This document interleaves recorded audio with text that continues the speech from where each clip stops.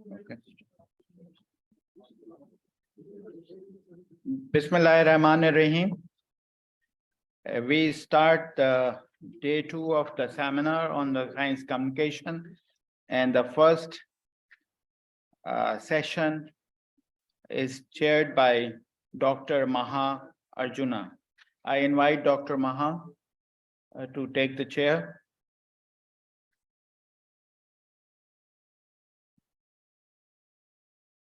And the first lecture is by Dr. Brooke Smith. She will introduce to the Brooke Smith, and she's already online, I think. You have this? Yes, I have.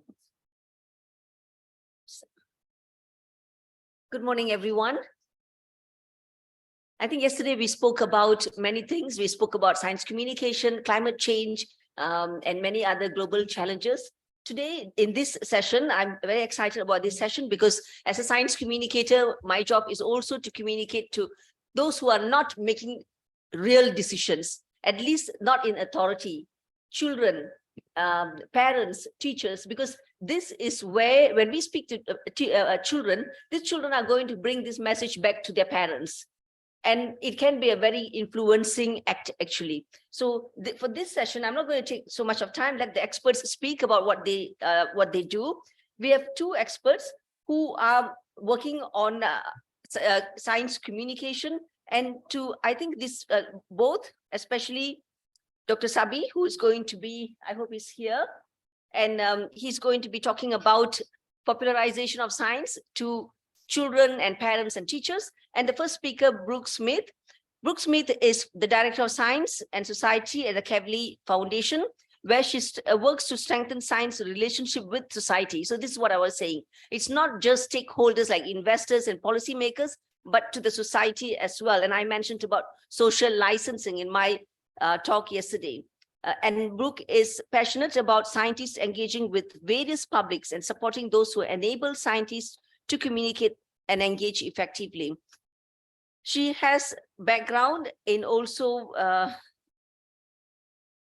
science communication, public engagement of science, public policy, science journalism, and organizational leadership and development. So she's, I don't want to take reading her bio. With that, I'm going to invite Brooke Smith to the screen. Hello, can you see me and hear me okay? Do we see her? Yes, we see you now. Okay, great. And you can hear me? Very well, Brooke, go ahead. Okay, great. Thank you so much. Well, good evening here in Los Angeles, and good morning to you all there. I'm delighted to join you virtually from the other side of the planet this evening and morning. I'm excited to hear about the discussions that you've been having and hear how some of the things we're thinking about here at the Kavli Foundation relate to the discussions you're having. I'm specifically going to talk a little bit today about what the connection between the public and discovery science is, and what gaps and opportunities there might be as we further connect the public to discovery science. So in terms of the talk here for the next 15-20 minutes or so, I'll talk a little bit about what I mean by discovery science and a bit about the Kavli Foundation as we support discovery or basic science. I'll talk a little bit about what we know and what we don't know about the public's relationship with discovery science, and then give a little bit of an outlook of some paths forward, some opportunities, and some future directions we might explore. So first of all, discovery science. This is a quote from Vannevar Bush. Vannevar Bush was the advisor to the president in the 1940s here in the United States. And he was a science advisor. And one of the things that he's famous for is putting together a report called the Endless Frontier Report. This is the report that led to the creation of the National Science Foundation here in the United States. It also was the beginning of the United States' large investment in what we'll call discovery science or basic science. And I know that we around the world are all investing in basic science in different ways. The United States really was at the forefront of investing in discovery science. And the way that Vannevar Bush talked about it in the 40s is that discovery science, or basic research, I will use those terms interchangeably, is research that's performed without thought of practical end. It's the general knowledge and the understanding of the nature and its laws, and the general knowledge that provides the means of answering a large number of important practical problems, though it might not give a specific answer to any one of them at the time. This is also often referred to as curiosity-driven research, just our investment in understanding ourselves, understanding the world around us. We don't know what we'll do with that knowledge immediately, but we know it'll be useful, and we know it's really interesting and fascinating as we learn about it. So the Kavli Foundation, we are a private foundation here in the United States that funds globally. Our vision and our mission is to advance science for the benefit of humanity. And we were established a little over 20 years ago by Fred Kavli, who was Norwegian and moved to the United States to start a business.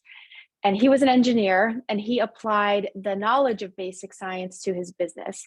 And he felt very strongly that without the United States and other countries' investment in basic science and scientific discovery, that he, as an entrepreneur, wouldn't have the knowledge needed to apply that to start his business, grow his business, which was on the engineering side of aerospace and aeronautics. So he started his business in California, and he passed away about 10 years ago, but he left his fortune to philanthropy, to give his money away. And so I work at the foundation that does that. And we specifically focus on funding basic science, discovery science, especially in the fields of astrophysics, nanoscience, and neuroscience. And this was part of Fred's vision to give back, to ensure that we have consistent funding for these open-ended, curiosity-driven research questions. We also have a commitment to science and society, and that's the program that I lead here at the foundation. And so that leads me to this talk, which is thinking about the relationship between discovery science and curiosity-driven research and society. And what do we know about that relationship, and how might we strengthen it? I started here at the foundation about 5 years ago, and these are some of the questions that we've been asking as we get started, so we can think about how to help best nurture that relationship. One thing we are doing, and one way we are doing this, is we've actually teamed up with the Department of Energy here in the US, which is the largest funder of basic science, discovery science here in the US. We have engaged in a partnership called the SciPep Partnership, the Science Public Engagement Partnership. The website is not up here, but it is scipep.org. So these letters, SCIPEP.org. I encourage you all to look there, because there's going to be a lot more resources of things I'll talk about available on that website. But essentially, the Kavli Foundation and the Department of Energy, together as funders of basic science, have a commitment to better understanding what the relationship is between the public and basic science, and how we might improve that. So we started on a journey a couple years ago, about 2 years ago, to uncover what we know and to uncover some questions that we should be asking to better understand that. So one of the things that we found right away was we looked at what existing studies there are that look at the relationship between basic science and the public. And one of the really interesting ones that I wanted to start with and share is by a group called Science Counts. So their URL is here on the screen, sciencecounts.org. You can look at this study and many others that they've done. But one of the things that we realized is that how the public thinks about their relationship to science is very different than how scientists think about the relationship with science.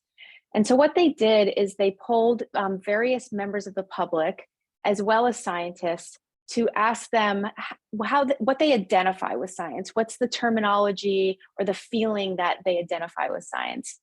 And so on this graph, the terms AAU and society are referring to scientists that they polled. So AAU are scientists that they polled from academic institutions, from universities. And society are scientists where they pulled them through scientific societies like the American Chemical Society, the American Physical Society, the scientific societies. And what they found is that scientists, the red and the blue dot, really tend to associate science with a process. They think about it being about joy and excitement, and the process of doing science is really exciting. The public, however, thinks about science as the payoff. They see it as the hope. What's the application? How is it going to affect my life? And this was really interesting to us because if we think about how we often communicate about science and talk about science as scientists, we are so interested in pulling people into the process of science because it's so exciting as a scientist. And we want people to see that science is a process. It's not just a series of facts or a series of results. And so we've seen the scientific community be really drawn to a propensity to talk about the process of science. But what's interesting is we see that the public is maybe not as interested in the process of science. Maybe they're interested more in the payoff of science, the hope of science.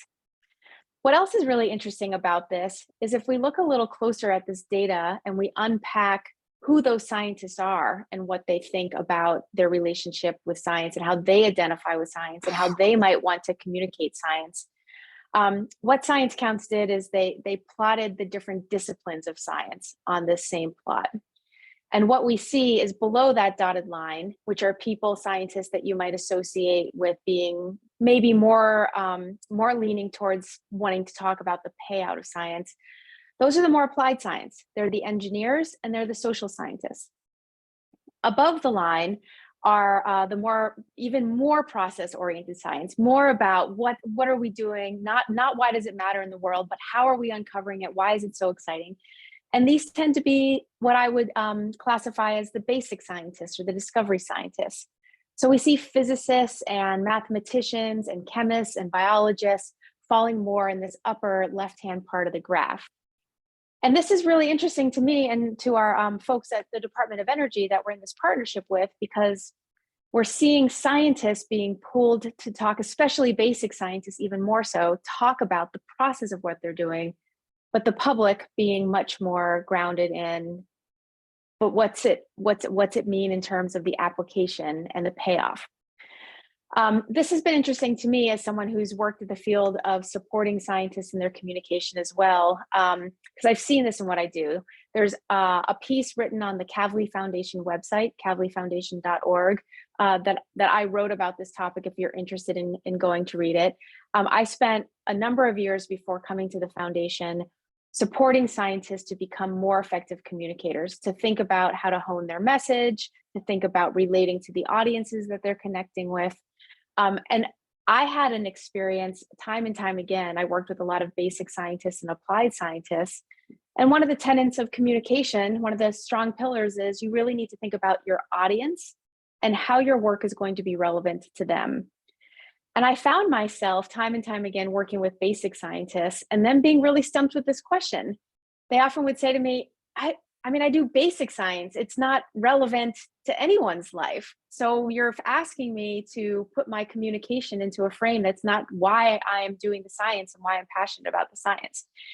And I appreciate that and I respect that. And in science communication, one of the things we often say is we should be supporting scientists to communicate about things they're passionate about. But what do we do if the things they're passionate about is not the things that the public is resonating with and the public is connected to? And so this is opening up a whole series of questions for us about how we're communicating about basic science, how we're helping scientists be more effective in their communication. One of the things I also hear all the time from folks is, but curiosity-driven research is just so interesting. We're coming up with all of these new insights and information that help us understand ourselves, help us understand our place in the world. People love curiosity. People love these new discoveries. And isn't that enough for basic science? And it might be. And we've certainly built a whole industry around sharing the exciting discoveries within astrophysics, within neuroscience, understanding our brain. There's a lot of really exciting films and other media that connect people to the wonder of science, and that's really exciting.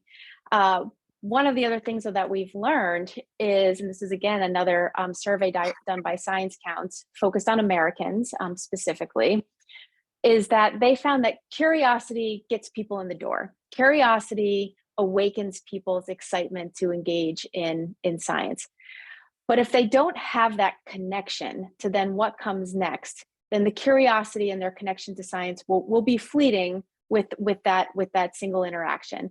But if you really want to bring people in and then think about how do you keep them connected to your science, how do you have a discussion about your science with them, how do you get them involved in being part of the science you do, you really have to find that connection. And so this is what they found from their survey.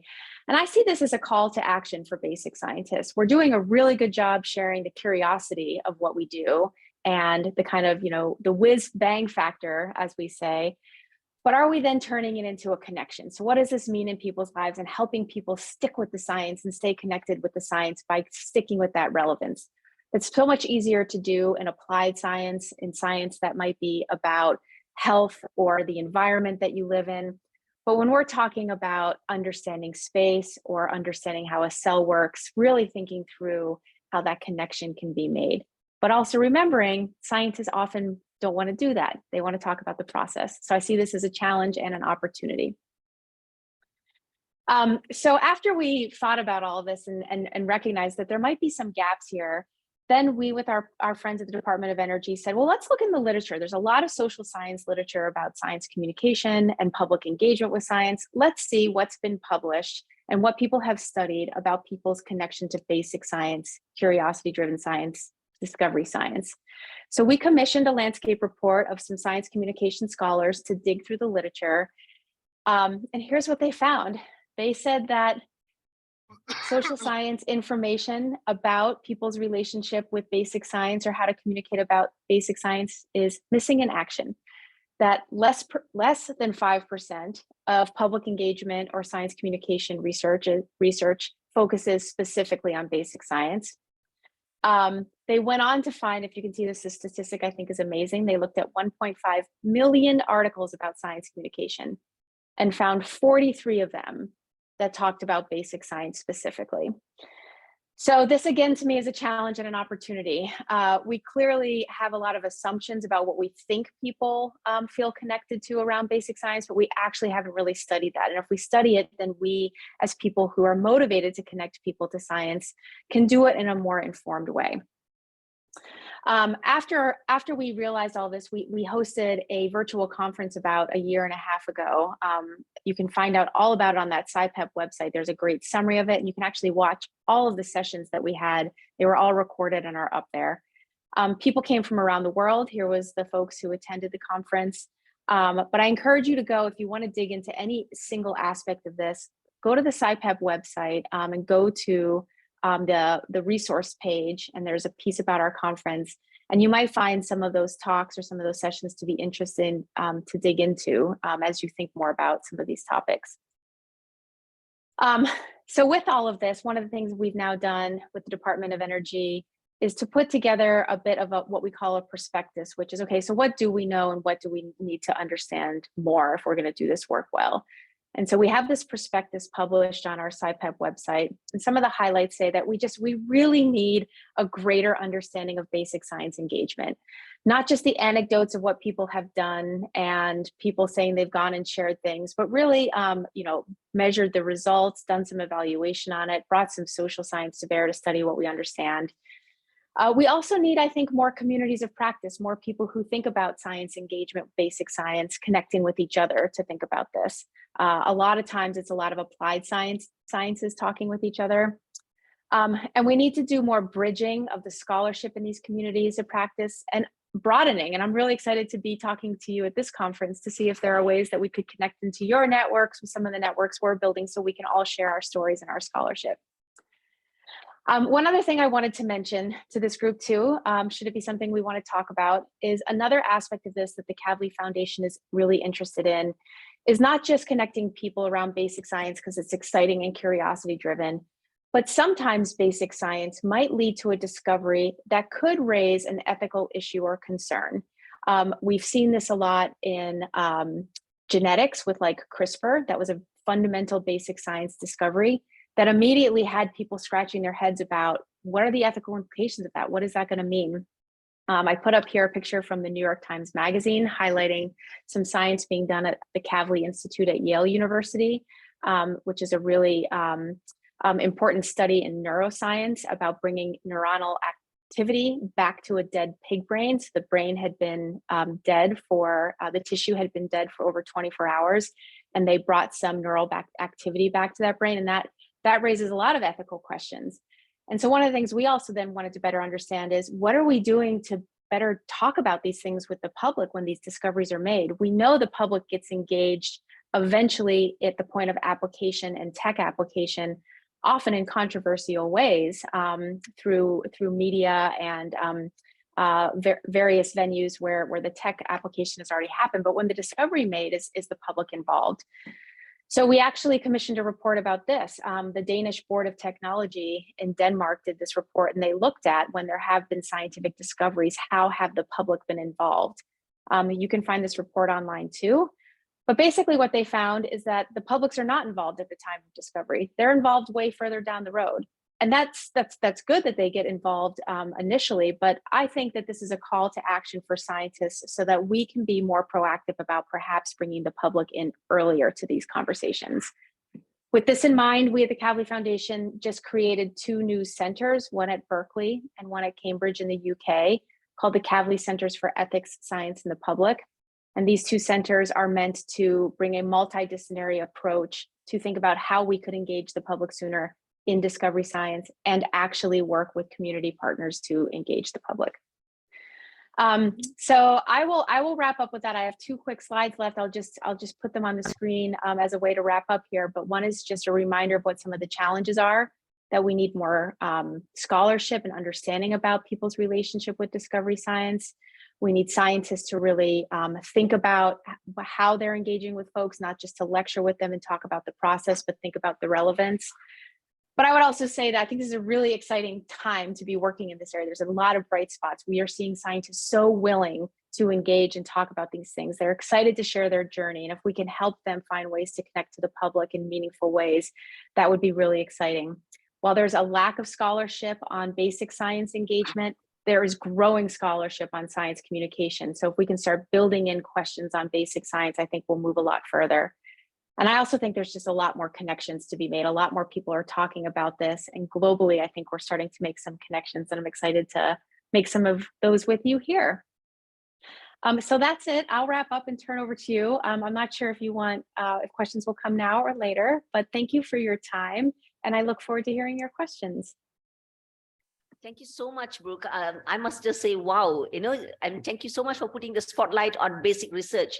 This and I'm a strong advocate for basic research, and we always hear ministers, I don't know Pakistan, but we always hear ministers asking, so I give you this amount, and when can you give me the products? Because they want the products within their term, within their tenure of 5 years, so that they can say that that is what they have accomplished. And talking about basic research to the public and making them understand whether it's curiosity or connections, and the importance of basic research is so important, because this is the people who are going to be the ministers and the policymakers and the investors and grant providers in the future.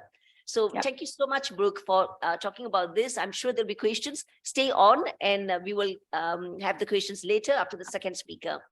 So now we have got Dr. Sabi Anwar, and I met him recently in Lahore about 3 weeks ago, and I was so impressed with what he was doing that I decided to go to LUMS and visit his lab. And there what I saw was undergraduates designing and doing their own gadgets that we always use in the lab. These gadgets, we always get this from outside our country, but I see his students designing these gadgets in the lab. So I'm not reading it from here, because what is here you can all read.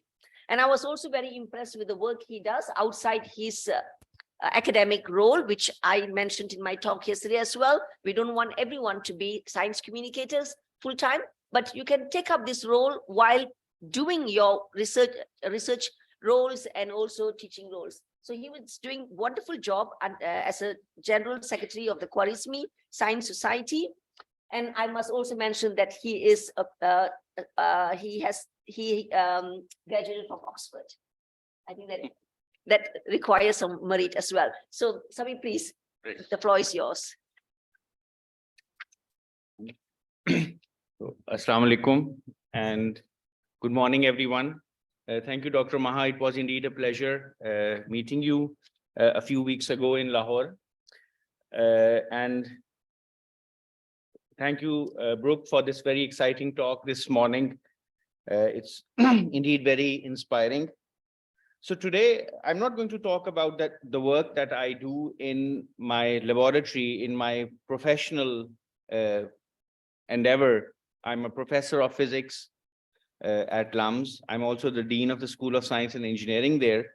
There's quite a bit of work which is happening there. It's about empowering our students using tools and gadgets that they can make on their own, employing the open source hardware resources to do research and teaching. What I'm going to talk today is germane and closer to the theme of this workshop, and that is community engagement through science communication. And the idea that I would like to mostly talk about is mostly in the form of science festivals.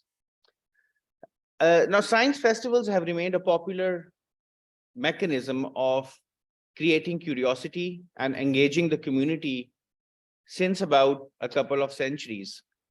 And in the 19th century, we come across this concept of exhibitions. So these were mostly industrial exhibitions, which also featured new inventions, new contraptions, new gadgets, new machinery that was built at the turn of the Industrial Revolution that improved people's lives, enhanced the efficiency of the work process.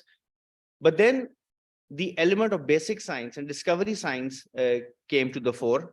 And now we have throughout the world a very large galaxy of science festivals that take place. Some are small, some are really big.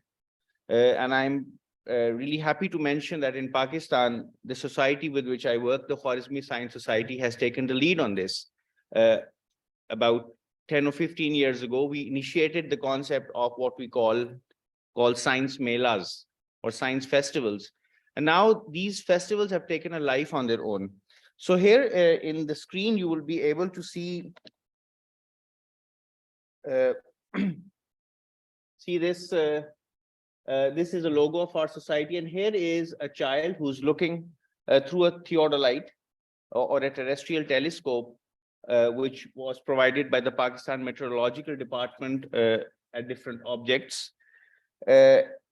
The idea was basically initiated in 2009 by my father, Dr. Saadat Anwar Siddiqui. 2009 was very special since it was declared by UNESCO as the International Year of Astronomy. So what my father thought at that point in time was that astronomy is a very potent vehicle for inciting and piquing the interest of our youngsters towards astronomy in particular, but science in general. So why not connect astronomy with the community? And the best way to do that is to look at what the community likes. And the community likes festivals. As we know, in Pakistan and in this part of the world, the only outlet against worries and woes is sometimes you go out into the field where a mela has been organized, and you just forget about all your worries, your economic dispossessions, and you think about life and you enjoy the sweetness of life through different kinds of activities. You eat, you laugh, you smile, and that's what happens in a mela. So why not connect astronomy with melas? So we introduced this concept of falakiyati melas. So in these falakiyati melas, what we used to do is we had some telescopes in our possession. We used to load the telescopes on a truck and move out to outside Lahore, throughout far off places in Pakistan. Sometimes we went to forts, fortresses, we went to banks of rivers, we went to schools located in rural settings.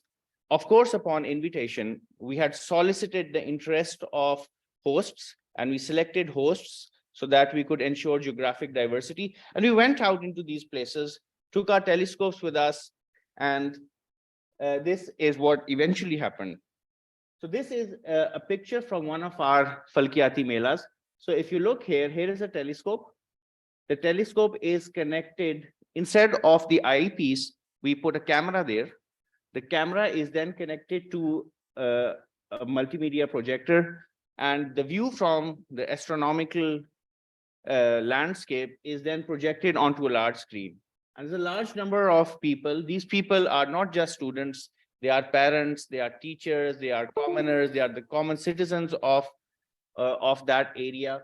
And they relish at the wonders that they see on the screen. They could see craters on the moon, they could see the Terminator line that divides the dark and the bright regions on the moon. They could see the landing spot of Apollo. They could also see Saturn's rings. They could see storms on the Jovian surface and so on. And they just wondered. And as the famous communicator of science, Carl Sagan, once said, if a child sees through a telescope, it can change his or her life forever. So these moments are what we aim to create. Seeing through a telescope and seeing these far off planets and sometimes nebulas and galaxies in a live setting could be mesmerizing. And this is what those Falakiyati Melas aimed to achieve. Here is our resident astronomer, Umair Asim, talking to a girls' school in Shadara. And the picture is not very clear here, but this is the Rohtas Fort. So we also try to connect science with history, with archaeology, with our heritage. Science is in fact very holistic. When you talk about basic sciences or applied science or engineering, it's not just that particular discipline. There's a great opportunity to connect with our past, to connect with our culture, with our languages, and we all ingrain all of these ideas into our activities, that as I will show in a minute. So we also would like to propose that these activities in the form of festivals also fill important gaps in our educational system. And I think I'm talking about Pakistan because my direct experience is in Pakistan, but this might hold true for many parts of the world. Almost all of the developing world faces problems of this kind. So what are the gaps that exist in our current ecosystem, in our educational ecosystem, that we can aim to fill and address using science festivals? First is the idea of peer-to-peer learning. Generally, in a classroom, we have a teacher on a higher pedestal, and students are mere listeners. And it's a very passive exercise, and it's an asymmetric one-way exercise. There also exists a power differential, that the teacher is on a higher throne and the students are just listening, and they don't really participate in the activity. Science festivals and out of the classroom engagements can encourage peer-to-peer learning. One student talking to another student, one child becoming a mentor for another child. This is something really important. Then a great, and this connects to the previous talk, and you heard the word hope. If you look at our classrooms, they are dull, they are boring. Have you ever seen a smiling teacher in a classroom, in a government school? I haven't. It's the hope and the excitement and the joy that needs to be instilled in the minds of our learners. And when these students who participate in our festivals, they become actors on the stage, they do experiments, they do demonstrations, and there's a whole auditorium filled with other children watching them, it gives them confidence, it boosts their morale. So it's not just learning about how the universe works, it's actually character building that is happening outside the classroom through these scientific engagements. Science is not just for the classroom or for the educational institution. It has to go out into the streets. If you would really like to connect science with the public and with the citizens, and I think this is what this workshop is all about, science engagement, public engagement, you have to walk out of the comfort zones of your laboratories, of your classrooms, and go out into the streets and connect with the common people. And when you connect with the common people, you have to understand their nuances. You have to understand that some people may be unlike you. They may be different in their disposition, in their mannerisms, in their language, in their culturalism. So a great human connection is built there. And that's what these science festivals aim to achieve. Of course, there's a wonder and the awe-inspiring jaw-bending factor that comes to the fore as well when students say wow or wow. It's just these are the tiny moments that are created probably for the first time in the lives of these students and the teachers as well. So I think these science festivals are a great opportunity to incite curiosity in young learners. Finally, when you make a science festival, it's not just boring lecturing. It's not just a poster presentation. You have to show them something. And when you have to show them something, you have to build things. And in fact, what we do in the Lahore Science Mela is that we build a mini museum. We call it an exploratorium. And there are about 200 other performers or exhibitors who converge to this Science Mela every year. Happens in Lahore. Last year, it was on the 29th and 30th of October. 75,000 people descended to the Mela in a couple of days. It's a really huge event. And people have built machines, they have built robots, they have built something. So it encourages a culture of building, something that we have forgotten as a society. And there are other two important gaps in our educational system and in our society that these activities aim to address. One is the kind of shunning that we do for mathematics. Mathematics is generally forgotten. It's consigned to the very boring people, to the old aged people who have no spice left in life. It's extremely dull and insipid. So I think these festivals are a great opportunity to rejoice about mathematics. They can show that mathematics is not just paper and pen, it's physical. The physical world is mathematical. You can build games, you can build puzzles, you can build different kinds of articles and artifacts that are physical, that are tangible, that can be touched, and they talk to mathematics. And the one ingredient that's missing in our education, science education particularly, is the concept of beauty. When we teach to our students at the school level, we don't talk about beauty. Sometimes children have to be exposed to beauty. If a beautiful concept is being conveyed, students have to be told that this is beautiful so that they appreciate, and the ideas of appreciation of aesthetics can be germinated within students. So I think mathematics is a great vehicle to enliven this idea of beauty. And of course, one thing that is generally missing is our festivals have to be socially modulated. We as a society, unfortunately, are very elitist. There is a great barrier and a great power differential in our society between the people who think and the people who do. And derogatory words that we use for our laborers, for our masons, for our craftsmen, for our instrument builders are known to everyone.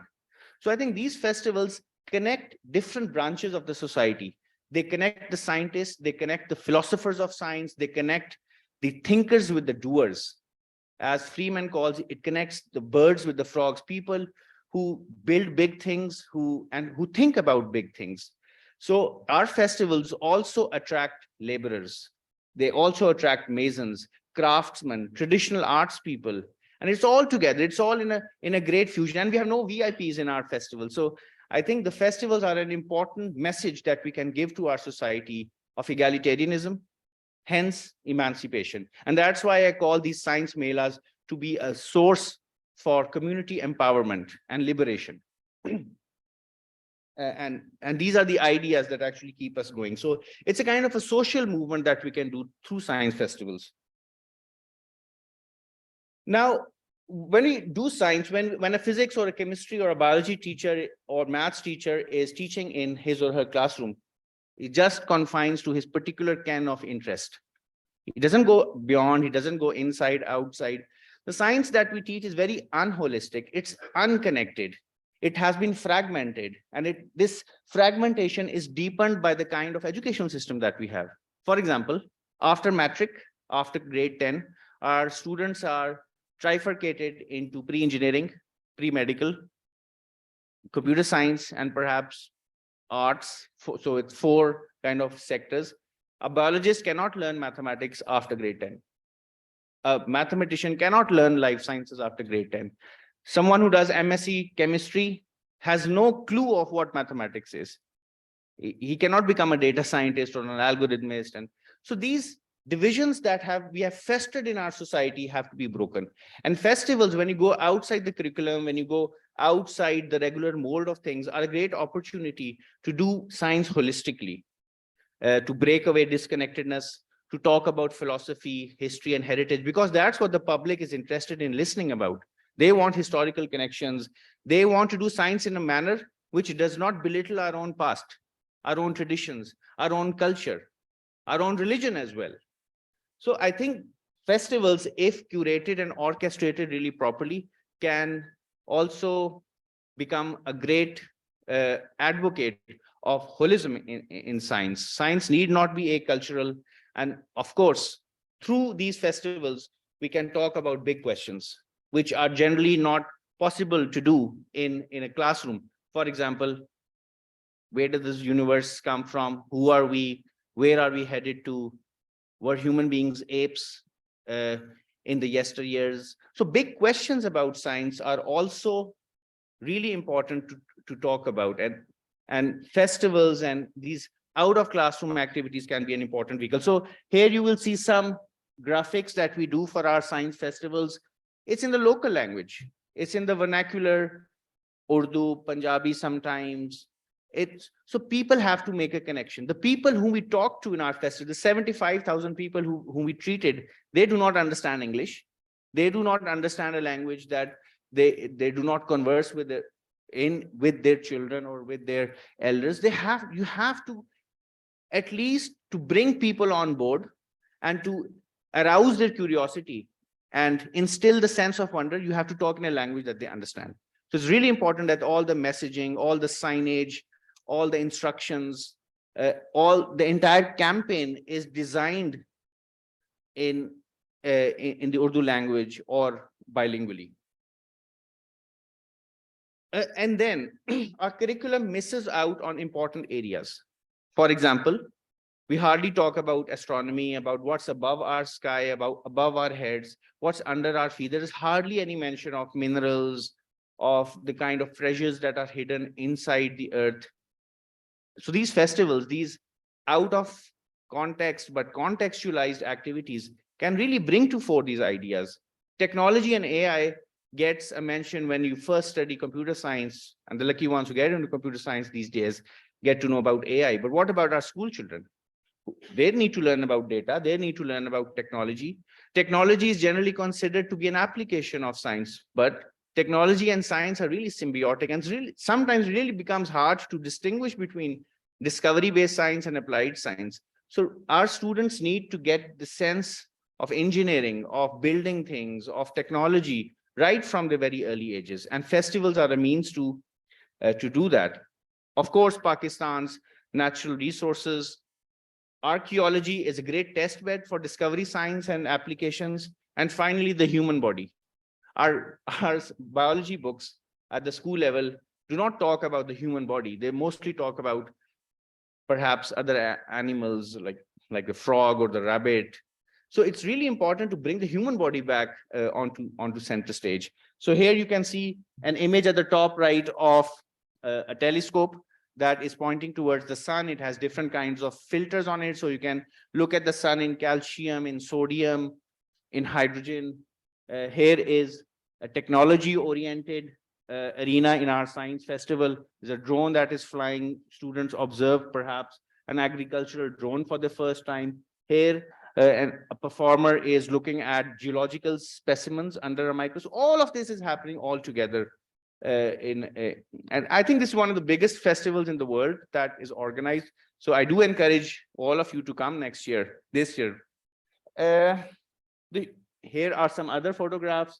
A robotic arena. You can do chemical reactions live and talk about chemistry, bonding, energy. Here, the different crop varieties in Pakistan, some of them genetically modified, are on display. The flora and fauna of Pakistan and the natural resources are on display. Here, a student is taking his attempt at a mathematical game. finally, medical colleges also come. So when we talk about science, generally we miss out on the clinical side. There's a huge swathe of doctors in our country who are generally outside the realm of scientific investigation. So we need to connect with the clinical community as well. And the human body is a fascinating arena where students can be lulled and attracted towards STEM disciplines. So here is a medical college in Lahore that brings their anatomy museum to the science festival every year. They have fetuses, they have body organs, they have tissues on display, they have microscopes. You could do histology. Students look at histopathological specimens all in real time. Here a child is, her heartbeat is being monitored. Sometimes these heart stethoscopes are connected to a huge audio system, and the murmur or the palpitations or the heartbeat is beamed across the arena of the festival. So it's really a fascinating place. It's like an Alice's Wonderland. And this is all voluntary work, no government support. All the money for this is raised through crowdfunding, through friends, through large-hearted donors. It's all community driven. And finally, I would like to mention that there are certain factors or elements in our educational system who are totally amiss. One is the child. The child should be the foremost protagonist in an educational ecosystem. The child is forgotten completely. The child's age, his or her mental capabilities. The child is always on the receiving end, but this has to change. Festivals are a means to do that. The child can become the learner, the teacher can also become the learner and the citizen. If our science, the science that we do, does not talk to the citizens, it's going to remain in an ivory tower. So I think that these science festivals are an important social glue. And Dr. Maha, do I have 4 or 5 minutes for a video? So finally, I would just like to end by a video, and I hope this works. This is a 5-minute video that captures the essence of the kind of things that we do in our festivals. Is the sound connected? Okay. आवाज भी ऊंची है ठीक?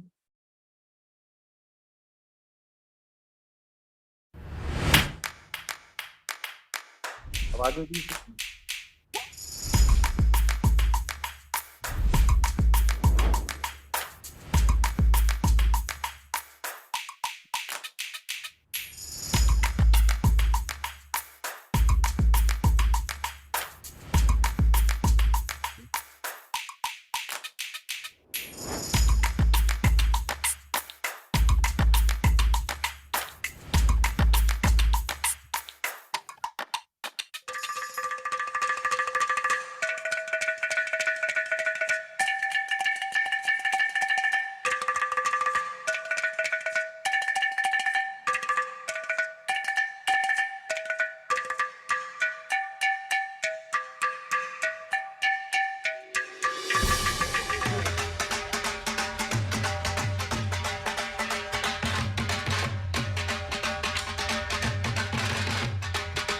This is done in a public school, and the schools compete to become hosts. The competition between schools that they would like to host this.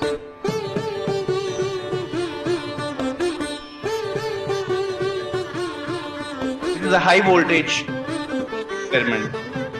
This is a schoolgirl who's talking about crystals.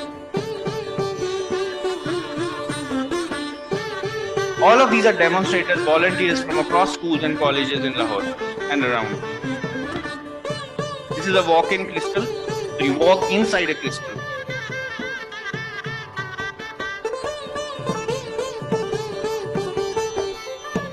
So there's a Baitul Muslim or a dark room in which you do optics and laser experiments. These are mathematical games.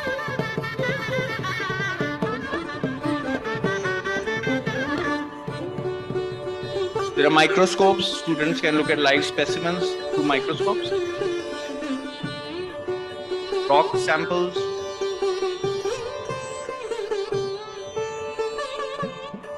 Gyroscopes.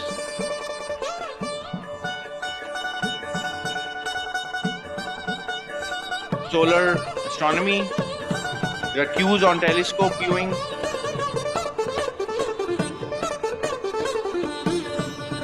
The sun is a great source of entertainment. Astronomy is not just a night activity, it's a day activity as well. And that's how it works in our schools. Optics. I've never seen any festivity, not just food melas, it's actually science, it's about science. So these are out of school children from Sindh.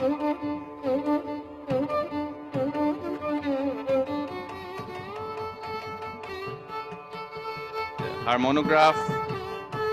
So all of this has to be built as well. So it encourages building and creativity.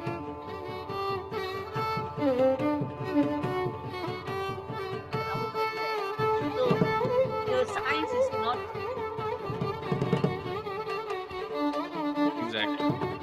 ये मेरे ख्याल में वो patterns different होते हैं ये different ख्याल है ये इसको जब नीचे किया है इससे कुछ ज़्यादा टाइम लग जाता है क्योंकि वो लंबी है वो ज़्यादा पीछे जाती है और अच्छा नहीं मुझे आगे समझ और ये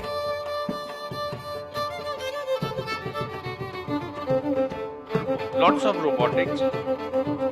These are school children who make all of this.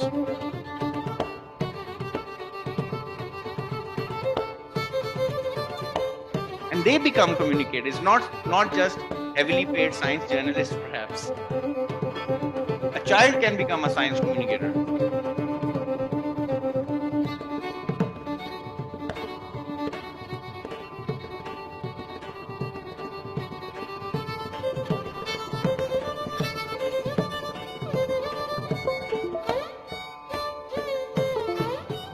Exactly. So there are lectures and public science lectures that accompany all of this festivity.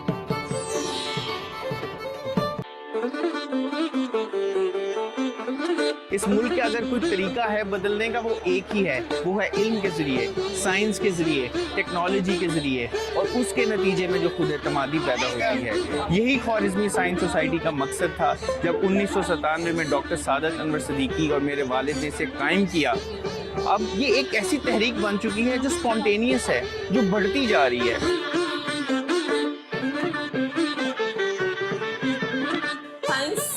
गिला है, इसकी तारीफ के लिए मेरे पास अल्फाज नहीं है। बच्चों को अपॉर्चुनिटी मिल रही है साइंस को लर्न करने की, साइंस को देखने की, साइंस को सीखने की। इस तरह की जो एक्टिविटीज़ होती हैं बच्चों में आप ये समझ लें कि उनकी मेंटल अप्रोच को रेज करती हैं।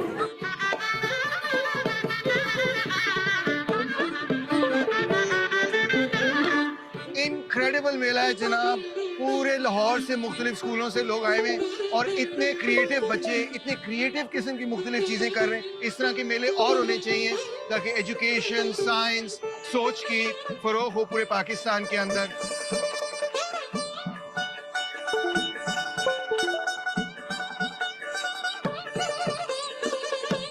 Doctor Saadat Anwar Siddiqui started the Khwarizmi science society. उनकी ये मुसलसल काविश रही साइंस को आम लोगों तक लेकर आना, साइंस को दिखाना, साइंस का मुजाहरा करना, साइंस को समझाना और हर लेवल की साइंस है। यहाँ पर स्कूल्स भी हैं जो अपने अपने प्रोजेक्ट्स लेकर आए हुए हैं। ऑन दी अदर एंड सन जैसे जो दुनिया के साइंस के फ्रंटियर्स पर काम कर रहे हैं, उनकी भी यहाँ पर प्रेजेंस मौजूद है। इस तरह Pakistan atomic energy commission, different universities, COMSATS, GCU, virtual university, इनके भी डिफरेंट शोबाजात अपने अपने ऐसे डिस्प्लेज लेकर आए हैं। लोग आम तौर पे फूड मेले और इस तरह की चीज़ें करते हैं, मगर कुछ रूहानी ग़िज़ा के लिए भी मेले होने चाहिए। तो हमारे हर किस्म का बहुत टैलेंट है इस मुल्क में, लोगों को डिस्कवर करने और अट्रैक्ट करने की ज़रूरत है। और मेरा ख्याल है कि इस तरह का जो इवेंट है यूनिक है हमारे लिए। इट्स अ फैंटास्टिक इनिशिएटिव और हम देख रहे हैं कि कल तो 1 लाख के करीब लोग आए। आज भी मेरा ख्याल है कम नहीं होंगे।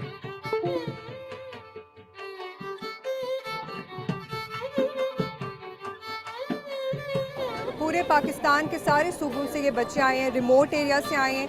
जो कि अंडर प्रिविलेज किड्स हैं and out of school children है। डीएनए मॉडल इन्होंने साइंस मेला लाहौर में प्रेजेंट किया है। साइंस मेला लाहौर ने बच्चों को मौका दिया कि ये कैसे ज़िंदगी में अपने लिए और फ़ायदेमंद और मुल्क के लिए एक बेहतर मुस्तकबिल साबित हो सकते हैं।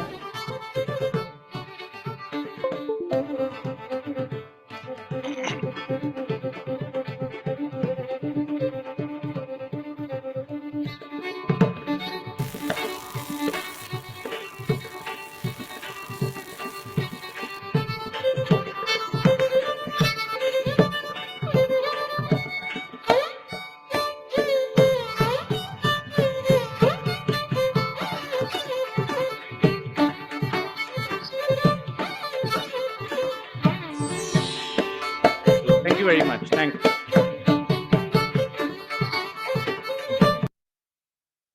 Thank you, Dr. Sabi. That was really bahut acha, I must say. And it gives me goosebumps because I love communicating science and I do it at home all the time. I do it to anyone I meet anywhere who are basically not exposed to science.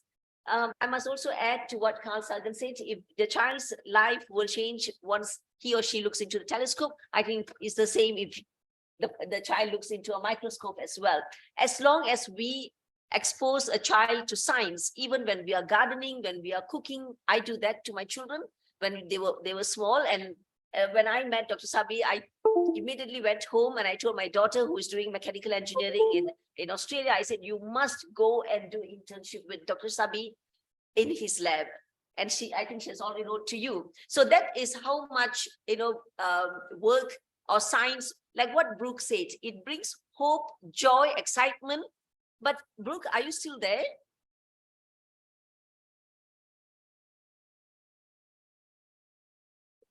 She has left. Okay. Now, she mentioned very important things like basic research and how it actually gives a different impression to the society and to the scientists. So to the scientists, it's joy, excitement, but to the... She's there. Brooke is there. Hi, Brooke.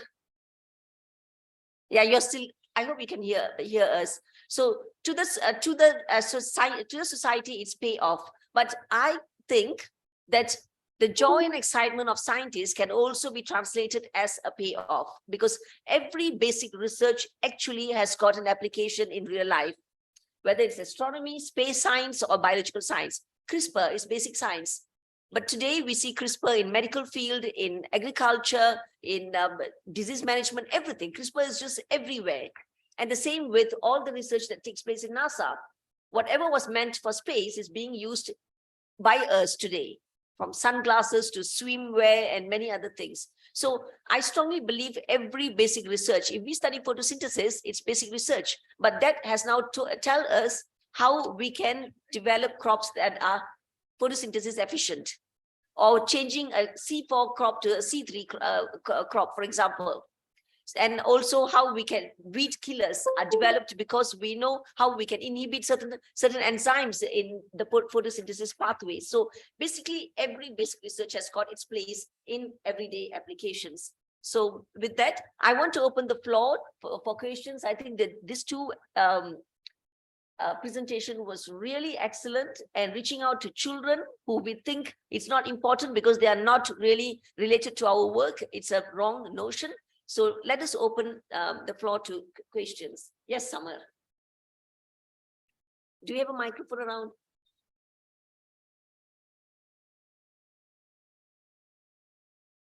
While the microphone is coming to Samar, I also hope that the presentation has inspired you to also go out and reach out to children and media and parents and teachers. Yeah, thank you so much for such a mind-blowing presentation. I congratulate you on this work. I have two questions. Number one, we are talking about, during this whole presentation, we actually talking about, and you raised the point about the quality of education which we actually giving to our primary and secondary school students. So do you have any plan right now or in future for a training program for these primary and secondary school teachers? Number one. And number two, do you have any plan in future to having this science mela specifically for special childrens, because they are doing their education as well and they understand, but by their own means. So if you will do that, it would be a great contribution towards the society and specifically for the parents of their children. Right. So very good question. So yes, we do. This is just one aspect of the work that we do. There are many teacher training programs that we run in parallel.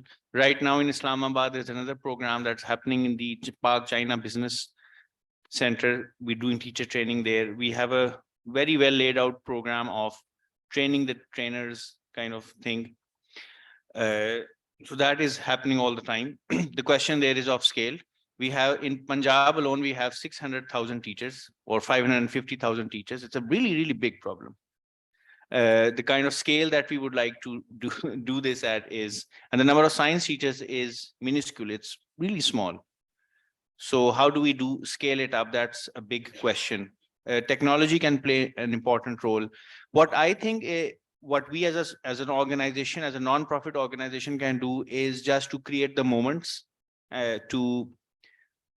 for teachers and students to become excited about science and give them the confidence through some initial programs that they can do science, and then ask and partner with other organizations or the government to take it up as a long-term community engagement paradigm. The second is about special children. So we don't do anything specially for special children because we want them to be a part of the regular activities. So we have about 200 performers in our Lahore Science Mela. Each performer is either an institution, a university, a college, a school, or an individual. And a good number of these, a significant minority of these are underprivileged children. They are special children. The demonstrators that we engage to do the science engagement, some of them are special children. So we don't think that a special activity should be organized for them. They have to be brought into the mainstream. And that's what we try to do. So it's a very diverse festival, 200 performers, 75,000 people coming in. We have a team of 200 people who build this. And we do a conscious effort of inviting, say, deaf children, schools for deaf children, special needs as well. But do remember, this is a specialist's tasks. We, as our organization does not specialize in this. We can give them a platform, but it's a specialist's task.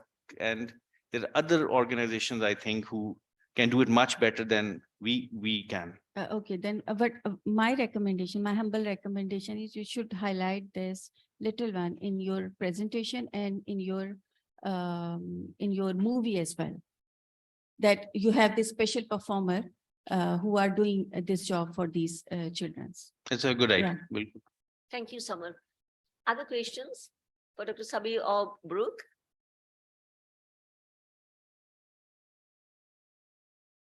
It's an online question. How do we? Okay, yes. We have got a journalist, Said Paras. Please, do you think you can unmute yourself and speak?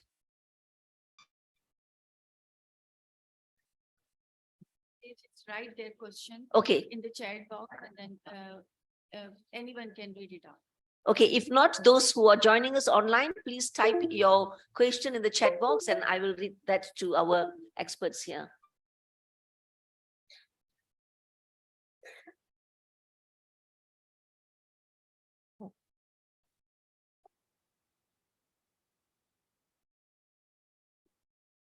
Hello.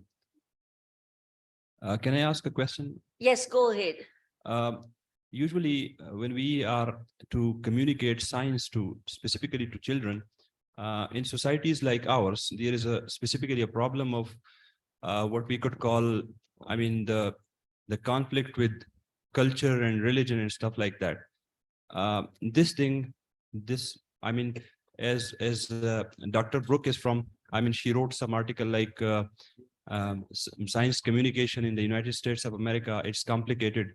So it is complicated over there too. But can Dr. Sabi comment on this fact that what are the challenges they face in communicating science to people, general public, and then specifically to children, and on the front of the conflict with religion and all those and the culture, and how could those challenges be overcome? How could we softly introduce science to them, the concept of science, and then dealing with the history of life, evolution of life, and all those concepts, inculcating those concepts, telling them those concepts, and then also giving these concepts comparatively softly. Thank you. Well, it's a very complex question and a multifaceted question. The first thing is, I think people ask this question to me many a times.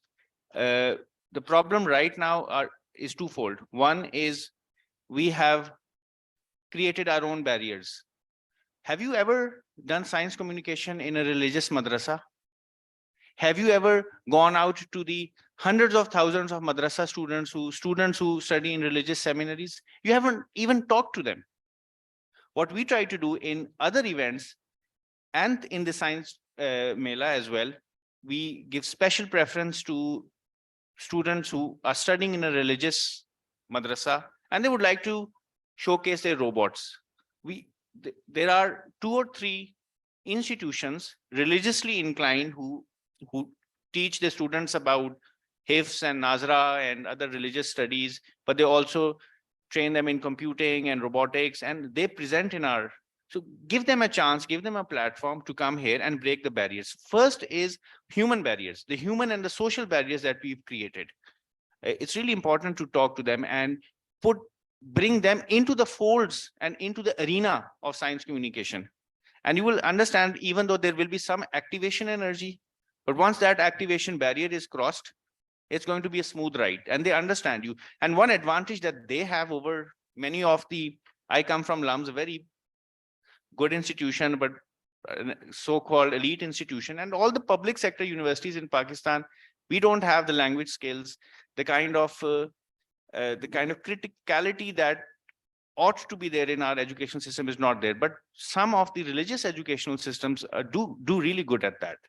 So I think they have some advantages as well. So it's important to talk to them. One. Number 2 is about inside the classroom. Our problem is that we don't do the science well.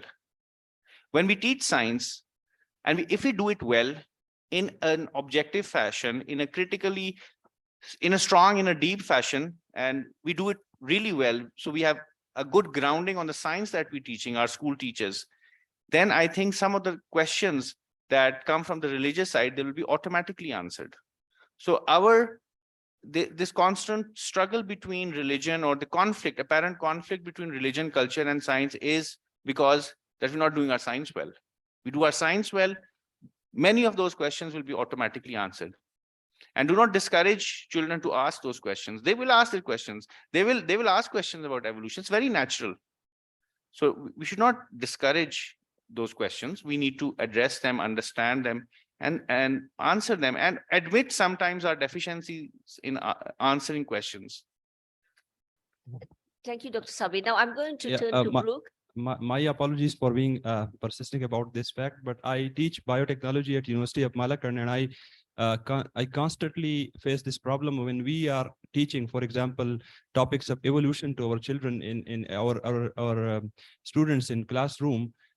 We are faced with this conflict with religion. I honestly want to have an opinion from someone in the audience or from the speakers, that what are the ways that we could deal with these things. We could tell them both, we could carry both science and both religion at the same time, and we can have a way out to understand evolution, because there are at least some basic foundations where there is a deep-rooted conflict. For example, when you tell them that life has evolved, for example, and then at the same time, so people don't understand this thing. People are comparatively in conflict with this thing. So this is some comment I would like to have from the audience or from the speakers, that how can we carry these two concepts together in a soft manner.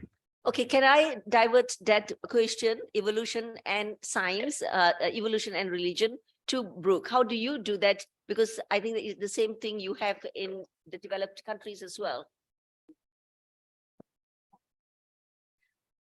Are you muted, Brooke? We don't hear you.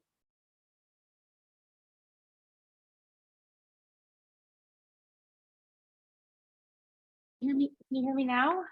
Yes, good. Go ahead. Okay. Okay, good. Sorry about that. Yes, thank you. This is a really important topic. So in the United States, I think it's interesting because it's a little bit different, but also the same as most things are. The tension of religion and science in the US, I think, has been something that's been talked about and discussed for decades. And the issue of evolution in the classroom was something that even came up to court cases in the middle of the 20th century. So I think I'm learning a lot listening to your questions and your presentation. The culture, I think, is very different here, and what's regulated in terms of government and education is also really different.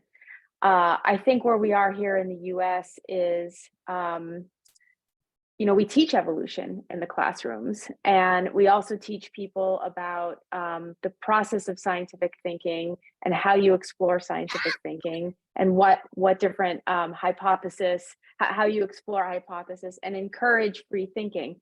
It's interesting because here in the US, I would say that there are parts of the United States, and it's really, different regions and different places where there's different cultures, where some religious cultures are stronger in some communities for specific religions than others. And that might manifest differently in the schools. But in general, this is an overstatement. I think the teaching of science with also a teaching of empowerment of free thinking is a really important part of how we think about it here in the US. I draw your attention to, I know you mentioned that chapter that I actually have this book right here. It's called Communicating Science. And this is a really thick book. I don't know if you can see it if I'm on the screen, but each chapter is about a different country in the United States, and it explores how they've grappled with these issues. You can download all of the chapters for free on the internet. You don't have to buy the book, but it's really interesting. I encourage you to read some of the other countries, because I think what we can learn a lot from the different perspectives of different countries of how they've grappled with it, because it is a theme that comes up over and over again. And I think it's a tough one. I think your question is a really important one. Thank you, Brooke, and thank you for highlighting that book, because I think we have 40 over countries and authors contributing to that book, and I was one of them. And coming from Malaysia, I spoke about how religion comes into play when we are communicating science. Now, evolution and religion, I think that's a tough one, especially if the religion says that humankind started with a man and a woman. But like my religion says otherwise, we believe in evolution. But but then I believe many other things in religion, like fasting, for example. Is fasting good? Why are we fasting? Because it detoxifies. Instead of eating everything every day, there is a period of time where you are required to fast because it detoxifies. And then we use turmeric, we use neem when we have, I don't know, in Pakistan, in India, we use neem when we have chicken pox. And why so? Because we know neem has got antibacterial and antiviral properties. So this is how we can actually link science to culture. Our ancestors did that without understanding, just through observation. But today we know turmeric has got antiviral and antibacterial properties. So there are a lot of things in our culture. And I also know that in Quran, for example, there are many herbs that has been mentioned. And today we look at these herbs, they actually have medicinal values. Why prophets use those herbs? It has got medical benefits. And dates, for example, why prophet started or ended the fasting with dates? Because it is really a superfood. So you see, religion can be linked to science. The only thing that we need to see it in a science, through a science lens. We had a question from Paras. Can you, Paras, please make your, or I will read the question. Can I see the screen, please?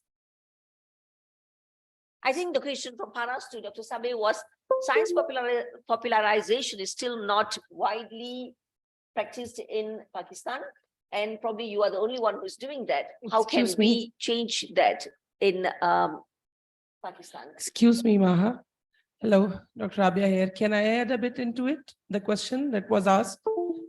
Okay, is it related to the previous question? Yeah, it is related to the previous question. Can we go through this, since I've already read this question?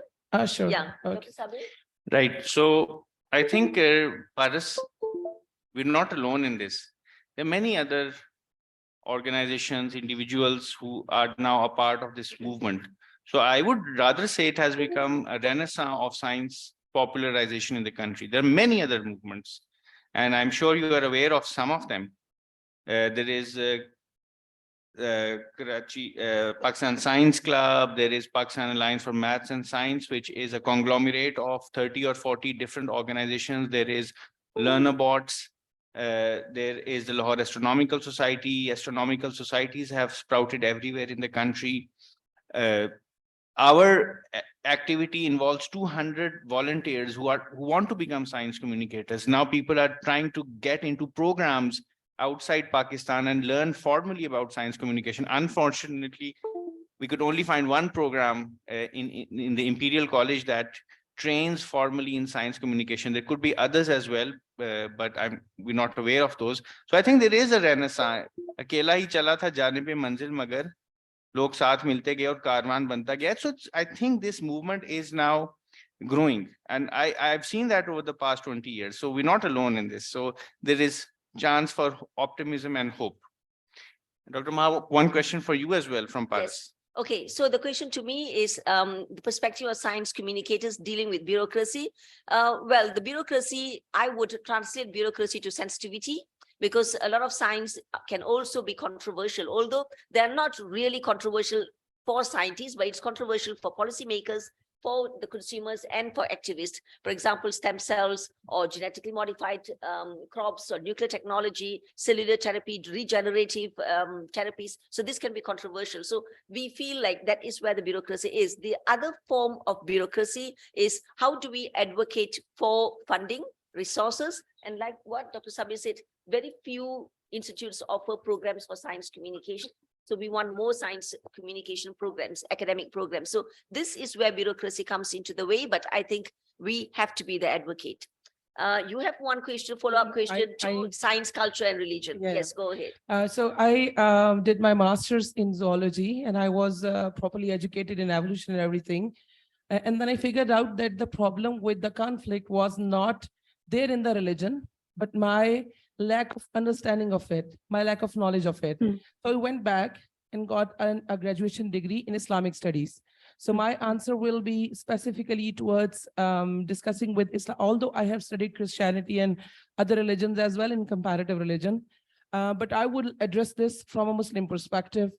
So Quran does talk about evolution. The story of creation is in Bible is almost the same as in Quran as well. It does talk about the stages of creation of the universe, and it's exactly the same as is discussed in science now. Also, the creation of living beings, which is discussed more than two times in Quran. The stages are exactly the same, because I went from a zoology background. I was looking for it, and I found it. So it is there. The only conflict that we have about evolution now with science and Islam or Christianity, I would say, is only the creation of the origin of the first human, Adam. And that's about it. There is no conflict in theory of evolution in Islam and in zoology. The problem is that we, being scientists here, I would like to put, because this is OIC banner, I would say that we are going in two separate ways. The thing that he was talking about, I didn't watch his presentation, but I did get the gist of it. Yeah, we are not bringing these two things together. My, I would say, grievance towards my fellow scientists is that we are not studying religion. The Islamic studies book is very short one that we study. It says nothing about proper Islam, and we are not educated in Islam. So we are going two separate ways. We are getting education in science, and the other party is getting education in Islam, but we are not bringing these two together. So the conflict, resolves when these two are brought together. So I would recommend studying Quran with tafsir and translation.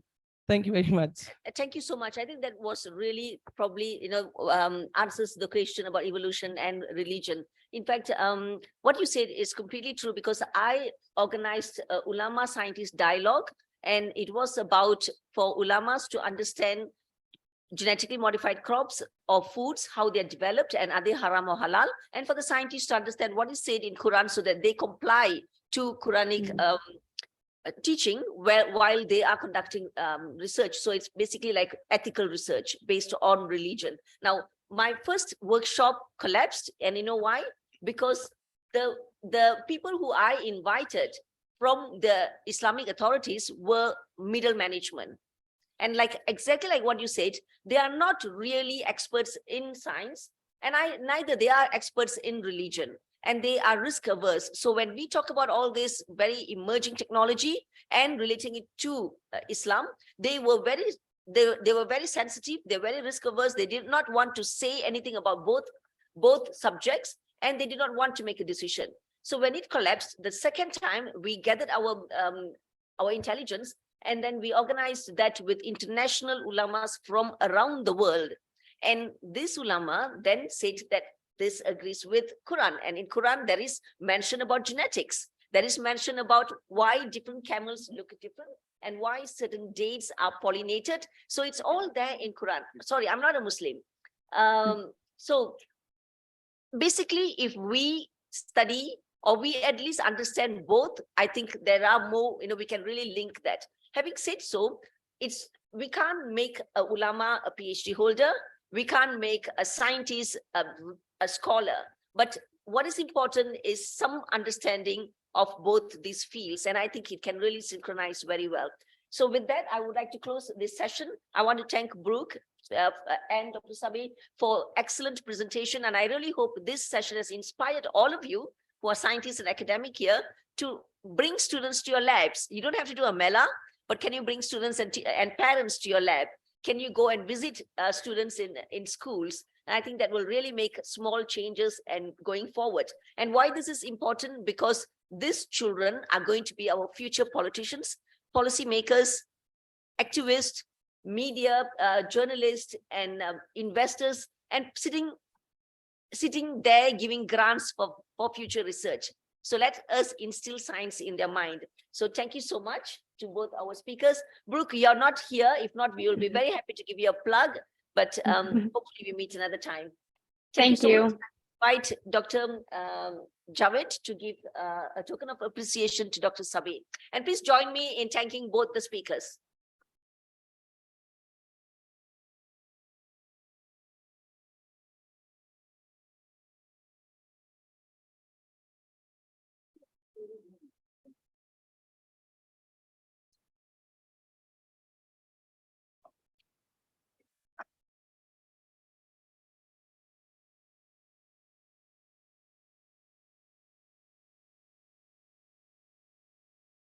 Forgot to mention something else. Dr. Sabi, I think you should apply for Guinness World of Record for the biggest science festival in the world. Thank you, Brooke, for this. Now we finished this first session of the second day. And after 15 minutes or 20 minutes, we are gathering here for the second session of the day. Thank you so much. There is a tea outside.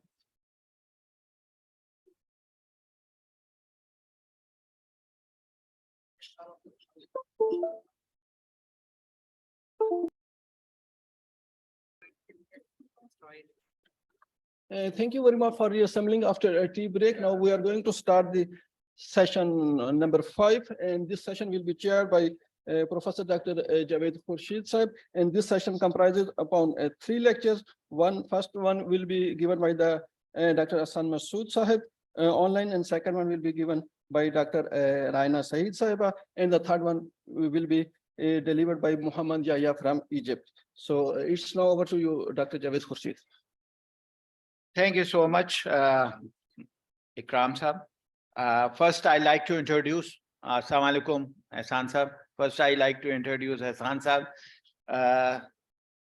Is a scientist, science policy journalist. He is an editor for the editorial of the Journal of Nature, and also has a responsibility for Nature's news coverage of Africa and Middle East. Hassan is the author of a number of books, and on the history of the latest book is on GDP, the world most powerful formula and why it must be changed. Second, he is also the author of Science and Islam, the book on Science and Islam, also tied up to the BBC radio and TV series. Hassan studied physics in the University of Portsmouth, UK, and science communication at the Bradwick College of University of London. He is a former Knight Science Journalism Fellow of the Massachusetts Institute of Technology and taught science and innovative policies to the science communications student at Imperial College. Now, it's too much to say about Hassan, but I think I won't come in. And we are sorry that you wasn't able to make physically, but we like to be benefited from you. Thank you so much. Mr. Hassan Masood, please. Javed Saab, thank you so much for that very kind introduction. Too long.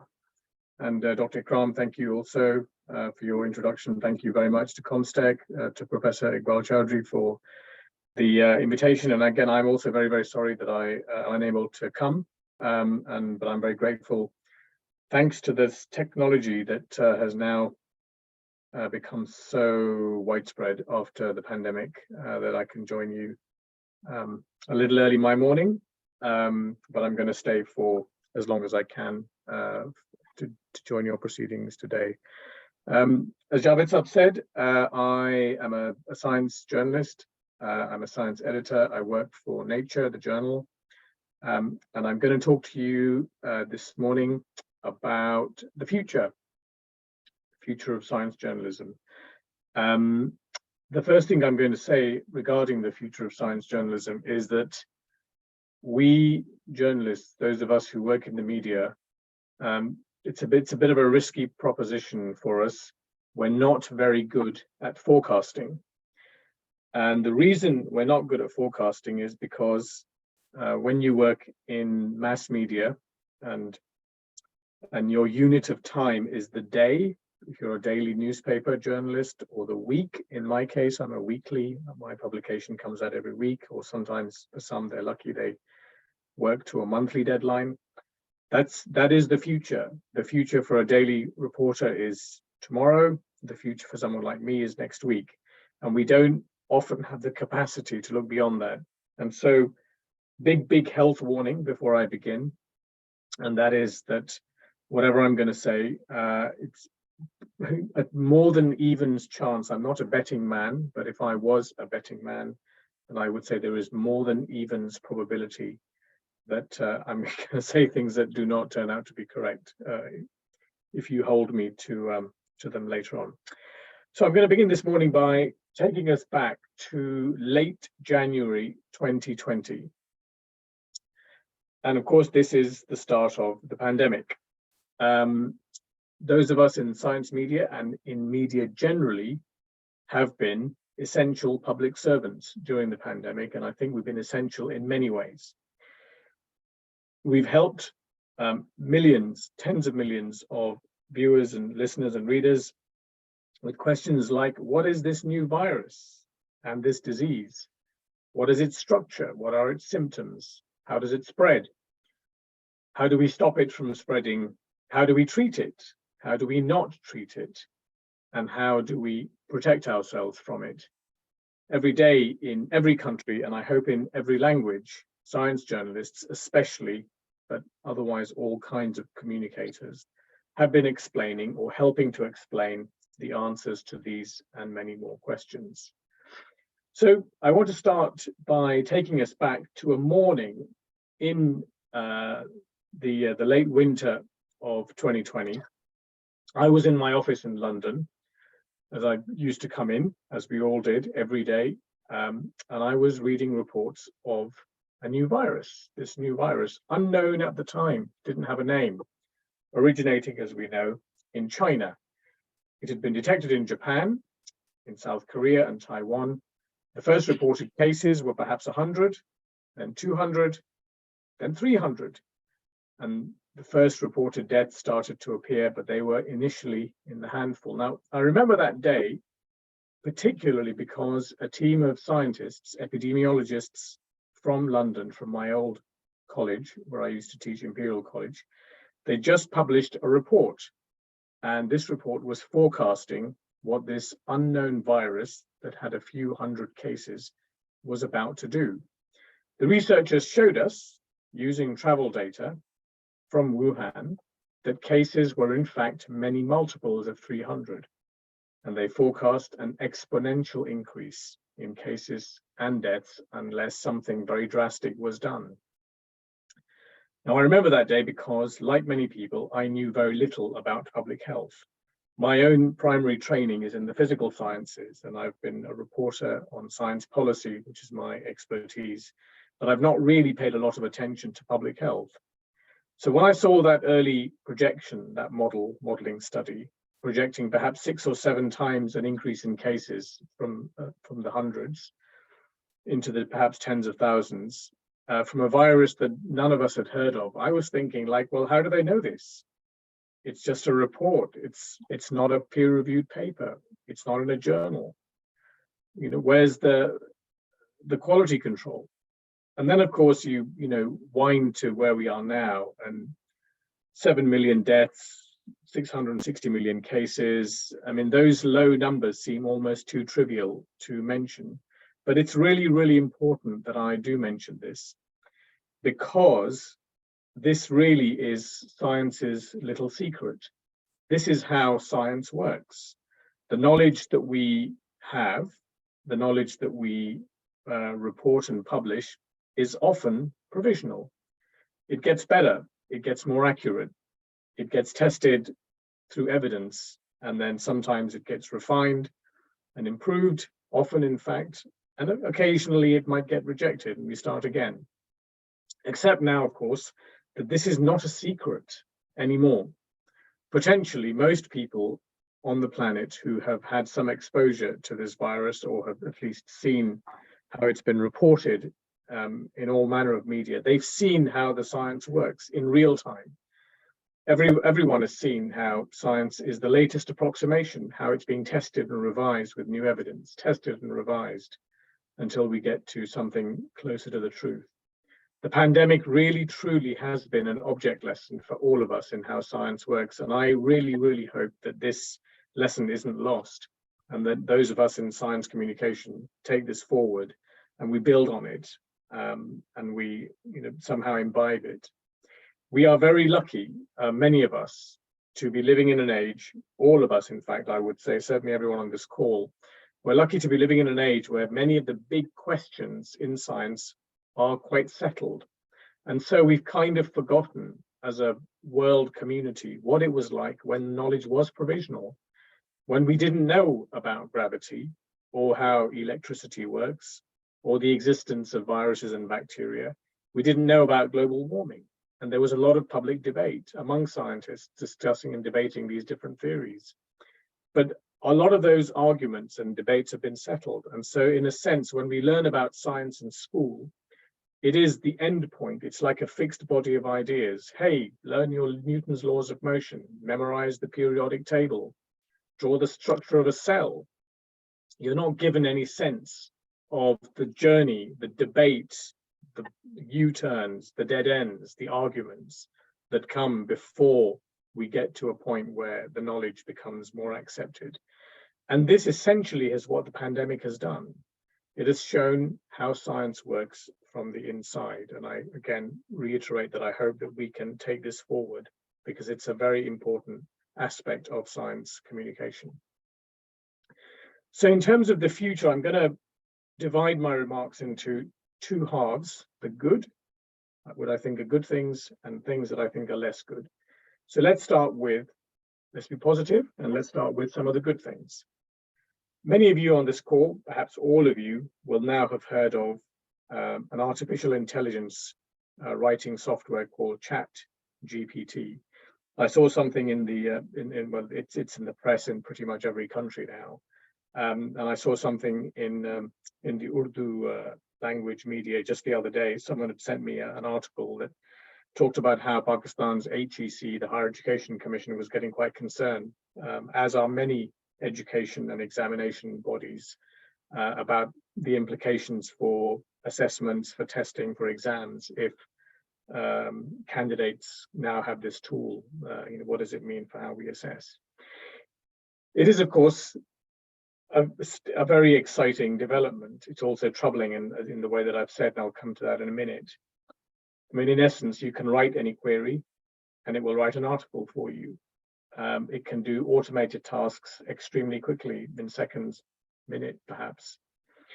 And of course, this has, profound implications. One of those implications, and in many ways a positive implication for those who are not in the kind of professional world of media and communications, is that now it just makes it a whole lot easier for anyone to be a publisher. In the bad old days, you needed an expensive printing press to produce the kinds of things that we do. You needed deep pockets of money to invest in technology, in people, in distribution. Now you need a phone, broadband line, internet connection, and that's kind of it. And now if you then overlay AI onto this, then the potential for individuals to publish and to either just communicate directly with audiences, which is already, of course, happening. The whole world of the influencer is just mind-boggling. And so this is going to really, really make quite a big impact. Of course, there are, in a sense, downsides too, which we need to consider. And in journalism, over time, we have developed as a community of practice, we've developed rules and conventions, and we've developed professional standards. A lot of those are now being rewritten or ignored in response to the technology. And it does sort of remind me a little bit when the first newspaper proprietors and the owners discovered commercial uses for printing. There were few rules about ethics, about accuracy, about copyrights, the need to protect privacy, libel laws, laws stopping hate speech. And these rules evolved and they became more and more widespread, especially after harm started to be created and accidents started to happen, when there were bad practices in printing and publishing, and we needed rules. And I think, in a sense, we're heading back in that direction. We have a new technology, it's still in its infancy, and it's on a long journey. And I unfortunately believe that, some bad things are going to happen before the rules and conventions get tighter, in the way that happened with traditional printing. But on the plus side, of course, it does mean that you don't need to be a billionaire with very deep pockets to build a publishing business. You can now go directly to your readers. I think the other big change for the future of science journalism is in employment, is in the kinds of jobs. The traditional jobs in a newsroom were the jobs that I've done. Many of the jobs, I've been a writer, a reporter, an editor. There are, of course, so many other kinds of jobs. But now let's add to those the new jobs: content creator, data journalist, multimedia journalist, blogger, engagement editor, social media manager. And within those, there are subspecialisms for the different platforms. There are jobs just for Twitter, for Facebook, just for TikTok. And this will only, I think, again, we're just in the foothills. We're at the beginning of this transition, and there is going to be a big employment transition. I'll talk a little bit more about some of the negatives and the challenges. I've talked about ChatGPT and artificial intelligence software. It's clearly a challenge to trust in publishing if we don't know the identity of authors. There are challenges for accountability. Who is accountable when there are harms? I think we need to sort of work on those. Also, business models. I want to talk a little bit about the future of business models. In the pre-social media, the pre-Google era, media houses had basically two sources of revenue. Newspaper and magazine publishers, like the owners of the Dawn and the Jung and others, they made half of their revenue from the cover price, the 6 rupee price of the newspaper, and the other half came from selling advertising. One category was classified ads, and the other was display ads for big products. And the revenue, the income from both types, pretty much went straight to the publishing company after paying taxes. The company made a profit, and that helped to pay for all of our salaries, and it kept people like me employed and my colleagues. Now let's look at what's happening now. I would hazard a guess that most of you on this call, most of you in your conference, are probably not paying for news in the way that our parents did or our grandparents did. We expect our news to be free when we go on the internet. And of course, let's look at how we consume our ads. We're probably reading our online news from a platform, a Facebook feed perhaps, might be shared on WhatsApp, or a video platform like YouTube. And so when you click on an ad, when you're reading your news from one of these platforms, very little of that, or relatively little of the revenue goes to the media house. Most of it, or a very large proportion of it, will go to the platform like Google or YouTube. And the media house is left with a much smaller fraction. Now, the reason I'm bringing this up is because if this continues, the publishers will not have enough money to pay the bills. And we're already seeing this in lots of countries where there's a real crisis in the media industry. Salaries are not being paid, and many newsrooms are losing their staff, particularly their reporters and their editors. Now, this is, of course, leading clearly to some problems. Publishers of newspapers and magazines still need to fill their pages. TV channels need to fill their airtime. And before, they would employ staff, writers and reporters and editors, people like me. We would go out into the field, we would observe and report back what we see. And of course, now increasingly media houses are turning to outside sources to do this. And they're turning especially to universities and to think tanks and research centers. And one of the reasons is because they get good experts.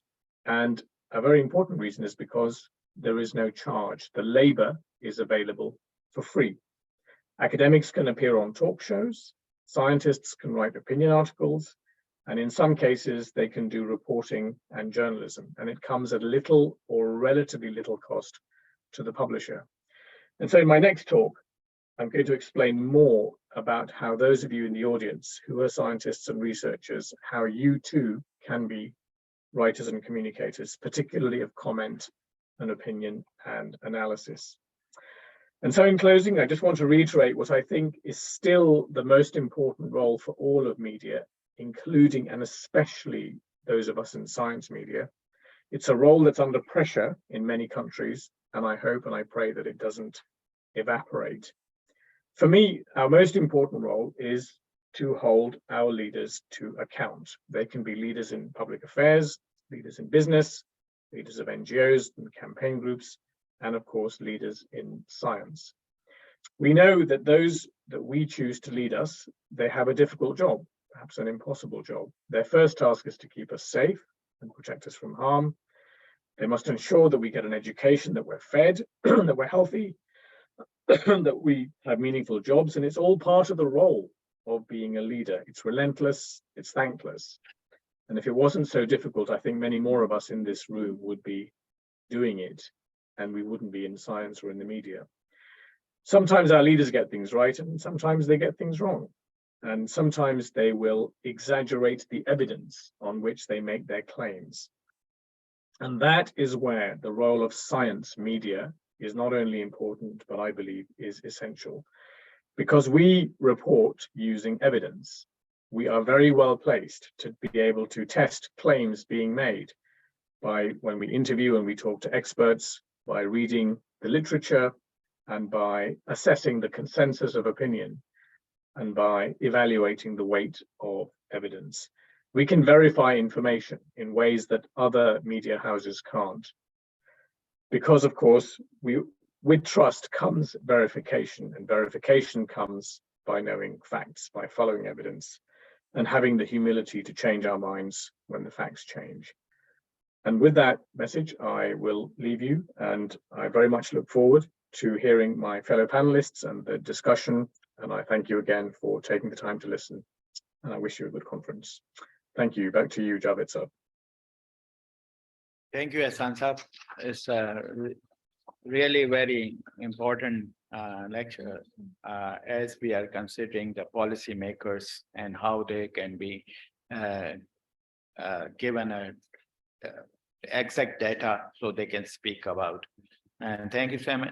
Thank you very much. And we will be looking forward to your second lecture on this and combining these two. The questions we will take after the session. And now I invite Ms. Raina Said, the next speaker. She is an award-winning environmentalist, journalist, consultant based in Islamabad, Pakistan, and currently she is a member of the Prime Minister's National Climate Change Council. In November 2020, she was appointed chair of the Islamabad Wildlife Management Board, WWMB, by the Federal Cabinet. And now the board is responsible for the management of the Magla Hills National Park and the Magla Wildlife Rescue Centers. I like to invite Dr. Raina Said to speak about the wildlife management and science communication too. Thank you so much. Thank you so much for the introduction. I'm not a doctor. I've done my master's and let's see, it's never too late to do your PhD. So right now it's really tough.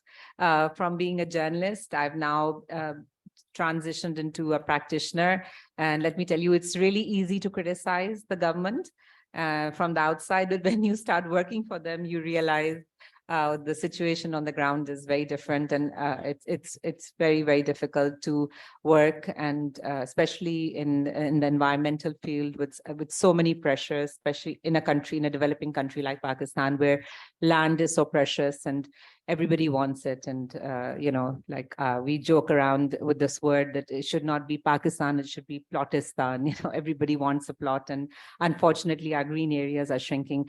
But today my presentation is not on that hat that I wear now, but on my the hat that I still try to wear sometimes, which is to be a climate journalist. And and I have been reporting on the climate crisis since 2009, when I won a fellowship. It was called the Earth Journalism Network Fellowship, to attend the UN Climate Change Conference that was held in Copenhagen in 2009. It was a very big conference, and there was a lot of hope then, a lot of optimism that the world would come together, and that, you know, of course, the scientists had been ringing alarm bells for now, I mean, more than 2 decades. And this conference took place, 14 years ago. And so we had all, we gathered in Copenhagen. I was much younger then, and a lot of enthusiasm. And of course, I don't know how they, you know, they try to spin it in different ways, but it was a failure. The Copenhagen summit failed to deliver. They tried to save it, you know, give some spin to it at the end, that, you know, President Obama at the time flew in and tried to save, you know, the conference from being a complete failure. And sometimes I wish it had completely failed, and, you know, maybe it would have speeded up, you know, the result. I mean, the process, the negotiation process, which is extremely difficult, extremely complex, because it's a UN process.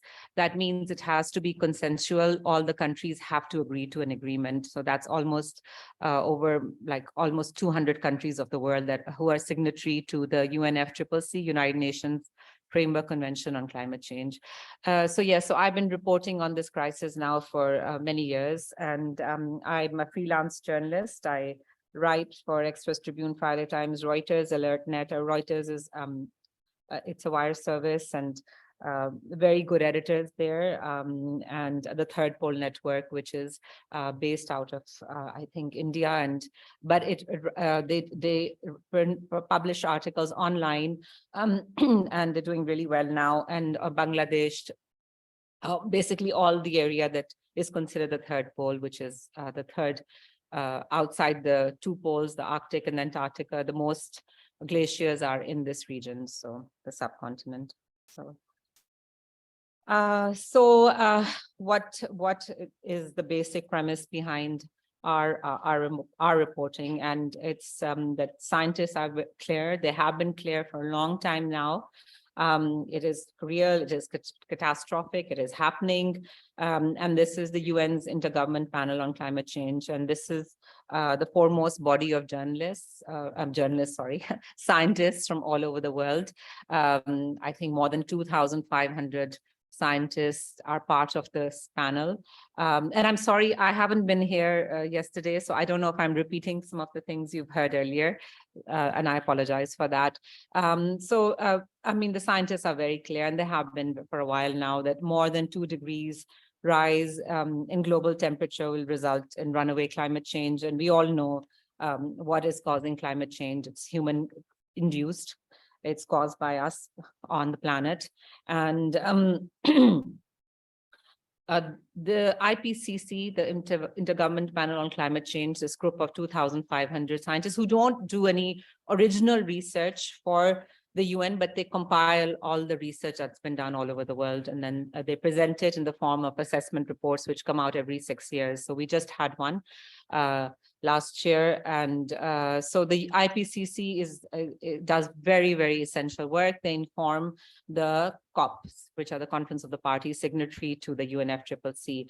So after the failure of the Copenhagen summit, I sort of disengaged with the international process because I knew it would take many years to get back on track. And that's what happened. And then the next COP that I attended was a Paris summit, which was held in 2015. And again, it was much hyped, and there was a lot of pressure on world leaders to finally come up with some agreement.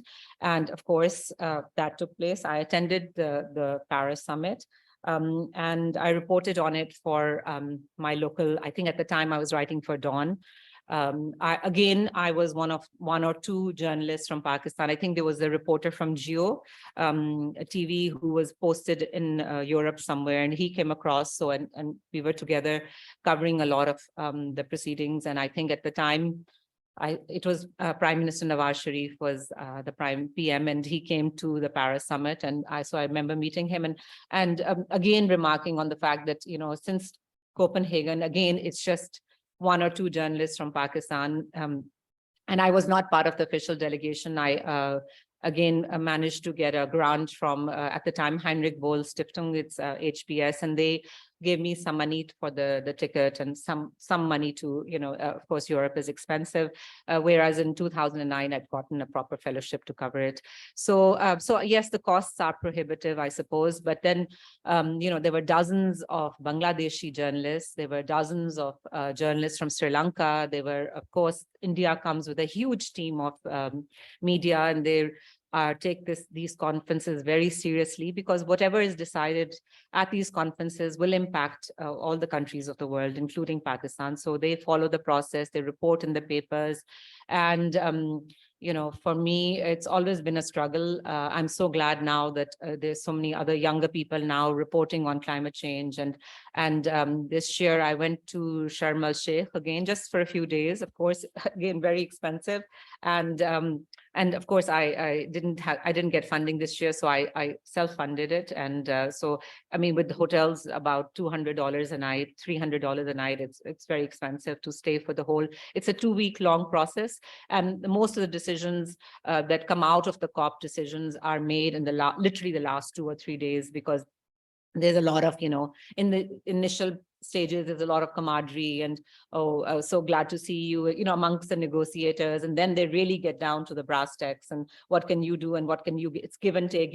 And then in the last 2 days, they try to wear down the developing country teams, I mean, the negotiating teams, because the hotels, they run over time, they try to put pressure on them. So it's all part of the COP process. And it is a fascinating, experience to be there, to to listen to experts from all over the world. The negotiations are behind closed doors. Journalists don't have access to them. But of course, there are media conferences and press conferences and then you have the NGOs who are observers and they are able to follow some of the negotiations. And then there's lots of leakages and you find out what's going on. And then there's bulletins that are available, so you can get the information. And then, of course, the side shows, the pavilions, like this year, Pakistan Pavilion was very, very active. Lots of talks on loss and damage that took place at the Pakistan Pavilion. And so there's a lot happening. In fact, it's overwhelming sometimes for new journalists to go there. If you're a young journalist, you get overwhelmed. You don't know who to follow, where to go, what to do. So it takes a while, once you start following the process. And it is still, even now, to this day, I've been going for so many years, and even, it's a very complex process, and it's really not easy to report on it. But maybe for me, coming from Pakistan, it's easier in the sense that I just follow the delegation. What are they doing? What are they saying? Of course, the Minister for Climate Change is usually the head of the delegation. And so, it's easier because the audiences in my country, like in Pakistan, they're more interested in, okay, what is Pakistan doing and how is it going to impact? What is the outcome of these COPs and how will it affect our country? And what is our country doing? And what is our minister saying? So in a way, it's easier for me to report. Whereas I think the media in India is looking at the bigger picture, and they're looking at the entire, the sort of the G77 and versus the industrial countries, the Annex 1, and then they have other issues. So every country has its own perspective. At the talks, we used to follow China. So as our foreign policy, we do have the Ministry of Climate Change officials going as well, but the negotiations are led by the Ministry of Foreign Affairs. So it's very much a branch of our foreign policy. And we were very much following China, except when we got hammered by these floods. And now I think we're trying to find like-minded people in the vulnerable countries group, and maybe the least developing countries like Bangladesh, although it's not even a least developing country right now, it's doing better than us.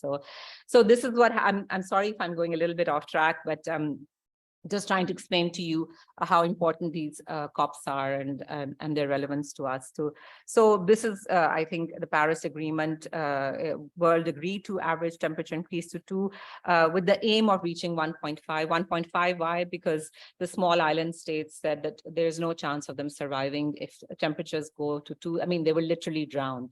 And so at their insistence, of course, now the IPCC has come out with a report, and I'll just talk about it, about the importance of not exceeding 1.5. So it means huge emission cuts, and it means a very different world. And we are right now at a crossroads where we can see it happening with, the proliferation of solar, wind, and all these alternative technologies. And but it's not happening fast enough. It needs to speed up. Climate change is the reality of climate change is overtaking us, and the transition is happening, but it's not really happening fast enough. And that's where the media can play an important role. The NDCs, Pakistan submitted its NDC. I won't go into that. It's all online. You can find it. And but if you add up all the NDCs right now, I think there was an emission, it's called the emissions gap report. And we are still on track for like 2.4 to 2.8 degrees rise in Celsius rise. So we are nowhere where we need to be.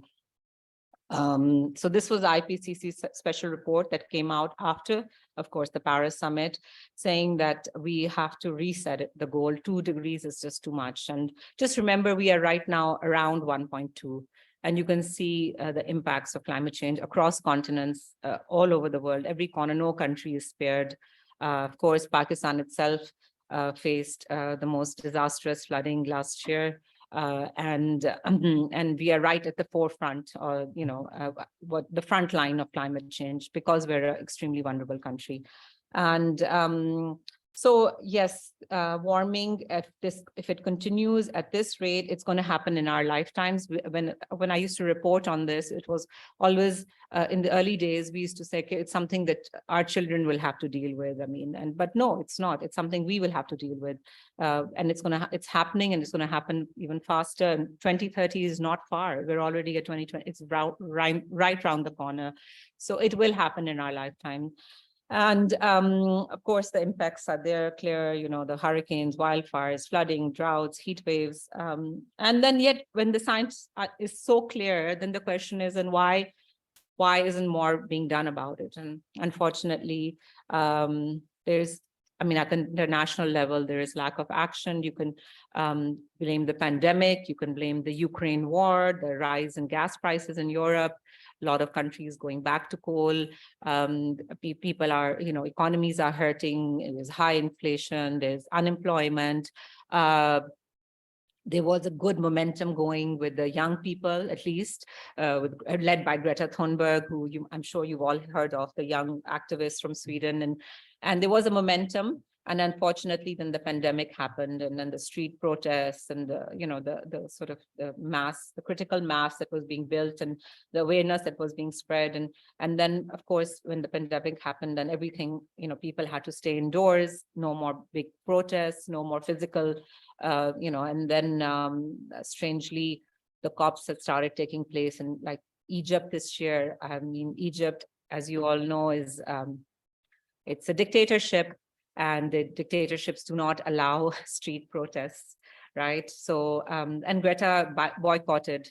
She didn't come to Sharm el-Sheikh. She refused to come, of course, citing human rights abuses that, you know, that the government has, of course, unfortunately known for.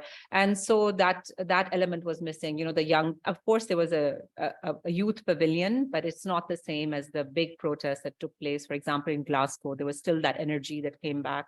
I went to the Glasgow COP as well, and I spent most of my time reporting from outside the COP, because, you know, it's the same. And in a way, I mean, that's what our famous blah, blah, blah. But then, you know, how many times do you, in what different ways do you report the same story over and over again? You know, countries are meeting and they're still, you know, delaying action. So then the real stories and the real sort of the inspiration that I found was outside the halls of, you know, the Glasgow COP, in the streets of Glasgow, where the children were meeting, and I mean, the young people, not the children, the young people were meeting and protesting. And there was an alternative COP that took place in the center of Glasgow, which was very interesting speakers. And but that energy and that momentum and that was missing from Sharm el-Sheikh. It was a very dry, strange COP, you know, with people being followed by, you know, obviously intelligence. And, you know, it was just a very subdued COP and very low expectations. And there wasn't really much that was going to come out of it. And unfortunately, I have to say that next year is going to be even worse, because guess where the COP is next year? It's in Dubai. And the UAE, of course, will not allow any protests either. So there's some strange things that are happening at the COP. More and more fossil fuel delegations, more and more delegates that are coming from the fossil fuel industry, and they've penetrated the COP. And of course, in Dubai, the person who's been tasked to be in charge of the head of the president of the COP, he's from the fossil fuel industry. So unfortunately, things are not going in the right direction as far as petroleum industry. From a petroleum industry. Fossil fuel, yeah, petroleum industry, yeah. And there are protests, but, you know, there were protests about Sharm el-Sheikh too, you know, but, and that, so it is what it is. And so low expectations in Egypt. The nations had agreed in Glasgow to come back to the COP, revise their national targets. Remember, we are nowhere near under 2 degrees Celsius. Of course, there was very little progress, as I mentioned earlier. But what did happen, and again, a little bit of spinning took place because they didn't want it to be a total and abject failure. So there was an agreement on loss and damage, which was heralded, you know, all over the world as this amazing breakthrough. But let me point out that there's no money in it. I mean, it's just the countries have agreed to this, they call it a loss and damage facility, finance facility, but the intricacies, and the devil is always in the details, and the details have not been agreed upon as yet, and they will be agreed upon. I mean, a transitional committee is going to be made. Apparently, Pakistan is trying to get a seat at the table at the transitional committee, and the transitional committee will meet this year and then come up with its recommendations, which will be discussed at the Dubai COP, which will be in November 2023. So hopefully I'll try and attend this COP as well and report on what happened to the loss and damage facility. And so money is not really there yet, and it's going to take at least the experts say that at least 2 to 3 years to get this fund up and running. But then, for example, Pakistan needs $30 billion. That's what the World Bank says, to recover from the floods that have hit the country in 2022. And, the adaptation gap report mentions a figure like $300 billion. That's a lot of money. And you do remember the Green Climate Fund and the promise that was made. And I was there in 2009. I was there in that media conference where Hillary Clinton promised to the developing countries 100 billion a year that the rich countries would provide to the developing countries in the form of the Green Climate Fund. And that has not materialized. I think at the most, maybe they've come up to 20 billion, but it's never reached the 100 billion figure. But yes, it is a breakthrough. And it is, as someone says, the door has been opened a little bit of a crack, and now it's up to the developing countries and vulnerable countries like Pakistan to push it and try and get more. So unfortunately, this is a reality we all know about. Low in emissions, high in suffering, one of the lowest per capita emitters in the world. We all know how climate change is impacting Pakistan, flooding, droughts, changes in fresh water, reduced agriculture output, and then the Himalayan glaciers are melting. There is that Karakoram anomaly, which a science journalist can explain to you better than me. But at the end of the day, this glaciologist that I interviewed, I think from Munich, I've forgotten the name of but he said it's negative in the end, even though the debris covered the large Karakoram glaciers, and that prevents the melting somewhat. But as the planet heats up, the future of all these glaciers is negative. So it's not a good prognosis. Increased air pollution, which is already happening. And by the way, Islamabad, which we thought was a cleaner city, if you check the AQI indicators, air quality index that is being measured by some people have the monitors in the city, it's now almost as bad as Lahore on many, many days. So, we're all heading in. Unfortunately, the government still hasn't hit the panic button. There's still construction going on. There's still emphasis on roads, not enough emphasis on public transportation. It's, cars are the kings, it's all built, the infrastructure is still built for fossil fuel cars. And even though this is the ideal city in which to have cycling, in which to have pedestrian walkways and areas, but still it's not, our unfortunately policymakers don't seem to get the climate crisis, which is unfortunate, because at the international level, you have this big push on loss and damage and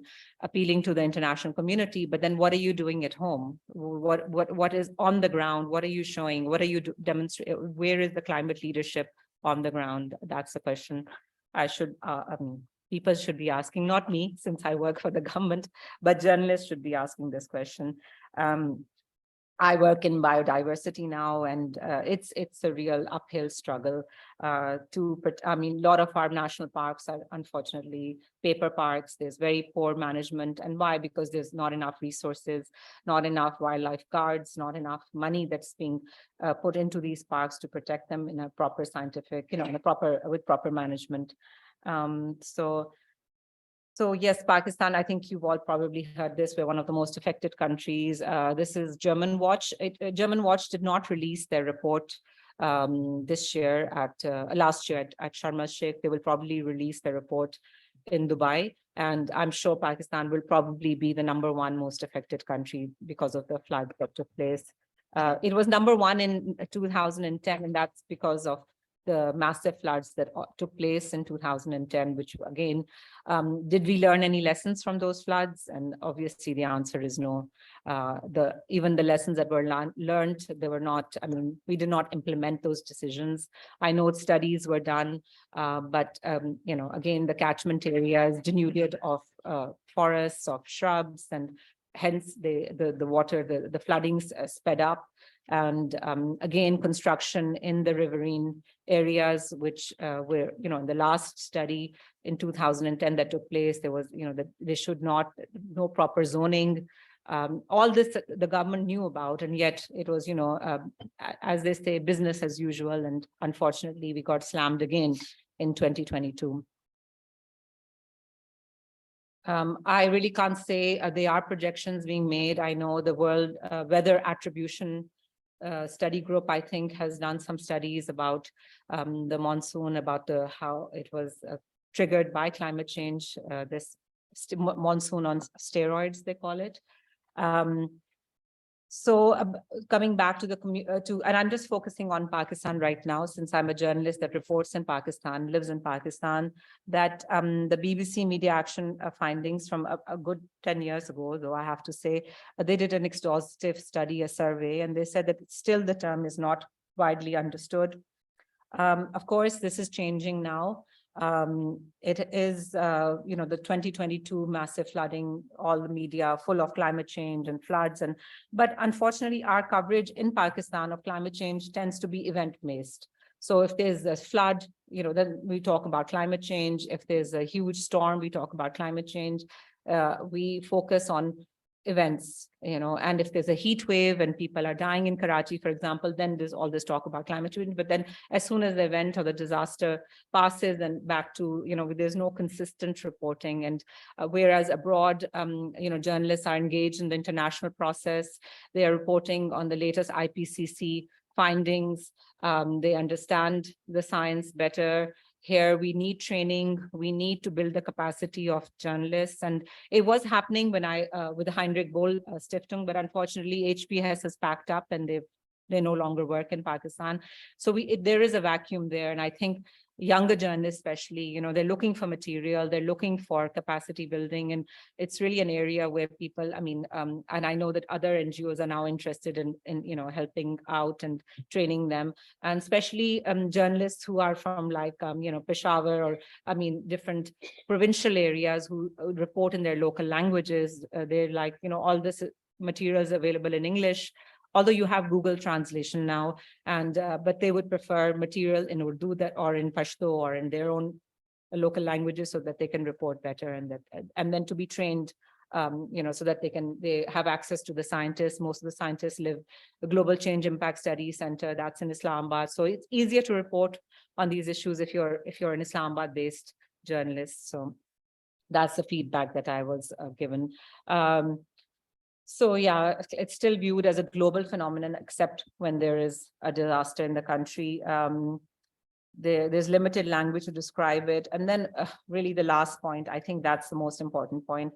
We are just too obsessed with political intrigues, instability, talk shows on politics. I mean, it's really, it's shocking that because of the instability in the country and this obsession with politics, that all the space is taken up by them. And, you know, so you have very good, competent journalists, talk show hosts. And so, yes, they'll do a session on, you know, the COP in Sharm el-Sheikh for one talk show, and then they're done with it, and then back to politics. And so it's, there seems to be no appetite in the media, or because the country is going through such an unstable period that they're just not reporting on. I mean, and you know, of course, clearly abroad, climate change is the biggest story of the 21st century. It's the biggest challenge that we're facing right now. But in Pakistan, it's sort of, even though we got hammered by these huge floods, but still it's on the back burner. You know, right now, the complete obsession with, you know, who's been jailed and who's been picked up and who's going to come next and what's going to happen. And, you know, so that is the unfortunate reality. When it becomes breaking news, I mentioned this earlier, it's when you have huge floods and then it hits the headlines.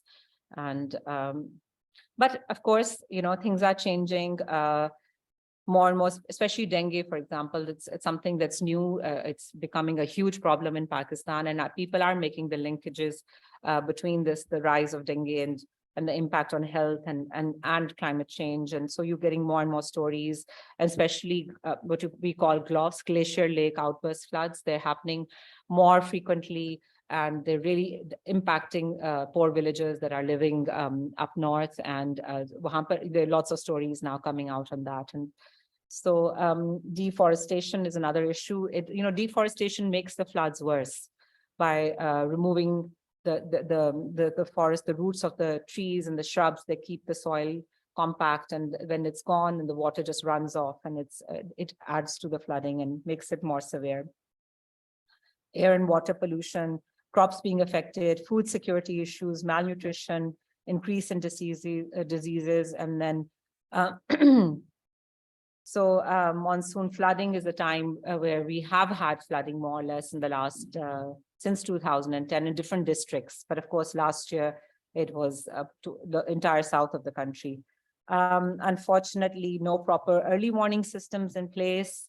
Our national climate change policy was passed. We have very good policies in Pakistan. They're all put on shelves and they're not really implemented. We've had a Climate Change Act 2017, but we still don't have a proper adaptation plan. And I think this government is working on one right now. So am I running out of time? Should I? So, 3-4 minutes. Okay, so then of course, food security is going to become a huge, huge problem. I mean, there's always this, I think when we are growing up, we hear in Pakistan this old wives' tale that no one goes hungry in Pakistan, sabko roti mil jati hai, but that's going to change now. And I think especially, I mean, we've seen the aftermath of the floods, and it's going to get worse. I'm sorry, I don't have any good news. It's all the indicators are that things will get much worse in this region, and we're not preparing for it. I mean, I always, when I talk about what Pakistan can do, and the answer comes that, well, we're a poor country, we don't have money, look at the flooding, we didn't even get support from the international community. Well, we have the example of Bangladesh. Bangladesh is not a rich country, yet when I meet their delegation, people from their delegation at the COPs, they've been telling me this now for a few years now, that, we have climate-proofed our country. And so the biggest problem in Bangladesh is their hurricanes, right? There are lots of hurricanes that hit Bangladesh on very frequently, and they've learned their lessons. And they have early warning systems, and even a little child in Bangladesh knows about climate change, knows, if there's a hurricane on the way, there'll be an early warning system, and the child will know where to go. They have proper routes for people to, they have cyclone shelters that are made, I think, from cement and concrete, and the entire village will pick up their belongings and their children and their utensils and their savings and anything that they need to save, and they will go into the cyclone shelter, wait for the storm to pass, and then come down and rebuild their mud huts and rebuild their lives. And so they say, no one dies when we have these hurricanes, and we don't lose our livestock. They all also have time to save their livestock. So we have this example right, very close to us, that when there's a will, there's a way, and they've managed to, climate-proof their country. And Pakistan really needs to start looking at indigenous solutions and not wait for the money to start pouring in.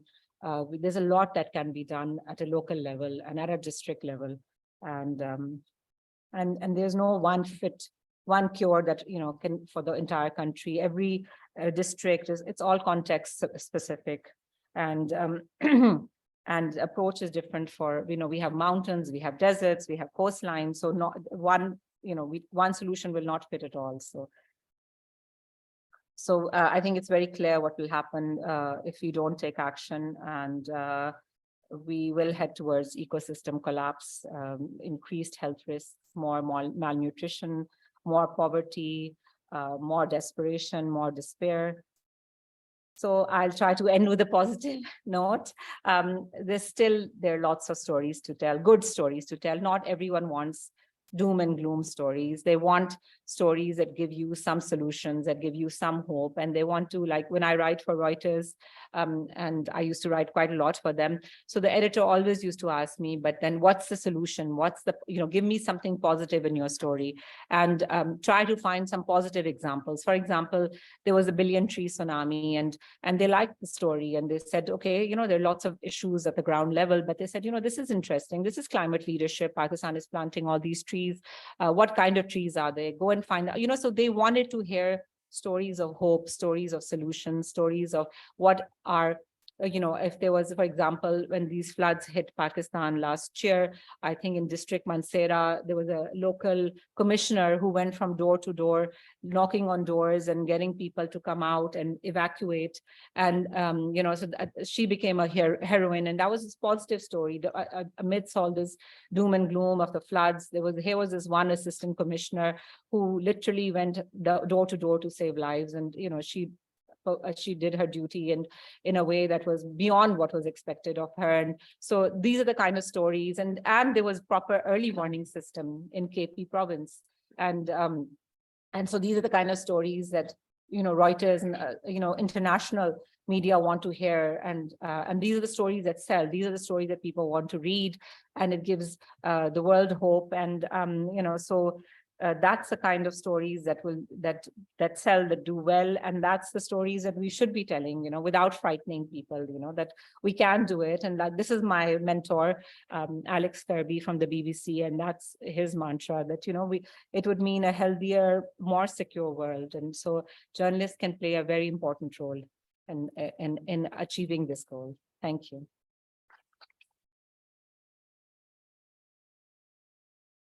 Thank you so much, Ms. Raina. And I think there will be a lot of questions, and I also do have some, because we discussed a lot of things yesterday, and in this light, we can ask few questions from her. This way we can do it in question answer session.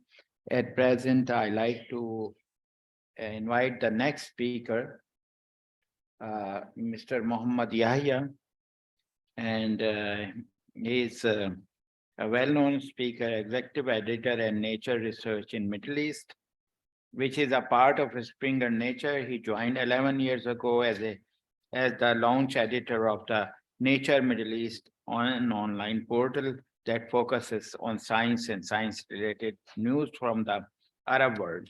He now works with the editorial team of the several publications in the Middle East and Europe, including Nature Italy, Nature Arabic edition, and for Science, and the Arabic version of Scientific American. Muhammad is also a past president of the World Federation of Science Journalism. With these comments, he has a big introduction. With these comments, I invite Mr. Muhammad Yahya to deliver his lecture on how scientists can talk to the media. Now I invite Dr. Muhammad Yahya. Thank you very much. Thank you very much for the introduction. I'm really happy to be here and to join you virtually. I have enjoyed the talks so far very, very much, and I'm very happy to be among the speakers here. And I would like to particularly thank my friend for many years, Aleem Ahmed, who's a science journalist in Pakistan, who invited me and gave me this opportunity to be here and to talk to you.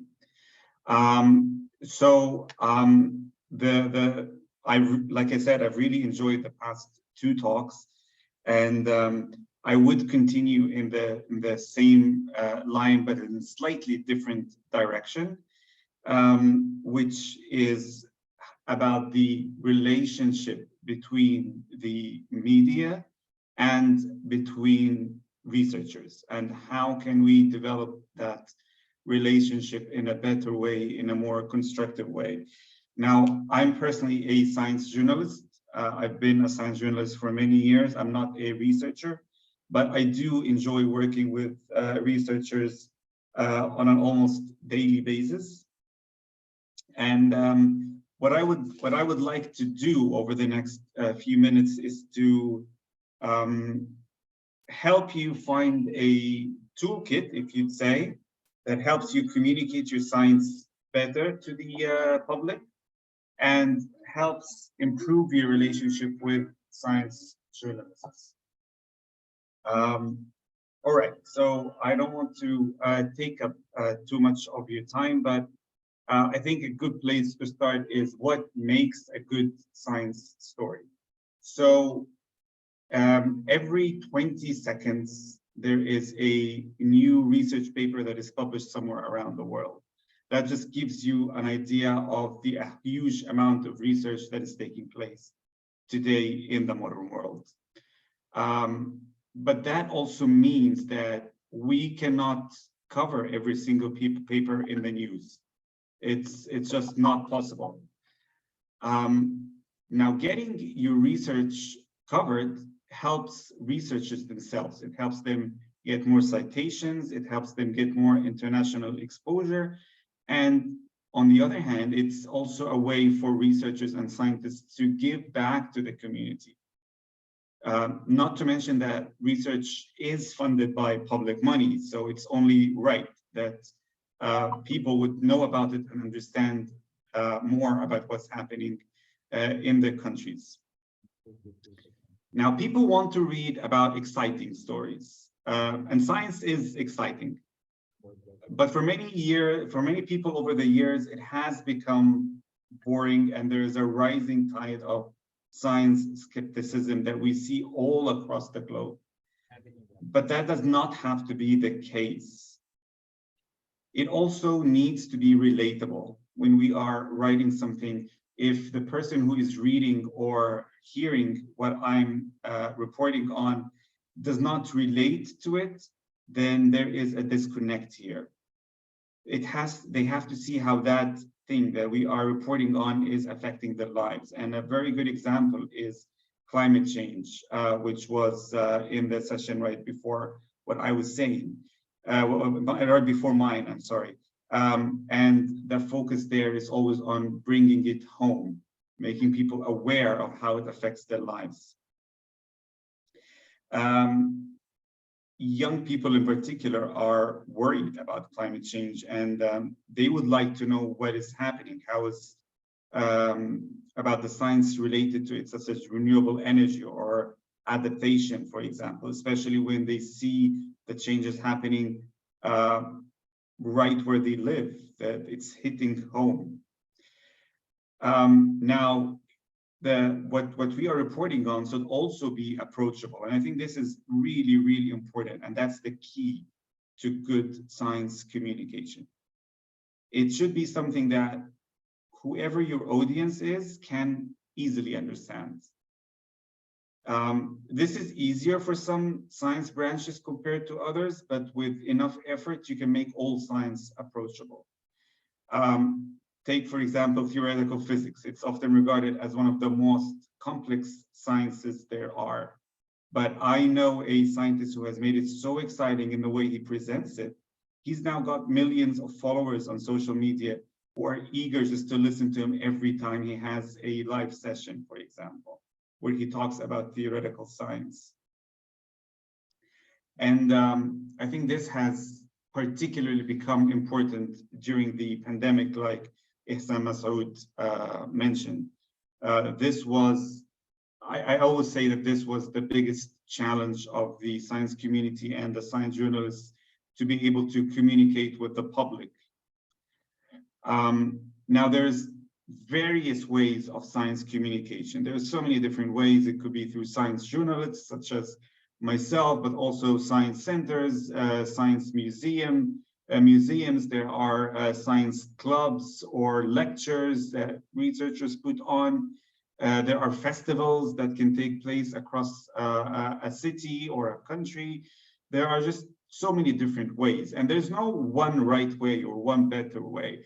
I think every approach should take all of these in consideration and try to come up with something holistic that helps the community. And that's kind of where change can happen. So normally there is these two separate communities. One is the science community and the other is the public. And they often don't communicate together very often or very well. And that's the role of science communications in the middle. They help these two often separate communities overlap and find a place to discuss better or discuss more efficiently. You do that for the public by increasing scientific literacy, but you also do it for the science community by improving your communication skills. So if you are a scientist and you want to communicate your science, the question is, where do I start? What do I do? Let's start with the very basics. Find your 3 ideas. So before you talk to a journalist about your work or your research or about your field, you need to decide on 3 main ideas that you want to convey. Keep them in your mind and prepare for them. Don't go in blind. Just having these 3 ideas, it gives a context to what you will say. And make sure you are able to convey these ideas clearly to the journalists that you are talking to, and make sure they're able to understand them and digest them. And also, it's really important to remember that the journalists you are talking to may not have a science background. They could be someone who is interested about science and want to communicate it. So be ready for what might feel like dumb questions, but the truth is there are no dumb questions.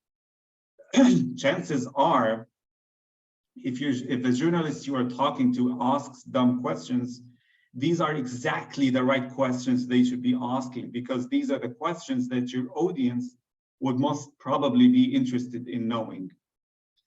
So if you're asked a question that you feel uneasy about or that you are not ready to answer, say it so.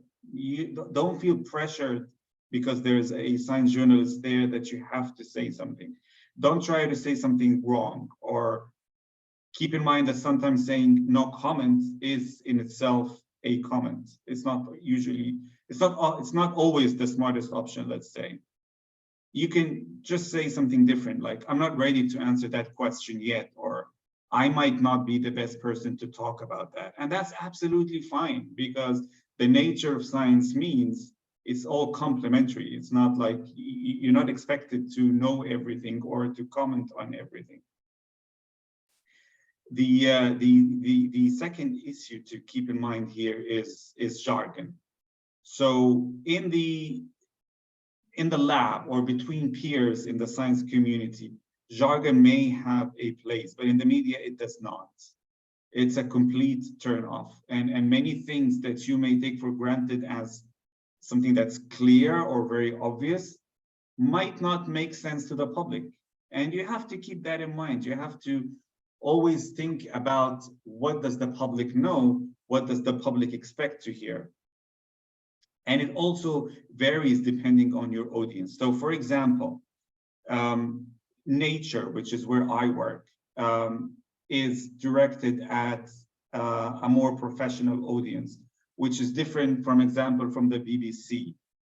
So there are things, the way that Nature can report on some topics would be different from the BBC.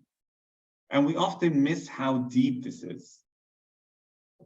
Because I come from a science background, my education always makes me feel that terms like in vivo or in vitro are understandable by everyone. But then I go out and I realize that a very small percentage of people actually understand them. They are jargon. They're not something easily approachable. They're not the way people talk on the streets.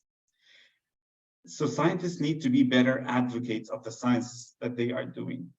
They need to include the public and understand that communication is an integral part of their work, just as important as the lab work that they do, or the analysis that they do. You cannot just ignore communication anymore. I always say that a very good test that you can apply if you're doing research is go back home, go to your grandmother, and tell her about your research. Does she understand what you're saying? Does she understand what you're doing? That is, in a way, my litmus paper. If you tell her what you're doing, would she be interested to actually listen to it? That can give you a direction. Or maybe talk to a younger person, a child.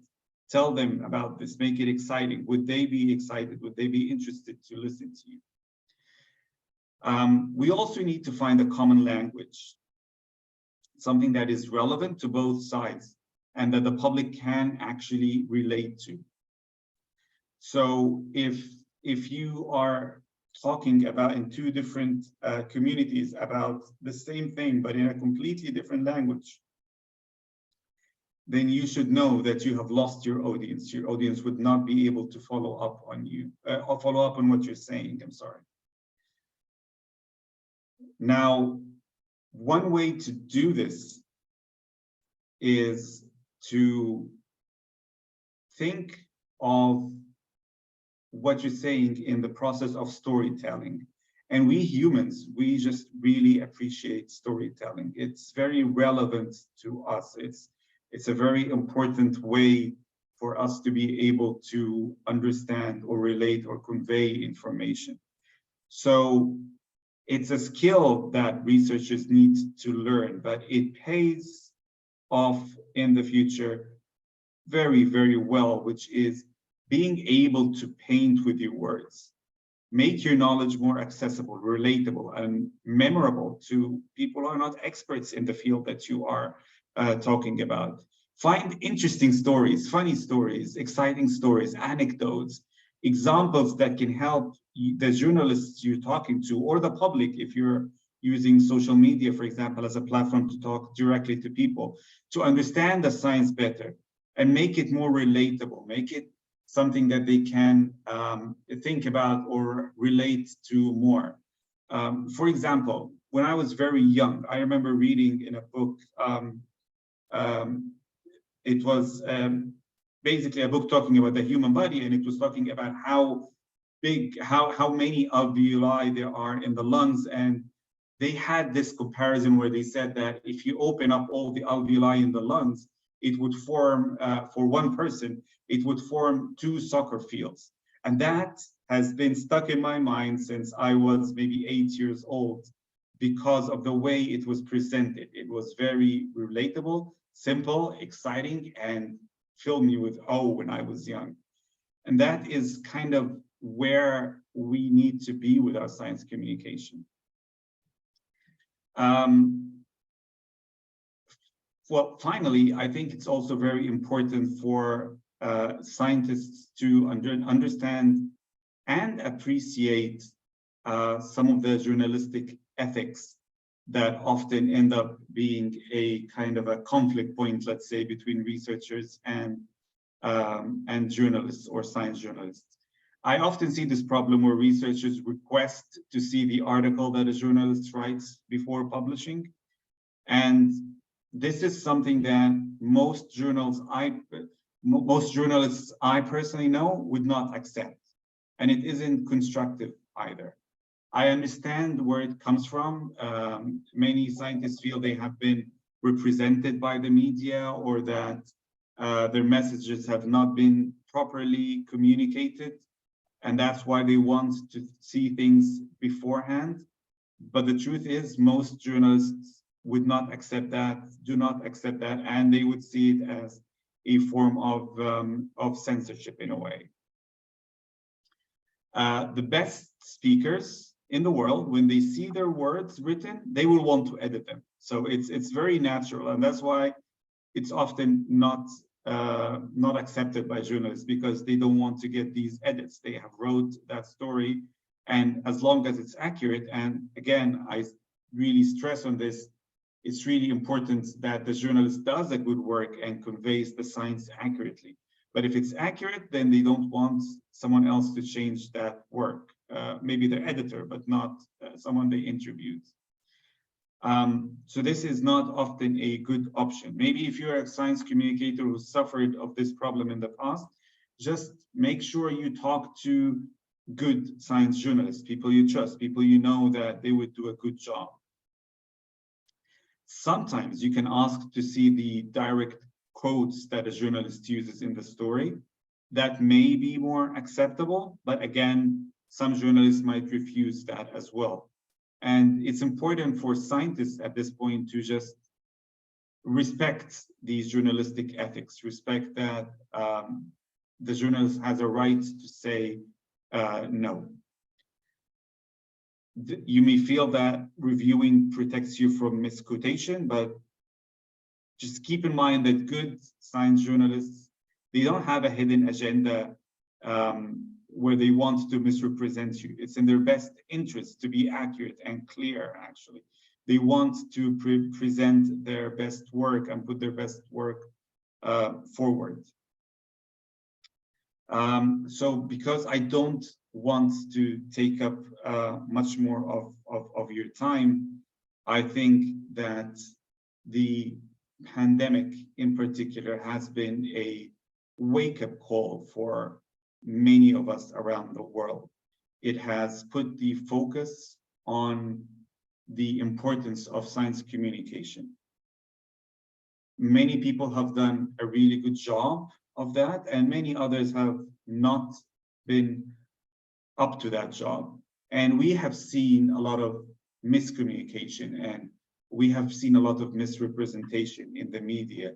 In Egypt, where I live, I have seen absolutely disastrous coverage of the pandemic and of the vaccines on TV, and it was driving me crazy. But the truth is, these scientists and science journalists just did not communicate properly, and that harmed the community. And that's why it's more important and more relevant than ever that we overcome this gap between these two communities, between researchers and the public. And I would end on this quote from Mark Walport, who was the government chief scientist advisor to the United Kingdom up to 2017. And I really appreciate it, and I strongly believe in it, that science is not finished until it is communicated. Up to that point, the researcher has not finished their work. They have not finished science.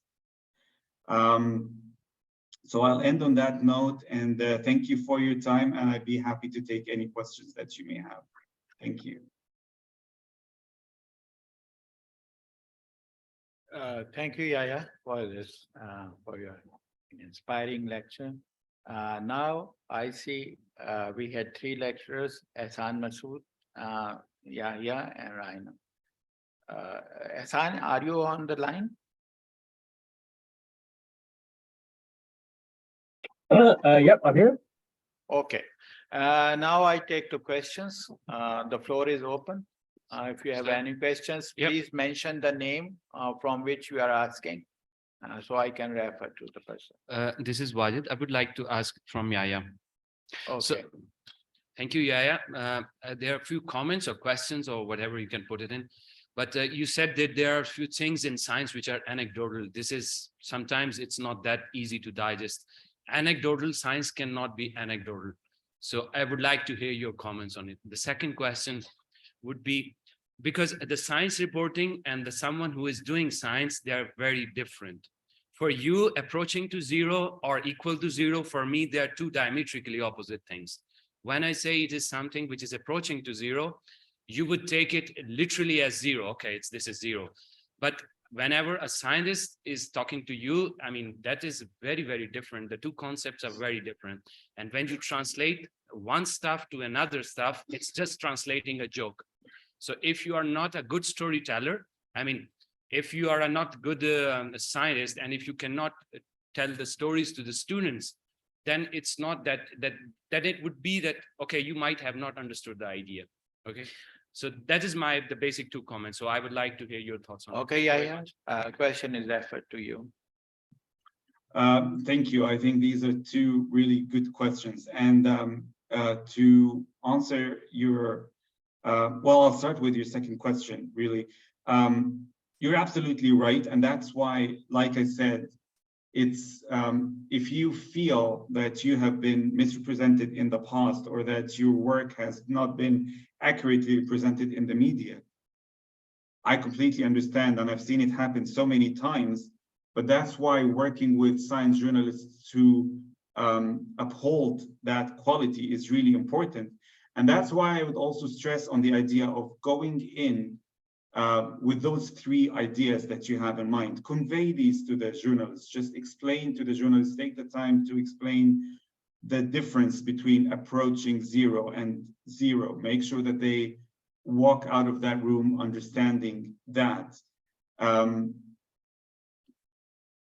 Reviewing the piece afterwards, like I said, might not be acceptable for many journalists, because often the changes will not be because there are mistakes.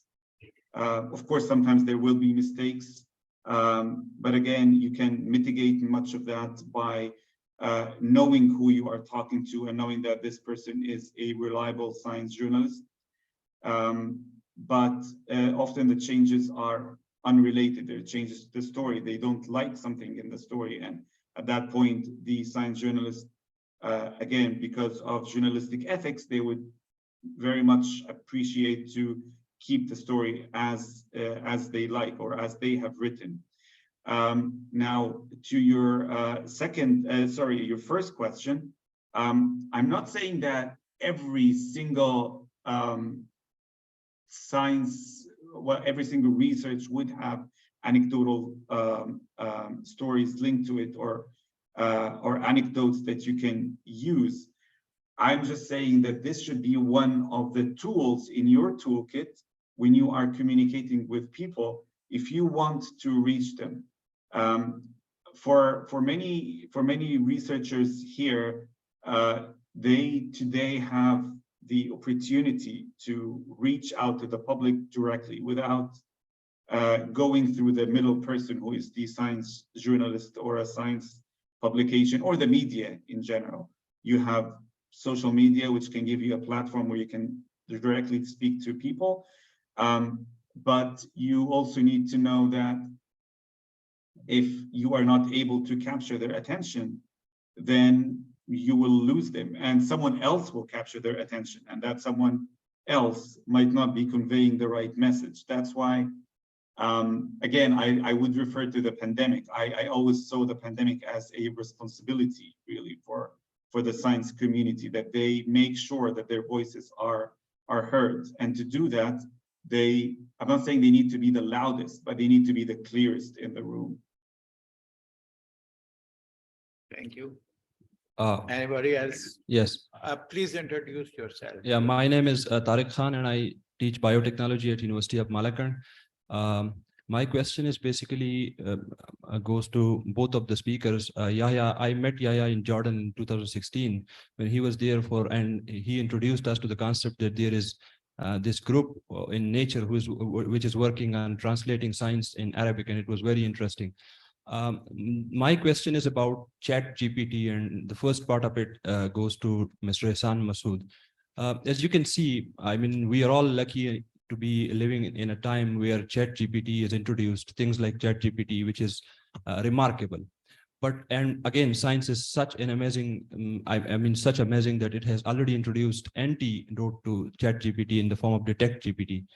But Mr. Hassan Masood, what do you tell us academicians to do in terms of, for example, in assignments and things like that? What should we do for now? What should we tell our students how to handle this while they are coming to us assignments written purely and solely by ChatGPT? And the second part of the question is to Muhammad Yahya, that what are editors at Nature and our publishers like Springer doing to tackle the concept of ChatGPT, the written text that is coming from AI tools like ChatGPT? Thank you.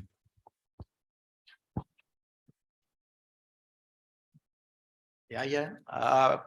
First, I would like to get by Hassan Masood, please. Thank you, Javed. So thanks for the question. It's a totally hot topic for all of us. I think for all of you as well. I think there's several things to say. Really, I think I'll sort of split my remarks into the kind of the technology and where I think it might be going, and then a little bit about how we are responding as editors and as publishers, and then I'll sort of segue really to Mohammed to talk a little bit more about that. I mean, this is clearly sort of very early days, and you know, researchers are using it for all manner of applications, you know, from the very basic, like a spelling and grammar check, to, you know, writing whole essays, producing slides, writing code, writing or getting help with grant applications, doing peer review, doing systematic review. I mean, the level of application, we're just literally at the very start. And I think at the moment, the feeling is that it's rather like a sort of, you know, what we used to call a PDA, a personal digital assistant, without really knowing what that meant. Now we have a real PDA. And of course, when you have an assistant, then there needs to be someone supervising the assistant's work.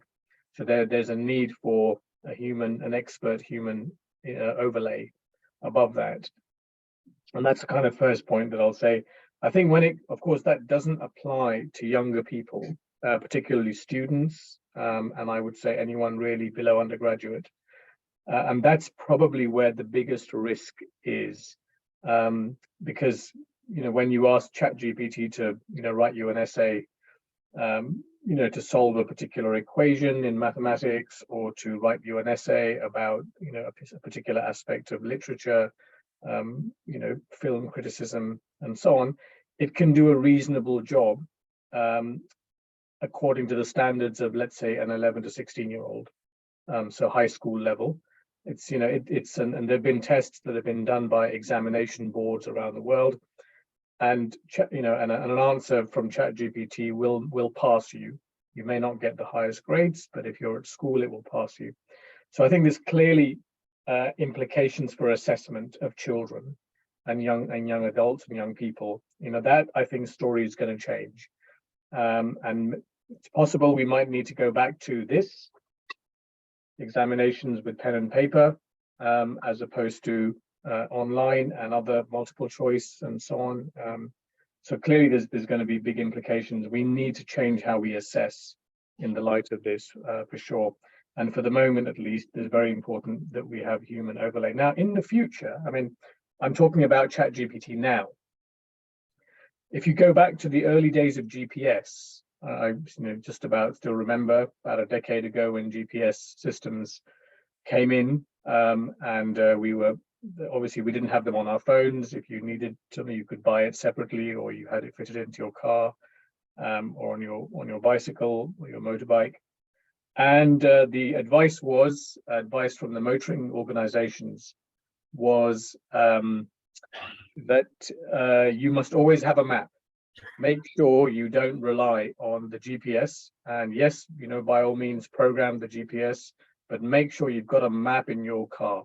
Because if you get lost, and all of us, we were getting lost, and the GPS was sending us to the wrong places, then at least we've got a physical map, a street map. Nobody talks about that anymore. You know, the physical map was the kind of human overlay. A human being has mapped the street right down to every single little alleyway.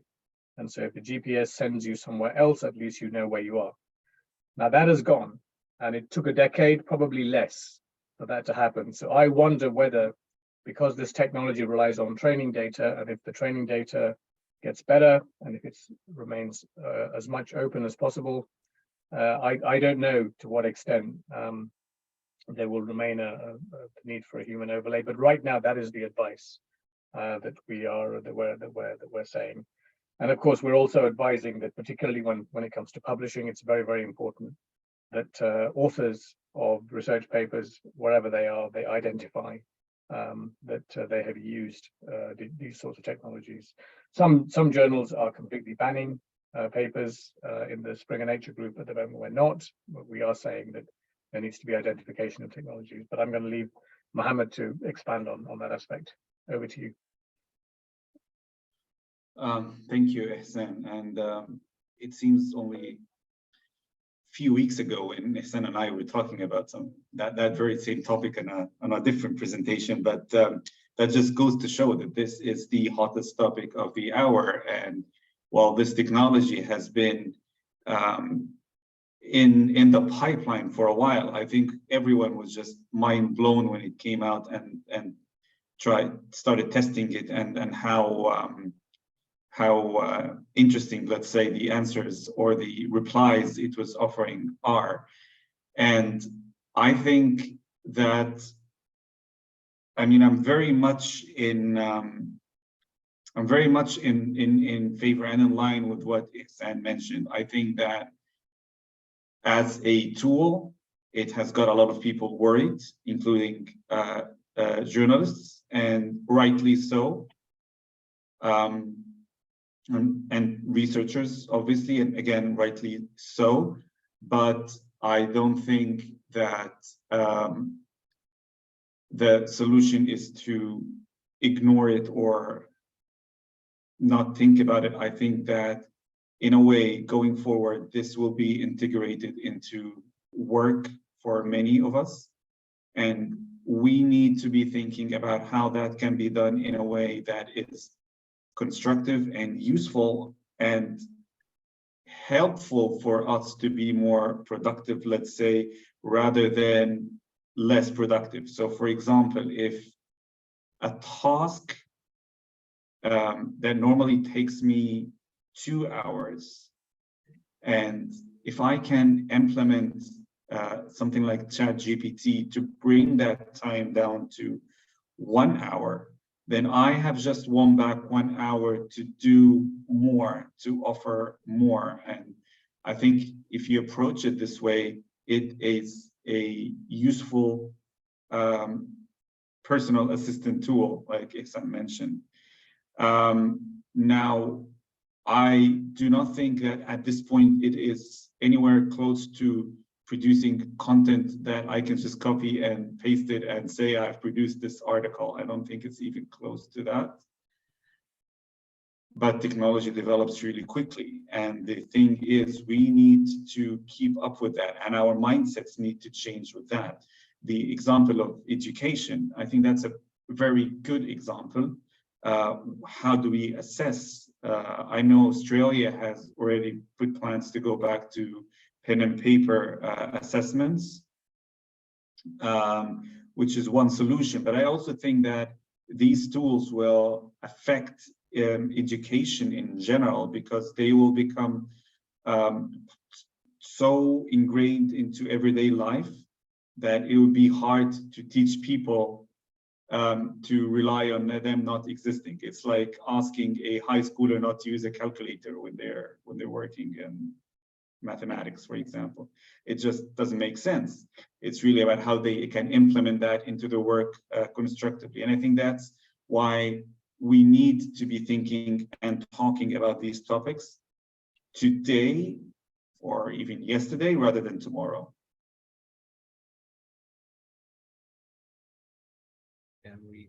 Thank you so much. I have a question on network by Mr. Parasali. Can you read that question? Because yes, we are not able to. We have a question from Syed Parasali. From Ehsan Masood. From Ehsan Masood. Since you are regularly connected with Pakistani science organizations, are you satisfied with the pace of science popularization in Pakistan? If yes, where do you rate it? If not, how can we improve? Kindly comment. The question is for Mr. Ehsan. Thank you. Ehsan, the question is for you from the Parasali, which who you know very well. Okay, Thank you. Thanks for the question, Paras. Thank you for Javed Sab. It's too big a risk for me to do any rating of science popularization, especially as I'm sitting 6,000 miles away and I don't visit as frequently as I once did. So yeah, I'm that aspect. I'm gonna very respectfully avoid. I think clearly the landscape is getting really. It's an exciting time. I think there's just no doubt. It's an exciting time. It's of course a very challenging time as well. But just in the period that I've been a working science journalist and with my sort of family and sort of heritage connection to Pakistan and and to India and South Asia, just generally, I've just seen so many changes. I mean, Aleem Ahmed, the editor of Global Science and formerly of Science Digest, that was one time the main Urdu language publication, and it's and it did some kind of great pioneering work, to take science communication into national language speaking communities. That was just extraordinary. And Paris, your own newspaper, Technology Times, is a massive development and advance. I think you've either heard or you will hear from Dr. Sabi Anwar from Lahore, from LUMS, the Lahore University, talking. Who is one of the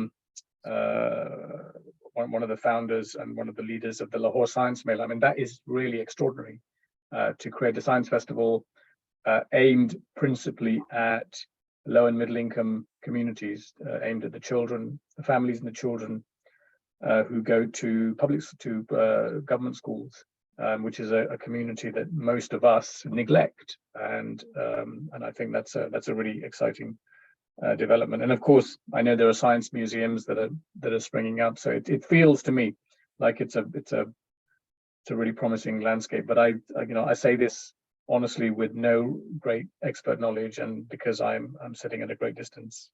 I think I'd be interested to hear what you think, actually, Faris, and if Aleem is here, I'd be interested to hear what he thinks. Any other questions?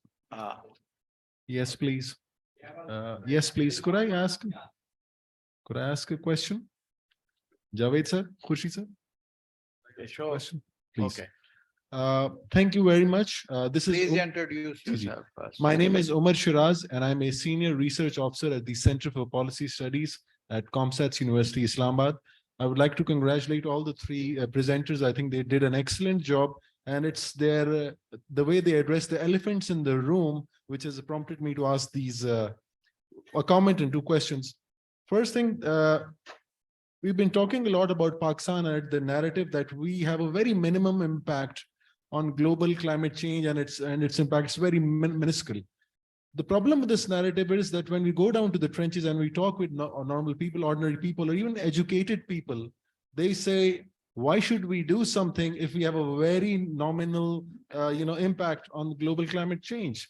So let's not do anything about it. We are just victims of this. We'll just receive the money for this. This is something which is happening in the trenches. How do you debunk this? Perhaps with your experience, if you could share with that. And that's something which I actually wanted to ask Madam Raina as well. What do we do about this particular narrative? Because this is really worrying for a person like me. Because when I talk to academics around me, I'm hearing the same thing again and again, that we have a very nominal, impact. Let's not do anything about it. The world, China needs to do something. Are you asking this question to me? Sir, not from you, sir, from the two esteemed the presenters. Perhaps they could put some light on it. The other thing is that, could you elaborate with your experience, sir, that we usually communicate science in the English language, but we're also talking about community engagement. How do you balance this? For example, if you look at a country like Pakistan, the decision makers, they will usually look at the big newspapers and see what sort of articles are published in this. But the normal community does not speak English. They do not read the English newspapers. They're generally unaware, and these fake news and narratives, they spread then. How do you balance the two, using regional languages? Okay, I will refer this question to Ehsan Masood, please. For the question on climate change, could I ask, I don't know if Raina is still in the room. I think she's better at answering that one because she's a climate expert. If Raina, if you're there, would you be able after you, I will try to answer that question. Okay. You go ahead for the second question, part of the question. Sure. Yeah. I mean, and for the second part, I mean, honestly, it's a good question. Again, I'm probably not best. Honestly, I'm not best placed because my knowledge of science communication and languages outside of English is not great. I don't know if Aleem Ahmed is in the room. Aleem would be a good person. He has tremendous experience in this, and if he's here, he would be good. Otherwise, Mohammed, I think you have a lot of experience of science communication in Arabic. I'd love to hear what you think on that question. Yes, I'd be happy to briefly comment on that. But again, I agree, Aleem would be my reference for Urdu, I think, reporting on science personally. But I think you're absolutely right. I think that a lot of science communication takes place in English. And I think that is a problem. It's because science is currently the language of, English is currently the language of science, and that's why it's often very easy to report in it. But I also think that everyone deserves to read about science in their own native language where they are comfortable. And I've had so many people come up to me and say, we understand English very well, we just appreciate the science in Arabic that nature has been producing for the past few years, because it allows them to read those stories, and it also allows them to share those stories with their wider families who might not be as comfortable reading about science in English as them. I think we all have to boost that. I think in Europe, for example, that is not such a major problem. So someone in Italy, they read about science in Italian. Someone in France, they read about it in French. We struggle in other parts of the world. I would say probably in the Middle East, in Pakistan. Similarly, it's a similar situation where we just don't have enough good outlets. And that offers a challenge, but also an opportunity. So it's a challenge because there isn't that much, that many options. And with the internet being available, people will go to the higher quality content. So in the past, before the internet, you really had to rely on your local media, but not anymore. Now I can at any time read the BBC or read something from the US or anything, and read Nature, and I have that kind of access, while my parents did not. Producing low quality or low par science coverage in local language, it just doesn't work. People will revert to English. So that's why we need to work harder on that front to make sure that this is of high quality, that this is something relevant, accurate, important, and relatable to people.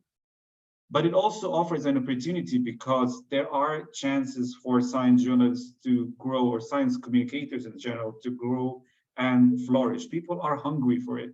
The example I gave, I know scientists who have started communicating in Arabic over social media, and they have millions of followers very quickly. People tune in from all over the world just to listen to them because there aren't that many options as you would find in English. So there's a real opportunity there to offer something useful, be able to set the standards for that. For example, the team I work with here is very proud to have set the standards for translation of science into Arabic. And others follow those standards now. So that's really where you would be, where you are at. And again, I think the pandemic shows that we need to have that local communication, because with the pandemic, we just didn't have a choice. We needed to reach everyone. Everyone needed to know about this. They needed to know how to protect themselves. They needed to know that vaccines are safe and that it is important for them to get vaccinated. Without local language science journalism or science communication, that would have been impossible, I think. Okay, thank you. Let me answer your first part of the question. See, Pakistan started with the MDGs, which we have to cover, like 6 MDGs, but we only took over on one MDG, which is poverty alleviation. And in that, our achievement was only 10%. So climate change also comes as a part. Now it is differentiated in the SDGs as a 13 number of SDG.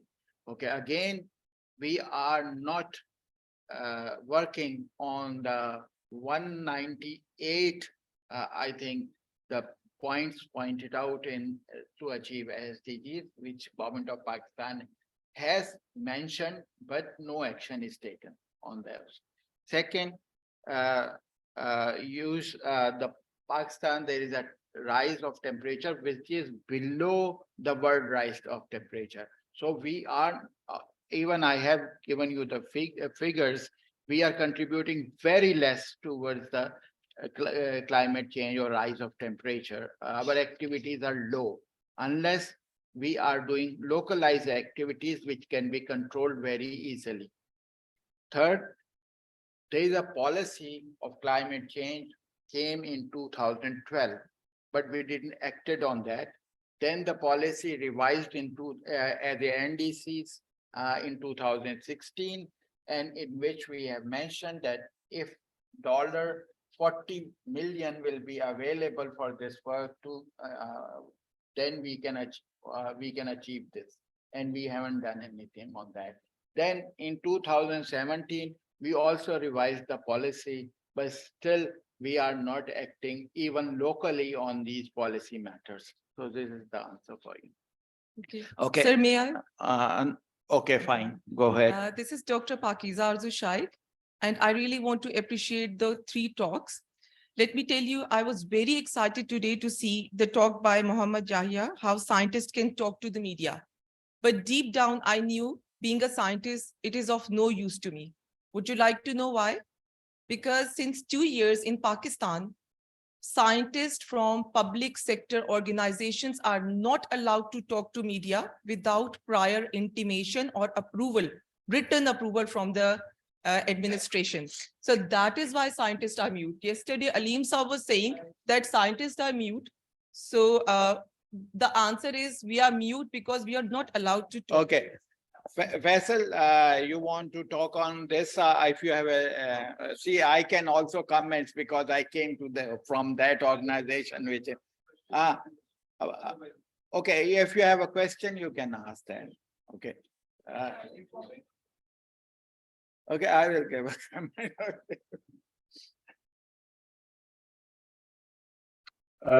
Javed, can you hear? Okay, sure. Sir, my name is Faisal Raza Khan. I'm the senior correspondent for 92 News. I am also representing geopolitical think tank Regional Repo. Thanks for that. My question is that being a science journalist, it's not easy to survive in Pakistan. You know that there are lots of hiccups, hurdles, and lots of newcomers who might be excited because of their background belongs to science. So the same question what Dr. Saiba asked, we are facing it from the last 25 years. That whenever we approach any sort of public sector organization, scientists, they always say that we have to get the prior permission to comment on certain topic or research paper. So unfortunately, at that outset, the science story blocked. So how it is possible that science journalism flourishes in such an environment? So my question is to you or to our panelists, if anybody is going to comment on. First, I like Ahsan to comment something, and then I will explain to you because I have gone through that and I know how it happens. So I can give you some examples for that. Ahsan, do you like to answer this? I mean, what I'll do is I might actually, I mean, Dr. Javed, I think you're definitely better placed because of your long experience with the Atomic Energy Commission. But I'm just going to ask one small, in a sense, follow-up, which is that when the 2 colleagues who've mentioned the question about public sector, scientists in the public sector, does that include universities?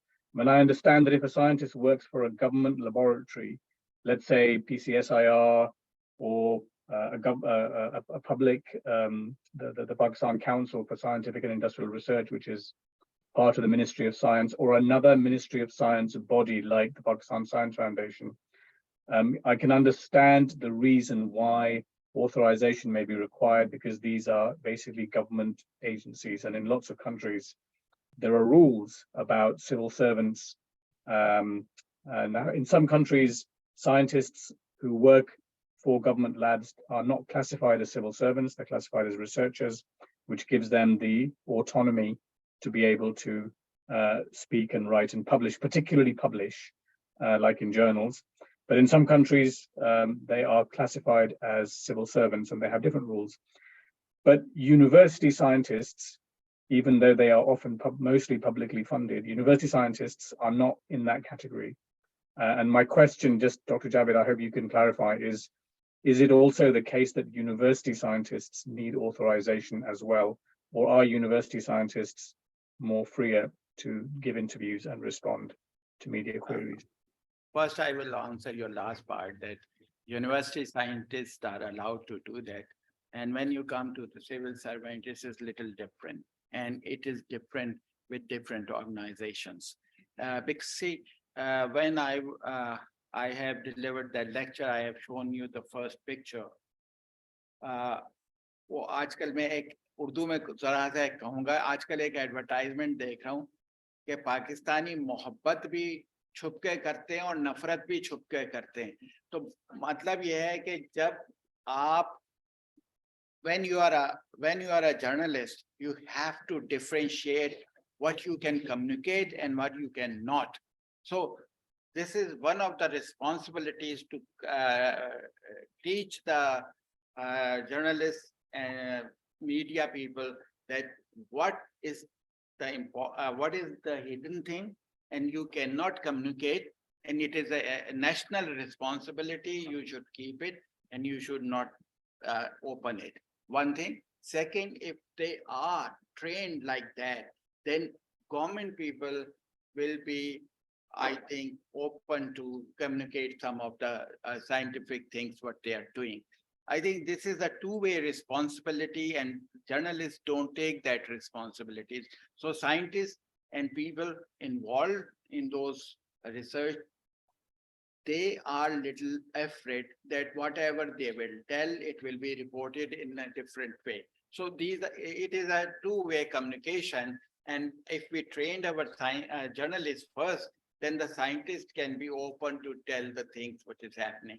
And this is one thing coming in. As I have shown you the picture in my lecture, that the news was different, the picture was different, the scientific information was different. So the journalist was not able to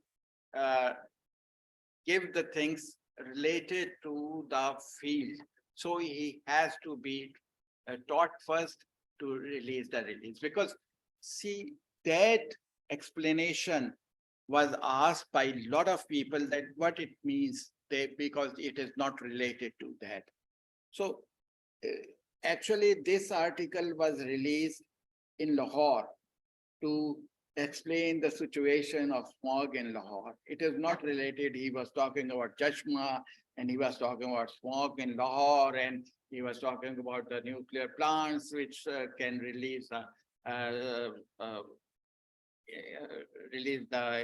smog to the environment and things like that. So, okay. Therefore, government and with the sensitive matters are not conveyed to the journalists like that, because we are afraid that they won't report the actual thing what is happening. So this is one of the things we have to teach the journalists first, then the scientists will have a confidence to tell the things. Could I just ask, Mohammed, if you have a view on this issue from sitting from the countries that you are responsible for, like Egypt and Italy and others? I do, and I'll make a very quick comment. The experience mentioned for science journalists, I can very, very much relate to. At one point in my life, I used to work in an office that was just across the street from the National Research Center. And I always said that it is so much easier for me as a science journalist to know what's happening in a research center or a university in the US than to know what's happening in that building just across the street. And it can be very frustrating for science journalists. But my personal opinion, and it could be wrong, but this is the way I approach this, was that it is an extra level of challenge that living here I need to contend with. And the solution for that for me was to form direct relationships with different researchers in different places where I built up a level of trust where they would talk to me. Sometimes it's off the record, sometimes it's on the record, sometimes they would refer me to someone, sometimes they would pursue getting authorization to speak to me on the record.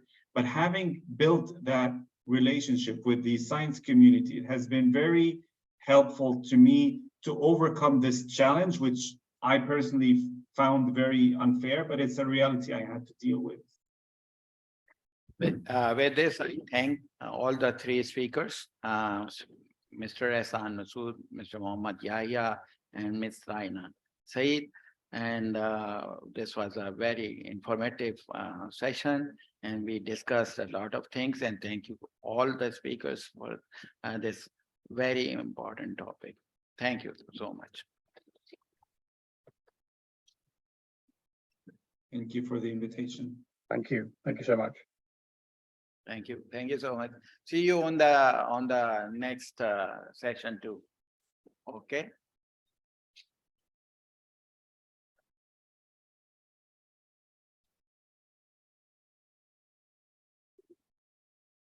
Thank you very much, Dr. Saab, for chairing this session. Now we will have a lunch and prayer break, and all the participants are requested to please join again here sharp at 1400 hours. And the next session will be chaired by the Mr. Michael Wedley, and famous journalist from Italy, Mr. Fabio Trono, will be delivering his talk online. And after him, Dr. Najam Abbas Nakmi will be present here in person, and Mr. Ehsan Masood Saab is with us for the next second lecture in the next session. So thank you very much, and please join sharp at 1400 hours. Thank you, sir.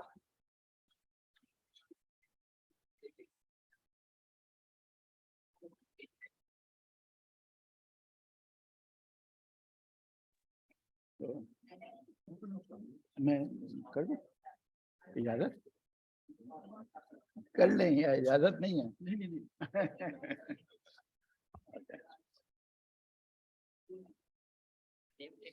हाँ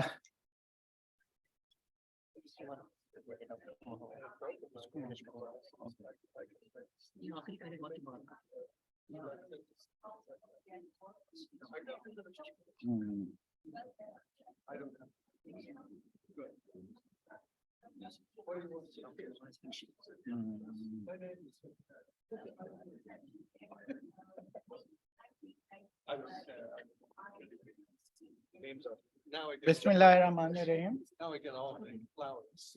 Yes.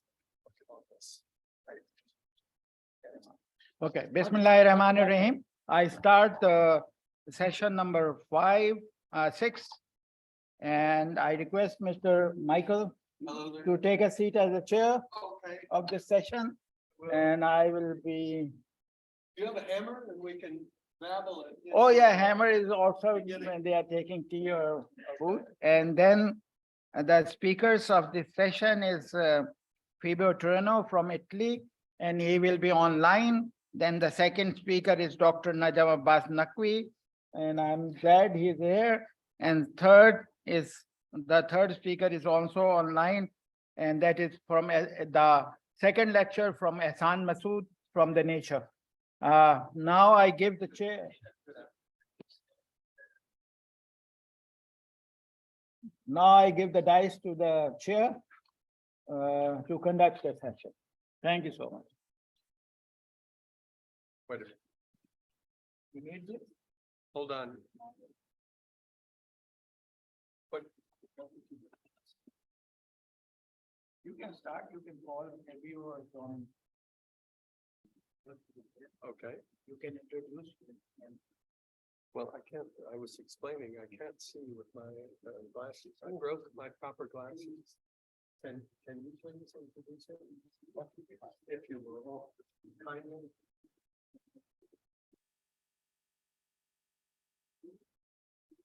Sorry to be a little confusing. I broke my glasses in India, and I've not been able to get a. Okay, Fabio, thank you so much for coming. This is Dr. Javed. We had a lot of discussion on emails and WhatsApp and everything. You are welcome to be here. You are the first speaker of this session. Fabio is, well, there are a lot of things I like to introduce him first.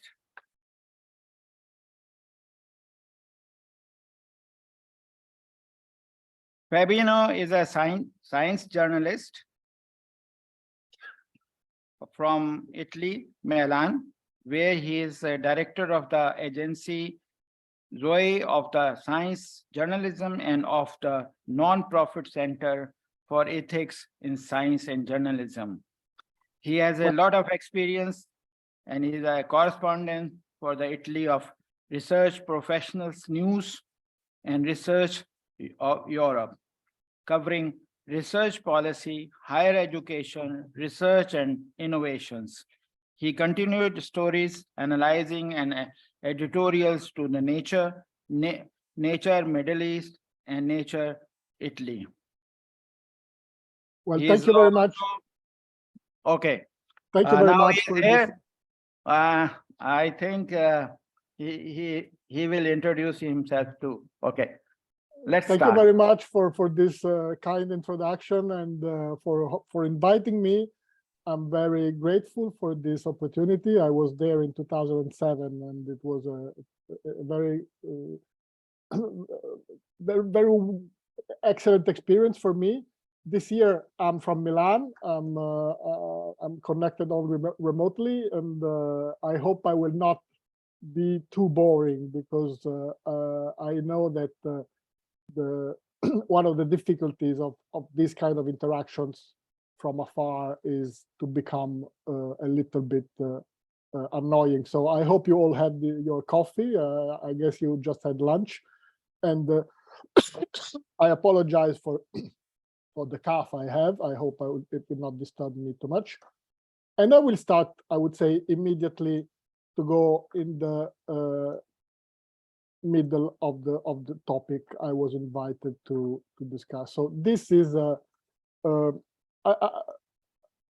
I was asked to talk a little bit, because I'm not an expert in climate change. I'm a science journalist. I'm not an environmental journalist myself, but I've been in the last maybe 15 years reflecting a lot on the role of the media, the responsibilities of science journalism, and the responsibilities of the scientific communities that very often, I think, overcharge journalism of responsibilities, while in a way declining part of the shared responsibilities.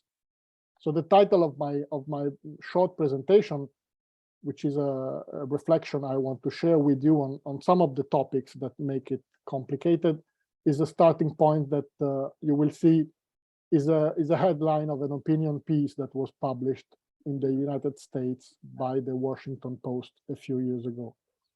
So to start with, I just want to suggest you that I will not go into the matter of what is the effect of climate change and what are the causes of climate change.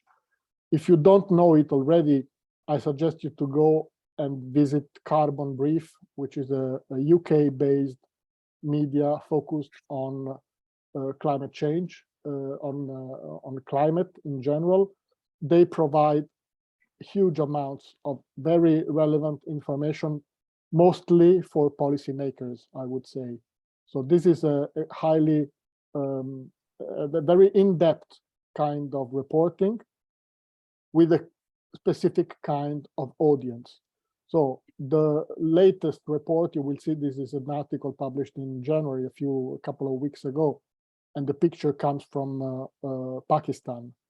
It's a picture of citizens making their way through flooded streets with difficulty in the Dagai Mukarram Khan region in Pakistan. And so the premise for me is, this is what science currently tells us. The year after year, we notice more and more effects of climate change, which is heavily caused by human activities. So then we will go to more on the issue of the how to communicate.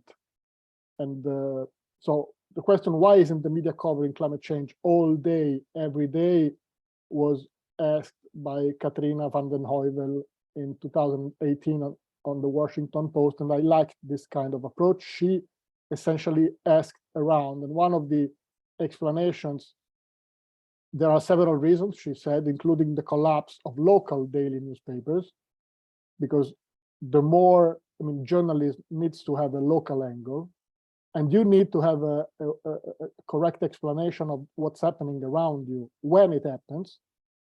And another issue is that there is so much happening at every moment, so many trees to distract from the burning forest behind them.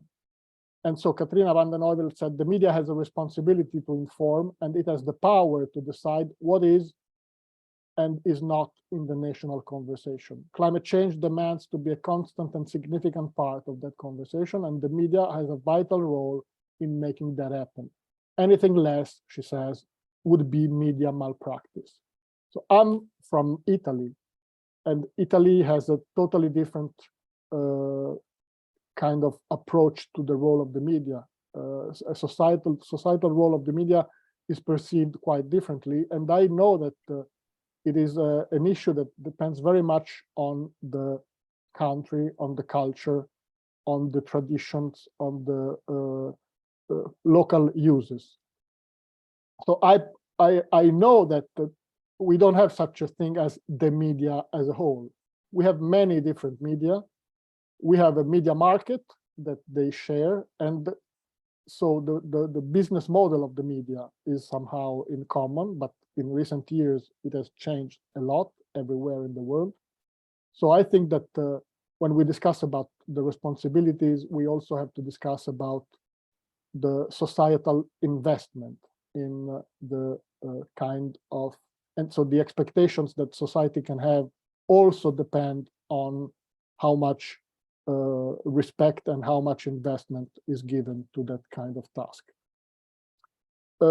Since I have a kind of mindset of science journalist, I've looked for evidence, and one of the most recent published studies that I have found on the coverage in all over the world compared 10 countries from 2006 to 2018. And the conclusion is that the study illustrates important differences between the global north and the global south. While countries from the global north cover climate change more frequently, countries from the global south focus more on its challenges and implications for society at large, which is the societal dimension of climate change, which is something that I think depends a lot on the interest that the readerships of those countries have for that kind of topic. This is also a quite interesting recent study, which we have a say in Italian, it's the discovery of warm water in a way. So that's something that as a journalist, I could say by, how can I say, common sense. But then, of course, science needs to check and to find confirmation of something that may look obvious at first. So the conclusion of this study from the Northwestern University is that climate change is a great case study of the false balance problem, because the scientific consensus is nearly unanimous. And this is a topic that was addressed many, many years ago. I don't know how many of you have heard about what is a seminal paper and a seminal book by Naomi Oreskes, which is a professor of Harvard University. She's a geologist, and she published this book, which is The Merchants of Doubt. So the false balance problem is a typical habit of journalism that tends to feel the need to look for the other opinion, to look for the what do the other people think, the opposite side. And when you deal with science, and there is in the case of the paper published on Science by Naomi Oreskes, it was 97% of active scientists were already, I think it's maybe 15 years ago, something like that, 2009, maybe it was published. I may be wrong, but the paper outside, she made a review of published studies, and she said 97% are certain that climate change is caused by human activities. Only 3% of those who published something express some kind of doubt on the topic. Of course, the issue is that when you have to present a story on the media, if you call one saying, I think this is the case, and one says, no, I think this is not the case, the impression that you give does not reflect the reality. So this is the abstract from this paper: when fairness is flawed, effects of false balance reporting and weight of evidence statements on beliefs and perceptions of climate change. The conclusion, the interesting conclusion of this study is that contrarian claims problematically inform people's understanding of issues by making them seem more contentious than they actually are. Statements about the broader consensus of experts can, on the other hand, encourage perceptions and understandings in line with empirical evidence. So there is in a way, a clash of, I would say, ethics, because this is a sentence that I like very much from a journalist from BBC Radio, Quentin Cooper. He said the science values detail, precision, the impersonal, the technical, the lasting, facts, numbers, and being right. Journalism values brevity, approximation, the personal, the colloquial, the immediate, stories, words, and being right now.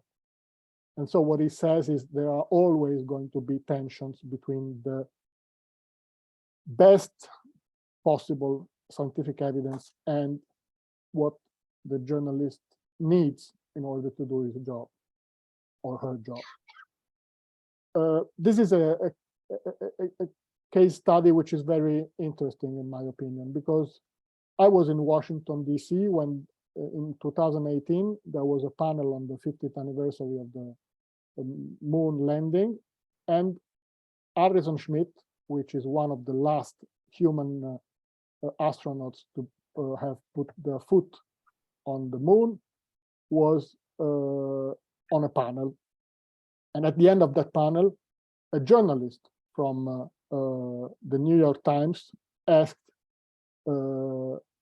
Harrison Schmitt about his position on climate change, because Harrison Schmitt is the first scientist astronaut in the history of NASA.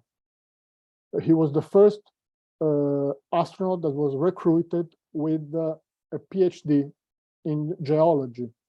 After him, more scientists were trained to become astronauts, but until Harrison Schmitt, they were pilots who had a lighter scientific training. They were not scientists by training. And the question was, do you think, don't you see the irony? Because when I interviewed you, the journalist of the New York Times asked about the denialists of moon landing, you told me if people decide that they are going to deny the facts of history and the facts of science and technology, there is not much you can do with them. For most of them, I just feel sorry that we failed in your education. So Harrison Schmitt said, those who deny that we went to the moon, they are poor people who have a failed education. But then the journalist said, you are basically having the same attitude towards climate change. And when he asked if there was no irony, the answer by Harrison Schmidt was, I didn't see the evidence. Those are models. That's not evidence. And the audience of my colleagues, mostly because there was a meeting of science journalists, essentially had to reply that there was strong evidence. Of course, not the kind of evidence a geologist is used to evaluate, because the issue is not a only geological issue, it's a much more complex scientific issue. But the science essentially is set. And those who, like Harrison Schmidt, until still today deny that the human change, that the climate change not only exists, but is caused by human activities, are putting themselves in a different kind of scenario, which is not scientific. But still, they have strong scientific credentials. So this is an important issue always to take into account and to keep in mind, because when you speak about science, you speak about something that is abstract, but then you have to talk to people, you have to talk to scientists, and it is very difficult especially on controversial topics to identify scientists that have not only all the credentials, but also all the knowledge to present the scientific consensus. In many cases, also because the scientific consensus is the result of a multidisciplinary approach to a very complex issue. So this is also a recent paper published on the proceedings of the National Academy of Sciences last year. And basically, this paper concluded that good science coverage can have a positive impact on continued good coverage of science issues, and scientific controversies like climate change can have a positive impact on the perception of not only the citizens, but also the decision makers. But whenever there is how can I say, a dissenting voice, a skeptical opinion, this effect is in part vanishing, goes away.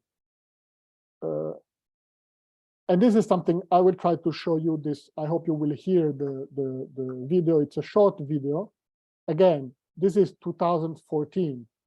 PNAS, the Proceedings of the National Academy of Sciences, was a few weeks ago. This is John Oliver. You probably know him. Let me know if you can hear the voice. Screen, it's 50-50, which is inherently misleading. If there has to be a debate about the reality of climate change, there doesn't, then there is only one mathematically fair way to debate it. A statistically representative climate change debate. Good evening. Joining me tonight, a climate change denier and naturally Bill Nye Science Guy.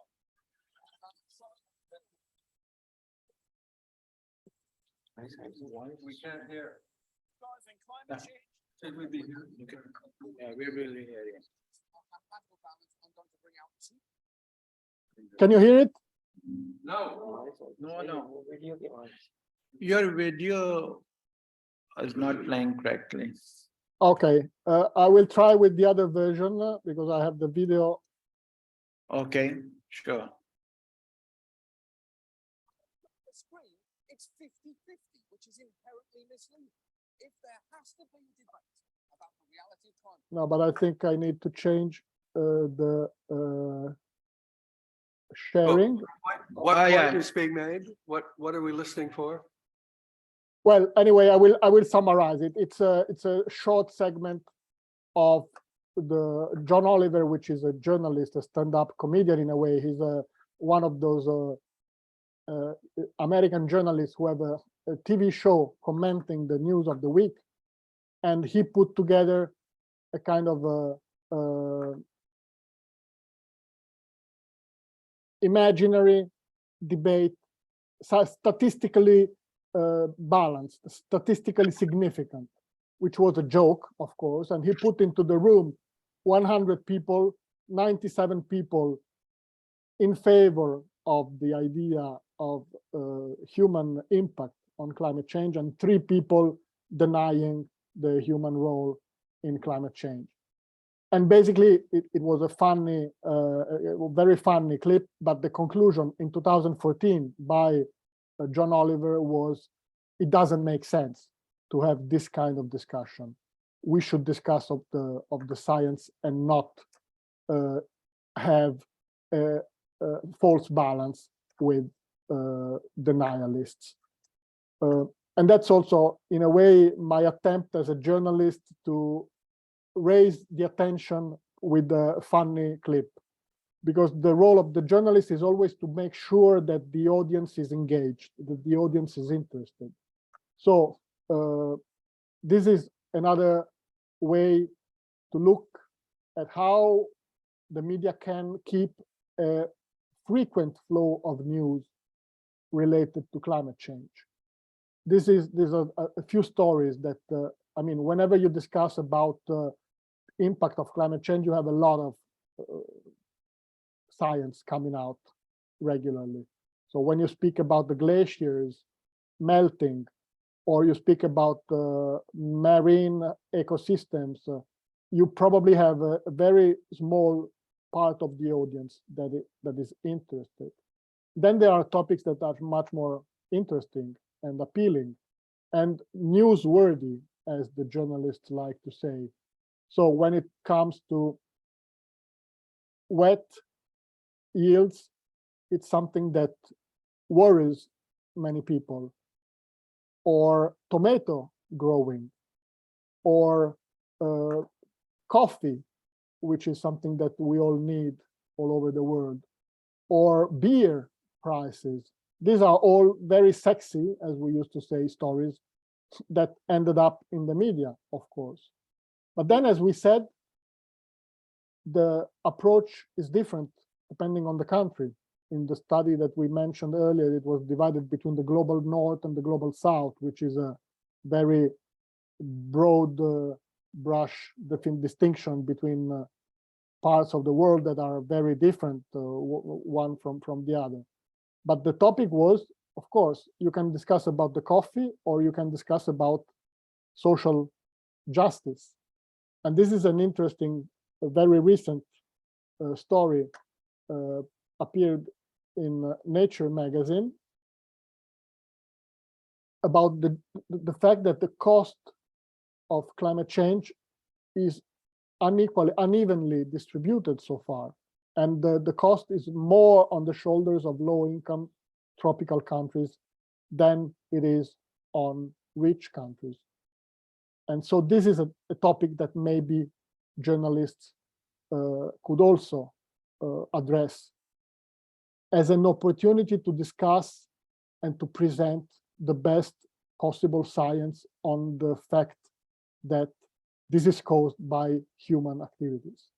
So this has to be put on balance with the positive things that industrialization brings us, but this is a kind of a cost-effective balance, cost damage, whatever you call it, balance.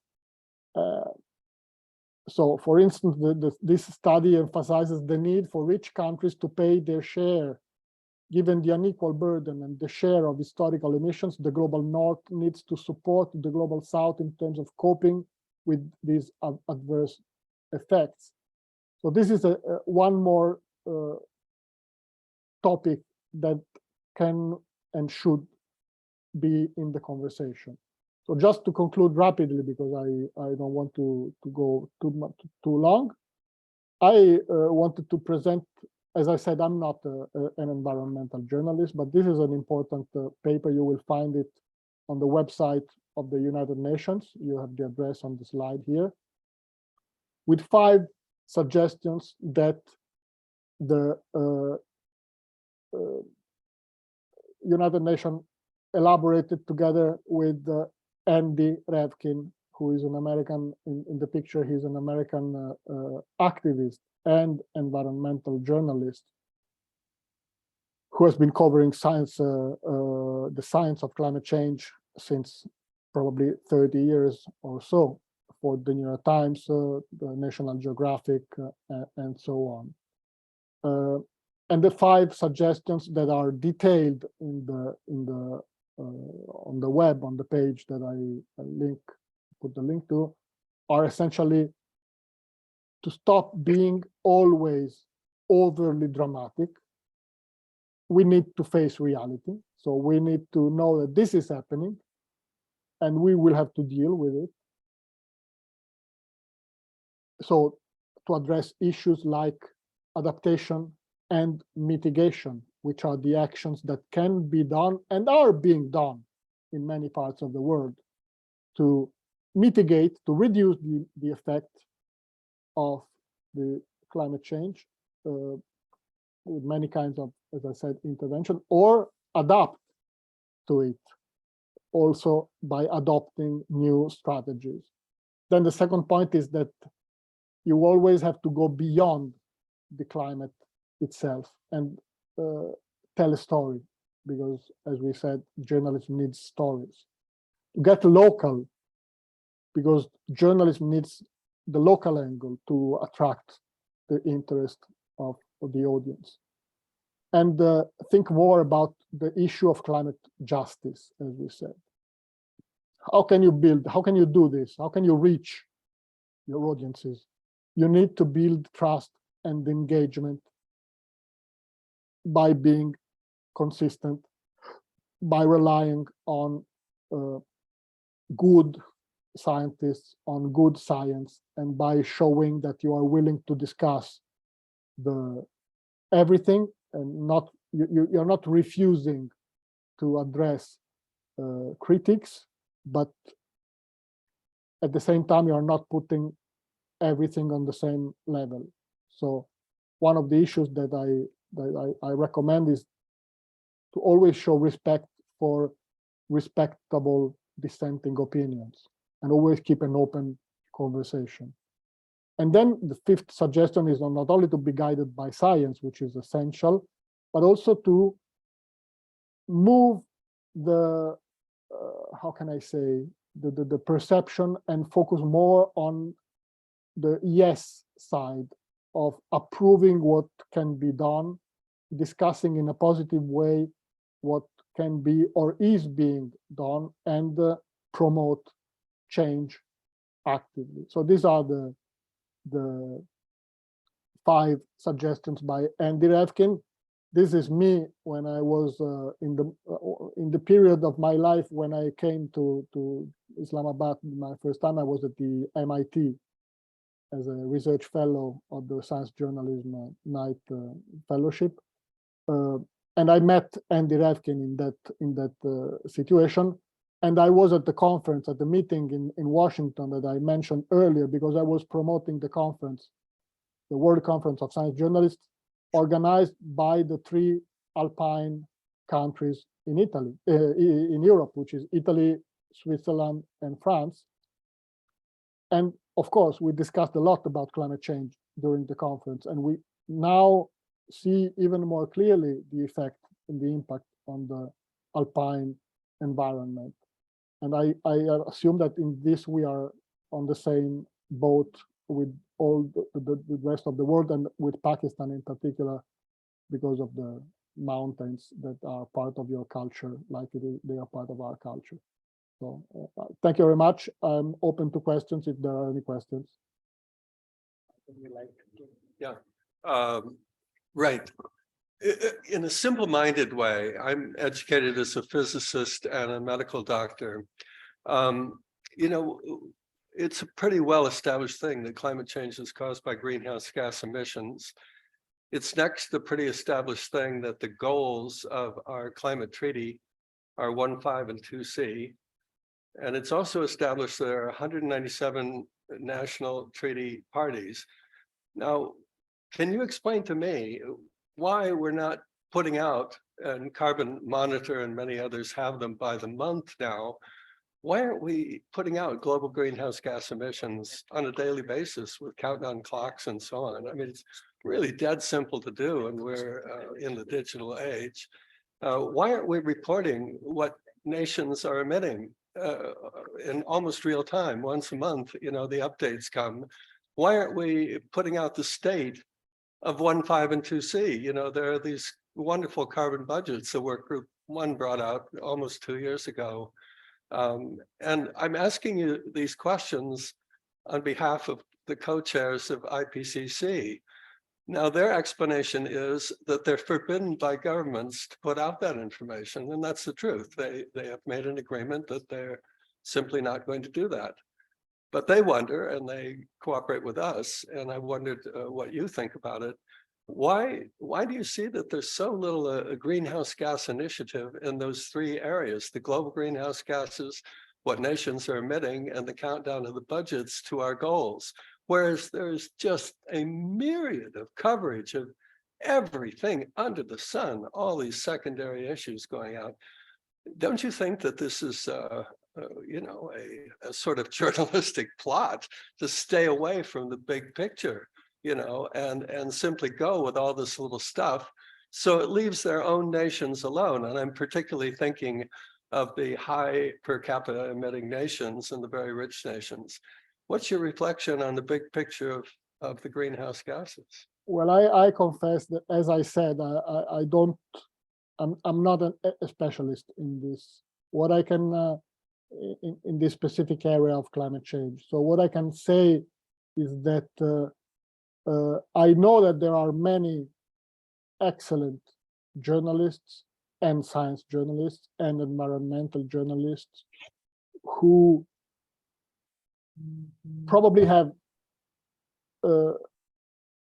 wondered the same in a way. So probably there are, like the opinion piece by the Washington Post showed, there are many reasons. And one of the reasons is that probably editors and maybe even journalists, because the selection of stories that will be published goes through a chain of the decision making by several layers of editors. Probably they judge that the readers would not understand, would not be interested, would not. So I cannot say, I cannot tell you, because I don't have any specific knowledge how much the topic is being discussed among scientists, because that's a first. Well, maybe I should replay. Maybe what I'm really asking you is about people who are not specialists.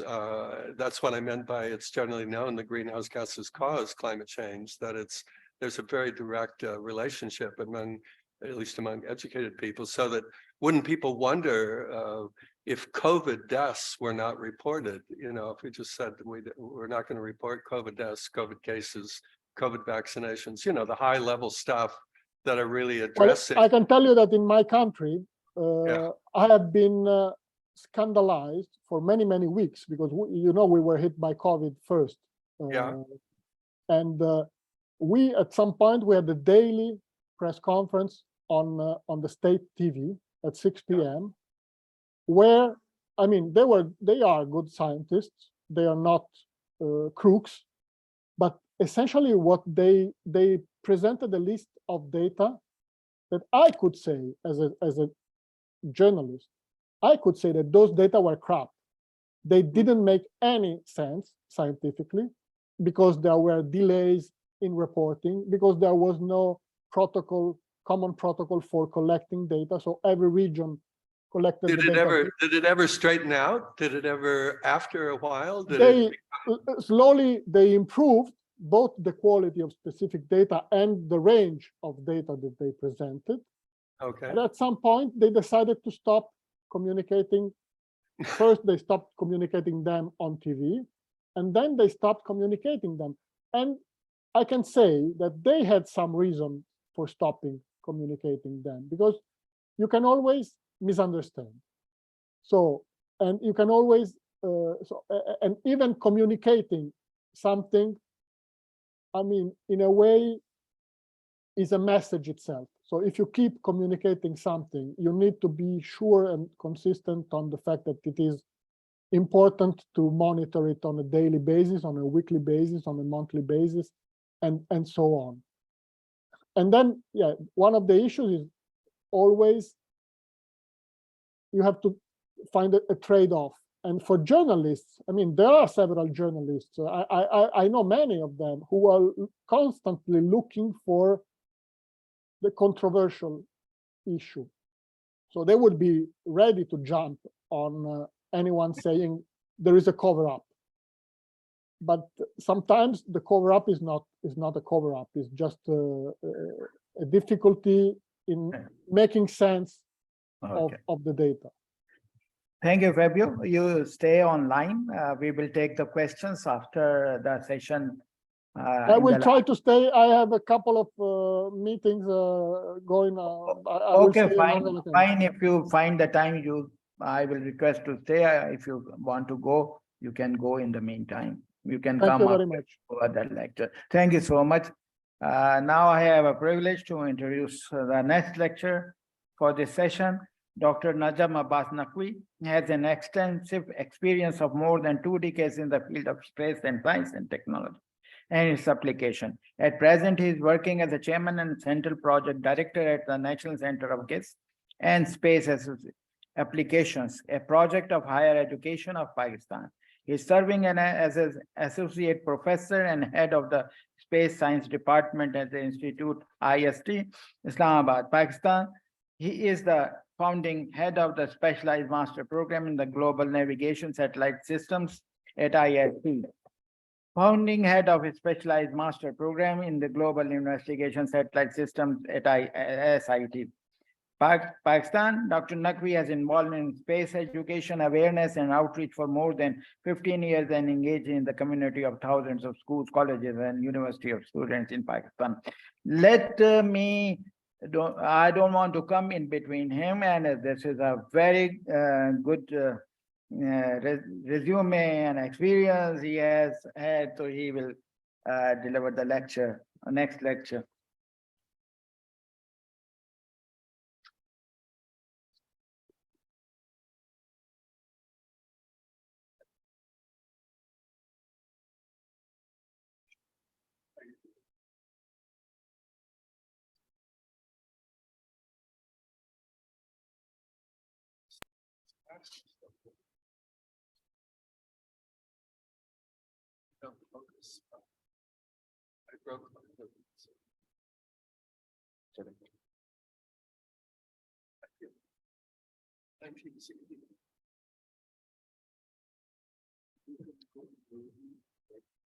Thank you, Dr. Khurshid.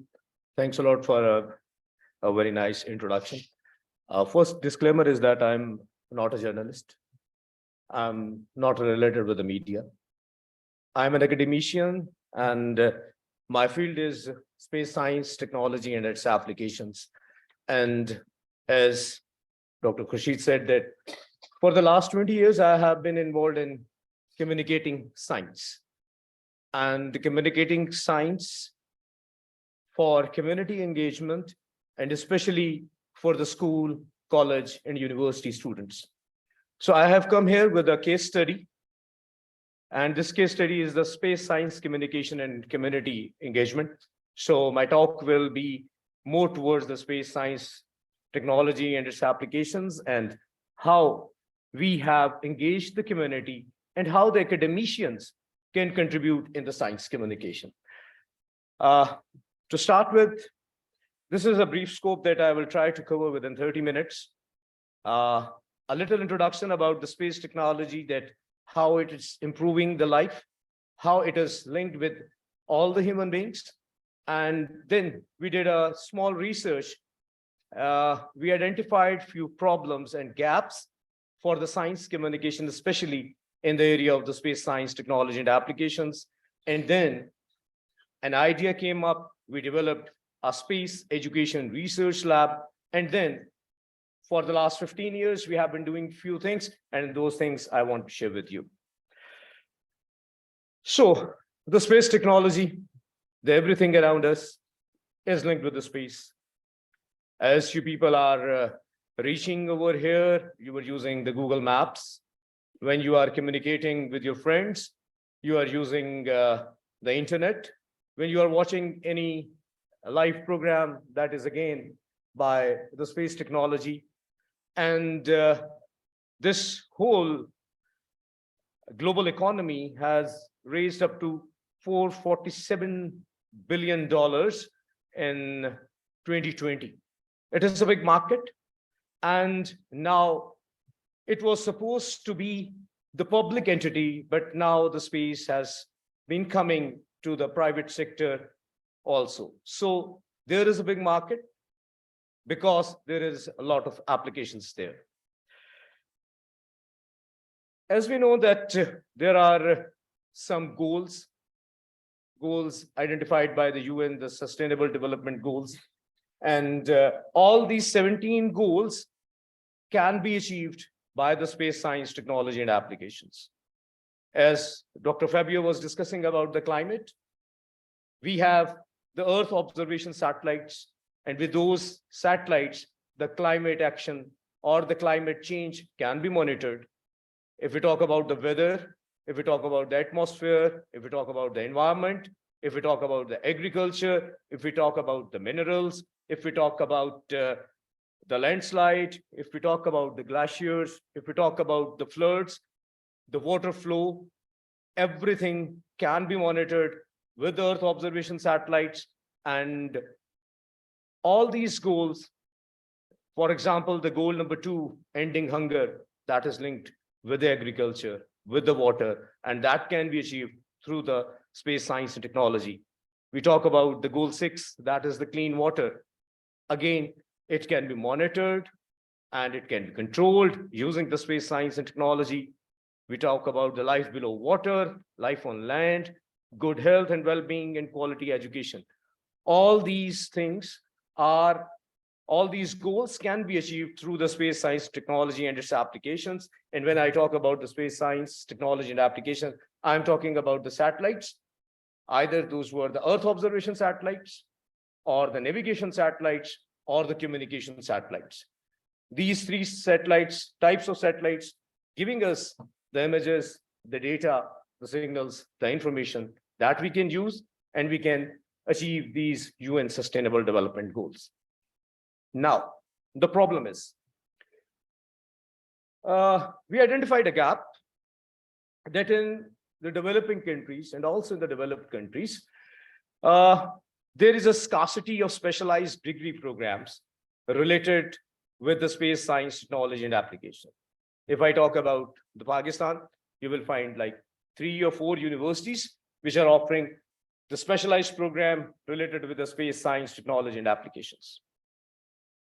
And when we go, we say, okay, the data is available, the images are available, we can work on it.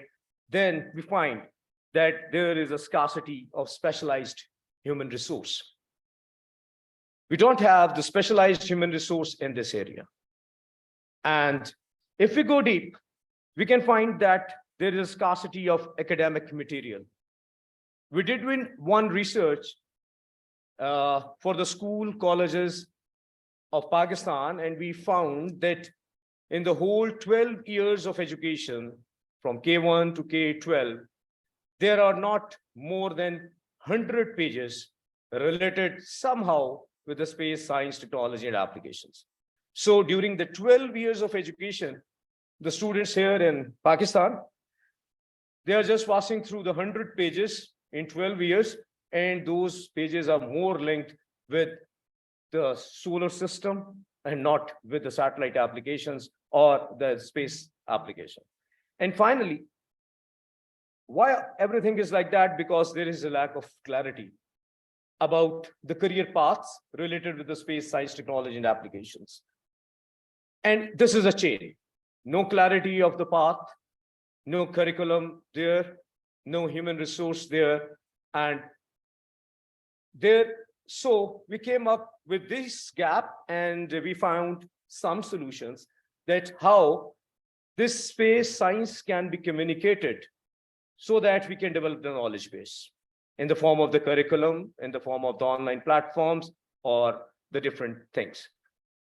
A few solutions that we came up during our research, it was to set up specialized degree programs in Pakistan,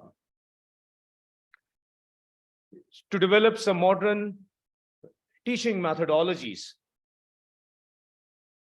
to train the teachers and instructors for this specialized thing, and linking STEM and STEAM with STEP. We coined a new word that originated from the STEM in the science, technology, engineering, mathematics is a STEM. Then came the idea of the STEAM, that is science, technology, education, arts, and mathematics. And we came up with the idea of STEP, that is space, technology, education, and popularization. And that popularization is linked with the science, especially the space science communication and the community engagement. Then we came up with the idea of developing some online platforms and doing the need assessment at the primary and secondary and higher secondary education level. And then to involve all the segments of the society and students of different interests and talents for the space science technology and its application. And that was the rationale behind doing the science communication, especially in the area of the space science and technology. We came up with the idea of space technology, education, and popularization. And for that, the government of Pakistan developed a National Center of GIS and Space Applications, in which we developed a specialized lab that is named as Space Education Research Lab. And its mandate is to give the education, awareness, outreach, and popularization of the space science technology and its applications. It is a 76 million PKR project, and we have been doing it for the last 3 years at Institute of Space Technology. And the targeted SDGs under this lab are these flashed like 3, 4, 5, 8, 9, 10, 11, and 17. Under this program, under this science communication, we worked for the space education and awareness for the school and colleges. For those, we created some programs. We participated in the World Space Week celebrations. We designed the specialized summer schools. We worked for the astronomy camps, aqua rocket camps. We worked for the nanosatellite development camps. We designed some destination schools. We had the Dr. Abdul Salam Space Contest, and we had some career counseling sessions. Just give you a view that for the World Space Week, we have been organizing workshops, trainings, lectures throughout Pakistan since 2005. Until now, we have interacted with more than 500 schools, with more than 15,000 students, and we have coined more than 500 competitions. And those competitions are linked with all the fields. It is linked with the literature, it is linked with the photography, the media, the arts, the science. So we combined all the fields and we linked it with the space science and technology. That was our one technique for the science communication. And more than 500 space ambassadors have been trained in Pakistan under this program. In 2017, we designed another school that is called the Space Summer School. It starts with the concept of the Earth, then the atmosphere, then we talked about the aviation, then the rocketry, then the satellites, then the astronomy and astrophysics, and then the celestial bodies, all that. Since 2017, we have trained more than 600 students in this space summer school. And more than 100 schools are engaged with us in this campaign. Since last year, we have designed some destination schools in which we went to the different areas of Pakistan, in the northern, in the southern areas. And we have trained more than 500 students of newly merged areas of Pakistan. Those students who have just the basic know-how about the science, and especially the space science, but we reached them and we trained them for the space science and technology and its applications. And that was the one concept of the space science communication. We linked with more than 30 schools, and it was a 4-hour workshop that we did in the different areas, far-flung areas of Pakistan. And now for the university students and young professionals, the first part was for the school college students, and for the university students and young professionals, we have been organizing the International Conference on Space Science and Engineering. We have been working for the workshops in the specialized area of satellite development, and for the rocket development, for the astronomy and astrophysics, for the telescope sites. And on the third side, we are working with the educators also. So the school college students, the university students, and then the educators. For the educators, we have been organizing the different space ambassadors program, teachers training programs, STEM programs, STEAM programs, and the STEP programs. Recently, last night, we had one seminar for the space educators, in which we coordinated with the JAXA, the Japanese Space Agency, with the SOPARCO, the National Space Agency, and we had a 4-hour session with the science communicator in Japan, and then we had an astronomy night, and this happened just last night. We have been working for different initiatives for the science communication, like we are developing some space activity books. We are developing some websites, some online portals. So we are enhancing the knowledge base in the different manners so that the space science, especially the space science communication, can be done. For example, the last year we had 182nd Space Film Festival. Normally it is thought that the media or the movies, those are not linked with the space, but we created this idea, and we had like 47 film submissions, 11 awards, and that participation was from all over the world. We had the astronomy camp, and in which we called the students of the school, college, and university for 3 days. We give them the idea about the observational astronomy, the computational astronomy, and they developed, they worked with the softwares, they worked with the telescopes, they played with the telescopes, they got the data, they worked on it. So it was done last year. Recently, we have MOU with the Pakistan Science Foundation for the Space Maker Camps, in which we are developing the small satellites.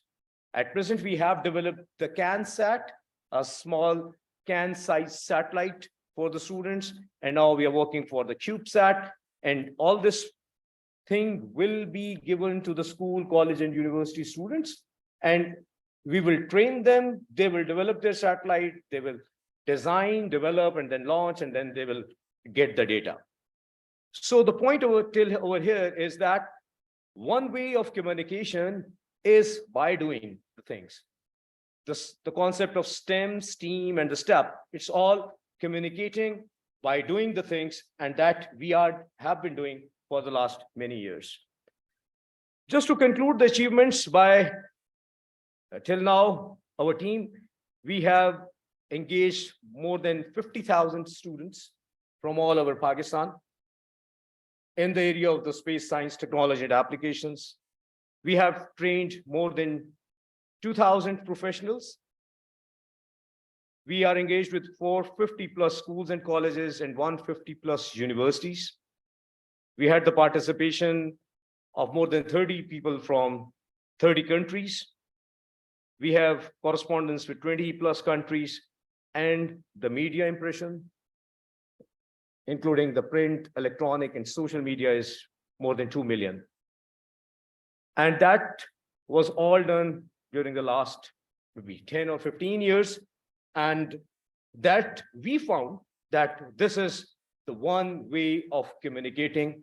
And as Professor Fabio was discussing, there is a problem that the communicators or the people who are in the media, they are not from the same field. So if the academicians, they come up with the ideas and they join the media team, then you will have the better results. And if I tell you about the things happening in Pakistan, there are more than 100 channels and TV channels, and you will not find a single channel related with the science. We see all the time TV for like more than 4 hours, and you will not find a single program related with the science, education, or specifically the space science and technology. That is a very far thing. The point is, the people who are engaged with the media, they don't get the sponsorships. Everything is done on the business. So if there is no business, and how to create the business, the thing is that we have to invest in these areas. And finally, we are partnered with so many schools, colleges, universities, and the agencies, national and at the international level. And this concept is scalable. The people who are here, I offer this whole program to all of you, that we can work together for its scalability. And one idea for the comstech member states and at this forum is that we can develop a regional space education center in which all the countries, the people from the other countries, they can work with us and we can work together, because this is not a need of any one country. This is the need of every country. And together we can do a lot of things. So thank you very much. Thanks for listening. Thank you, Dr. Naqvi, for a very informative lecture and some of the comments for to other organizations to collaborate and think. And I fully agree with you to have a channel dedicated to this, which we don't have in India. Okay, now I invite. Is there any question? No question. We will take after. Right. Thank you. Okay, now I invite the speaker, Ehsan Masood, for his second lecture. First lecture was in the morning. He was a journalist from the Nature, and he is on the networking from there. Now I invite Ehsan Masood to deliver his lecture. Thank you. Thank you so much, Javed Saab. And I'm sorry I couldn't come for the first two presentations, but just hello to my fellow speakers. I ended the last presentation really with the thought that, considering what is happening in the media industry, and there is a genuine crisis, a sort of, if you like, an economic crisis in the industry, because we no longer have the same sources of revenue and income that we used to have, certainly not in the same way. And so a lot of publishers are now looking at other ways of generating content. And one of those ways, as I mentioned, is they're asking experts, very much people like yourselves who are present here, researchers in science and technology, engineering, social sciences, humanities, and they're asking them to come in as contributors to television programs, contributors to audio, radio, podcasts, and increasingly there are opportunities to write opinion articles in newspapers, in magazines, on websites, and in more specialist publications. And so I was just going to do a very short presentation really about opinion writing for researchers and for scientists. And I'm going to just share my screen if bear with me a second.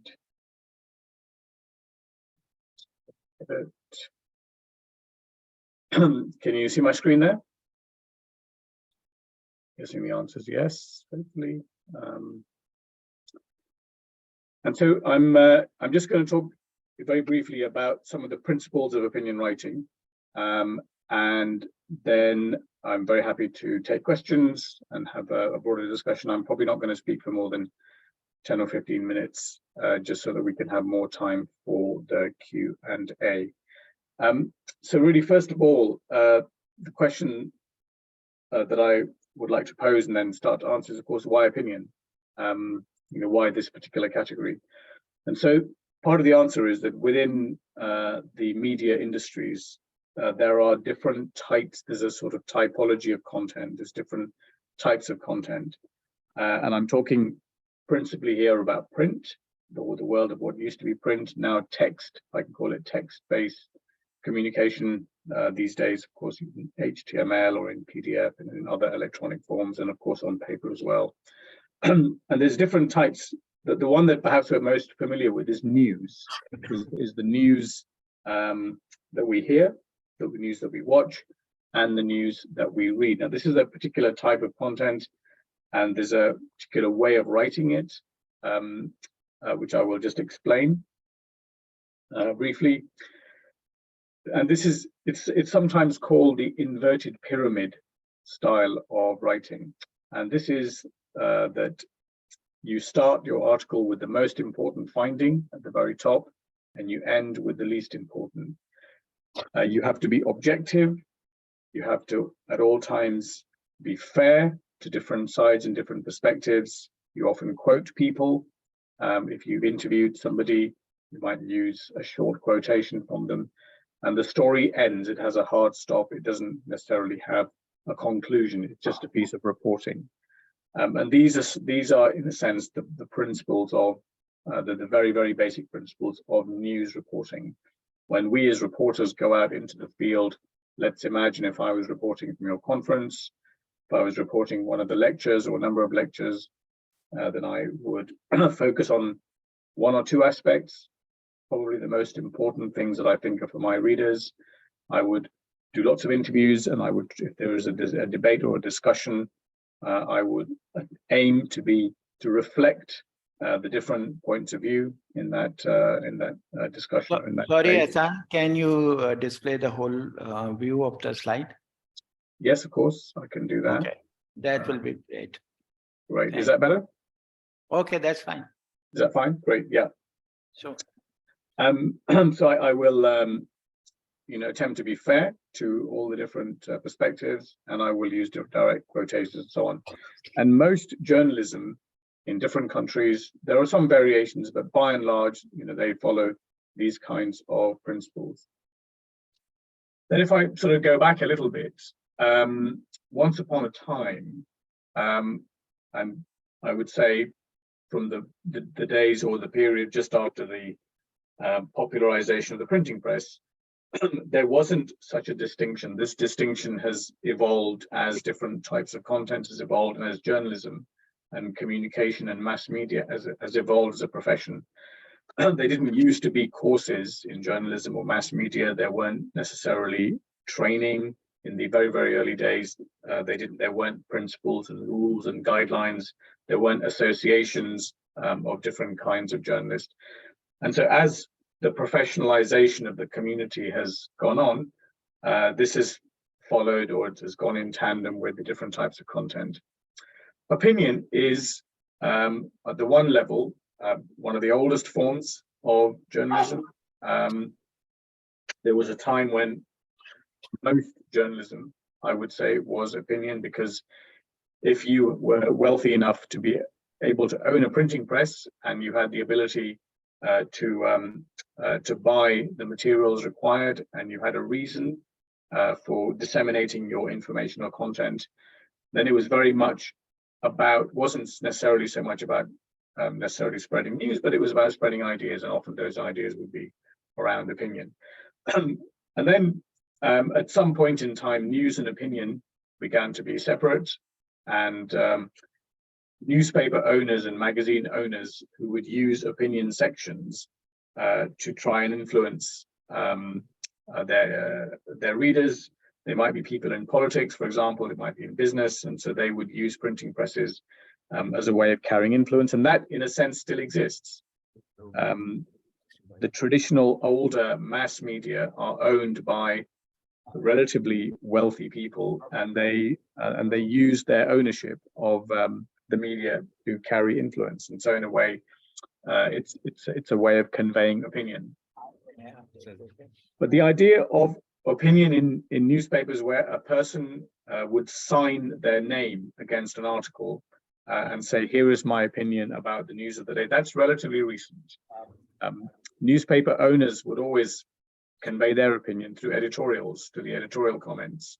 But these days, probably since the early 1970s, so about 50 years ago, which is still quite recent, that's when the opinion column and the idea of the columnist, a person with a name, and these days with their photo, they would write an article which is not necessarily objective journalism, but is their opinion about something. It's a like, it's a dislike, it's an argument, it's a debate. This is something that began in the United States and is now pretty widespread. In the world of science media, which is where I have mostly spent most of my career, in publications that are read by scientists and written by scientists, opinion came relatively late, and around the end of the 20th century and the beginning of this century, so really about 2 decades ago. And there's a good reason for why it came relatively late to science media, because as we all know, researchers and scientists are probably more than most people in society.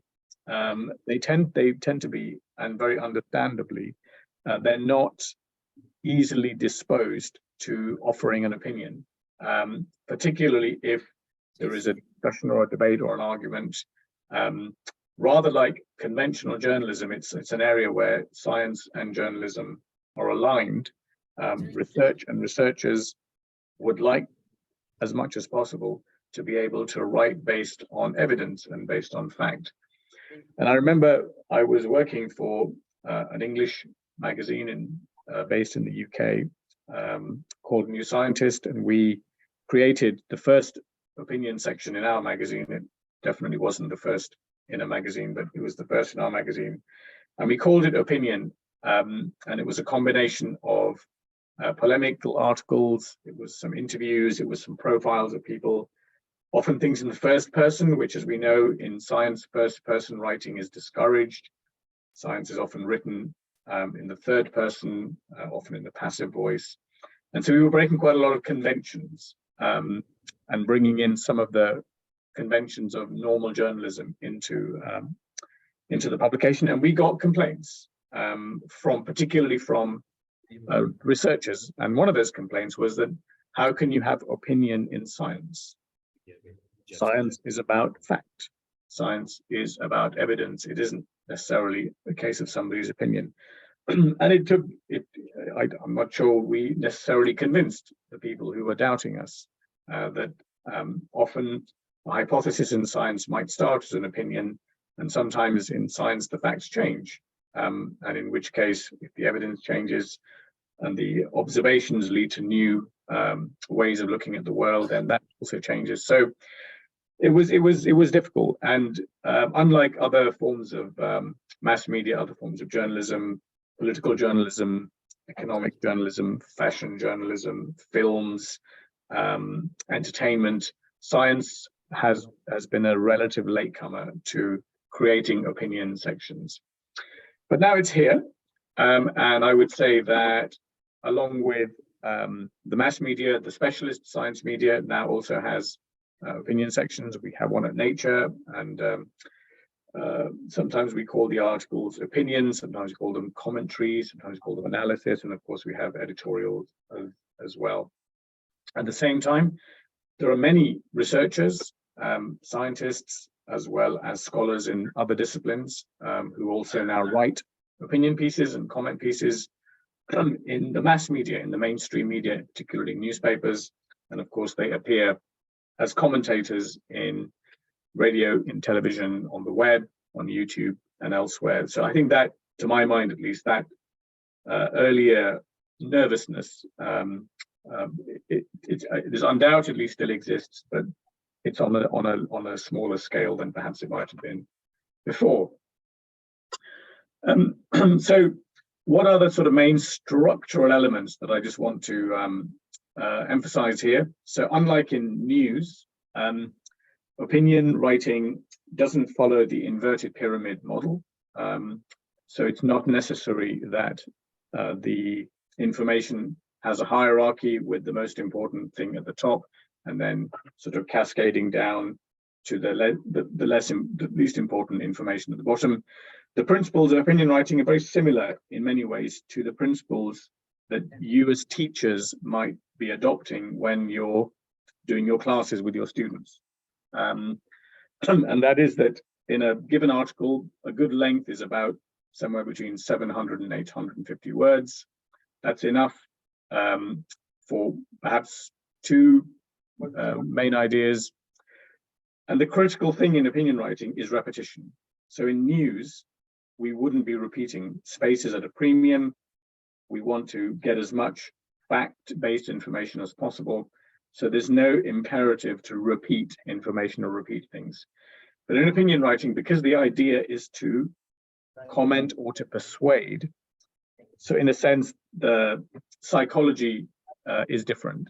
And because we're trying to persuade and we're trying to make an argument, it's completely normal and fine to state the argument, to repeat it once, and then to repeat it at the end of the article. So a little bit like in the principles of education and in teaching, in pedagogy, where it's often said in teacher training courses, tell them something, tell your students something, tell them again, remind them, and then tell them that you told them. So just round it off. And that's a principle that we apply in opinion writing as well. Say what you want your readers to think in the headline and in the introductory text, all the stand first, repeat it again a few paragraphs later, and then reinforce it in the conclusion. One other principle that I will emphasize is it's very important to acknowledge the other side.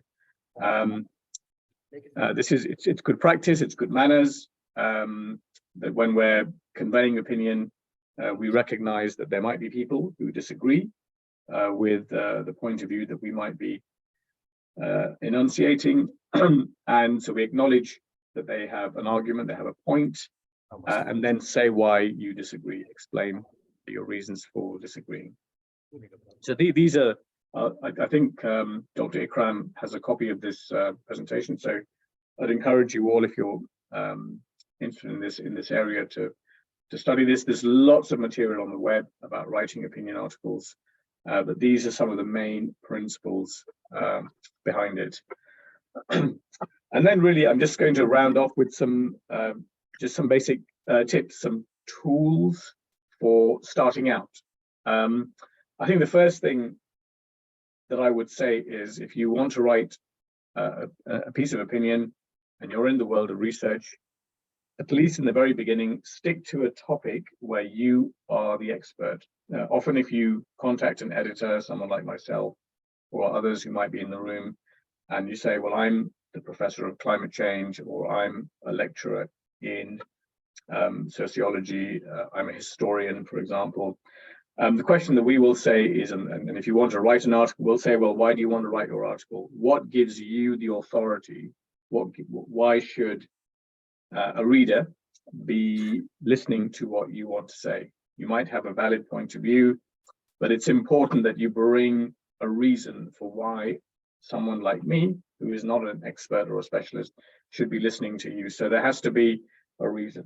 And I think I would strongly urge that in the beginning, at least, if you're starting out, is to stick to those subjects where you have knowledge, where you have expertise. You might have published papers, you might be teaching. If you haven't published papers, you might have lots of experience in teaching, or you might have written books, and keep to that where you can.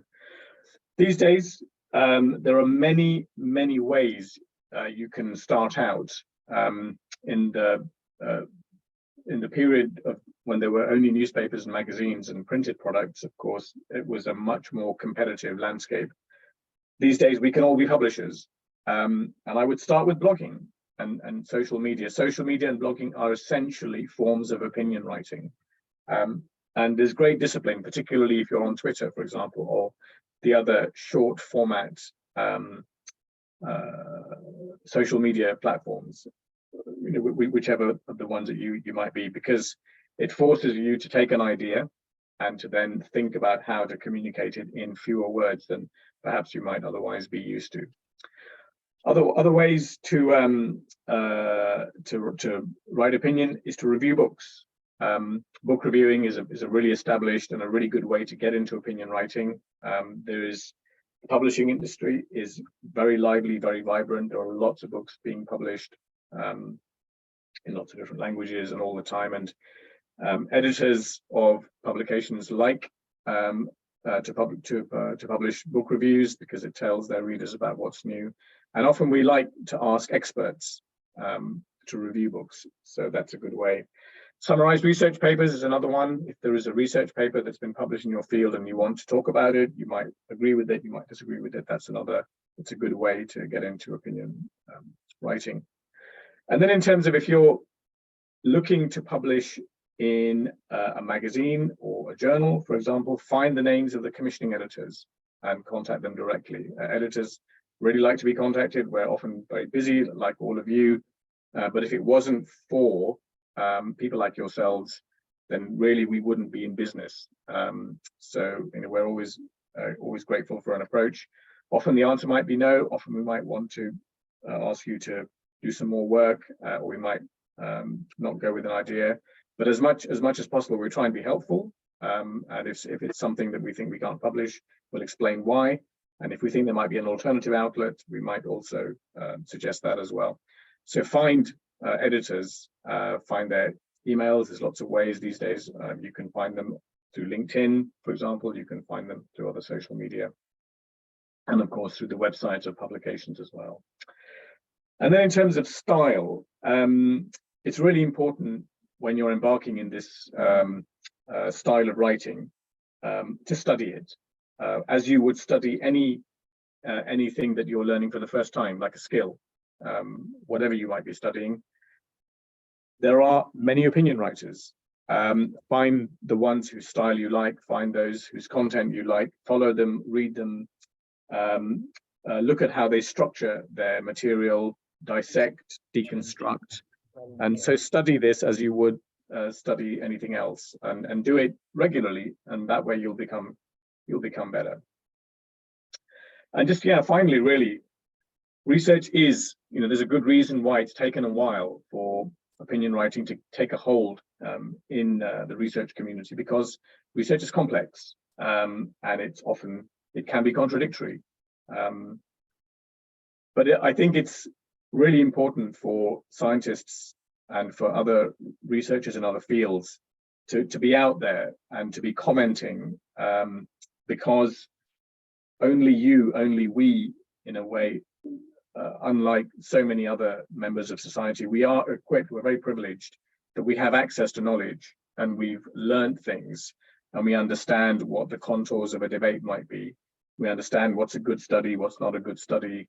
And often, particularly around and after the pandemic, as I was saying this morning, there is a real awakening amongst both the mass population, general population, amongst policymakers, amongst the business community, amongst campaign groups. It's a real awakening around science and the use of science, the applications of science, the misuse of science. And if you're in this world, then I would strongly encourage you to get out there and to make yourself known and heard. And with that, I will hand you back to Dr. Ikram and to Javed Sir. Thank you. Thank you so much. Thank you, Hassan. It is really a privilege to have you here. Now the questions will be taken after the session is complete. I think you are there to answer a few of the questions. Now I invite Maha for the next lecture. She will be speaking on the science communication, current gaps, opportunities, and way forward. May I request you?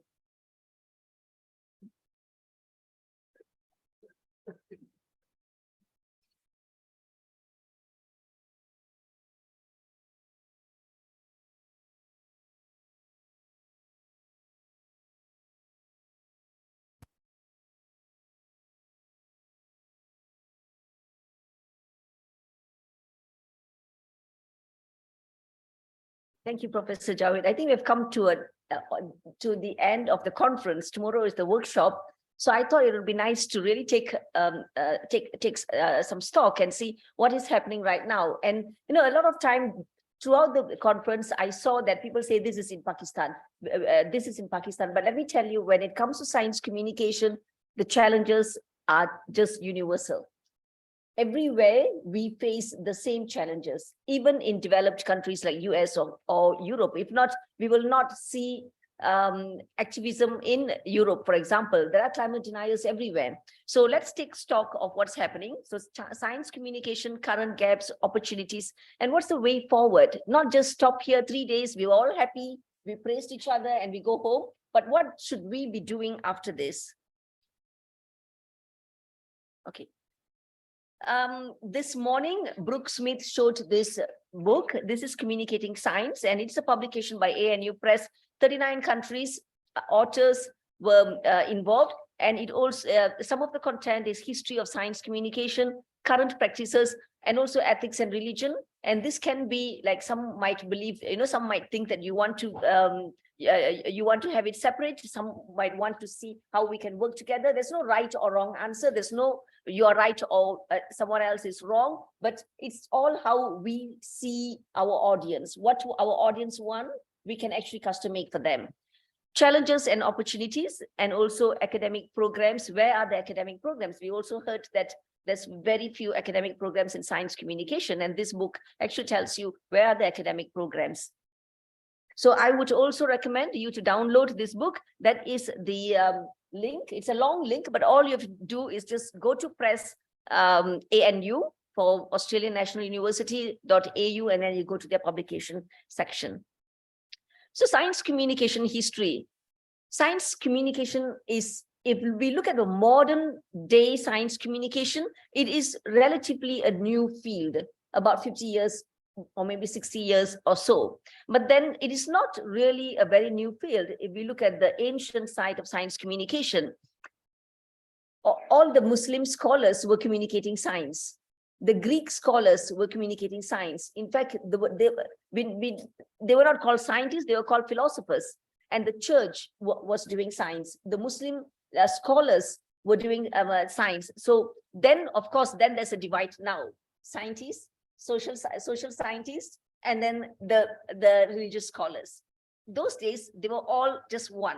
So after that, there was Christmas lecture. Now Google Christmas lecture. It started in 1825, and Michael Faraday was the first person who gave this lecture, and it is organized by Royal Institute. So what they do is they just go and like what Dr. Sabi does, and Dr. Sabi's images actually brought this image to me.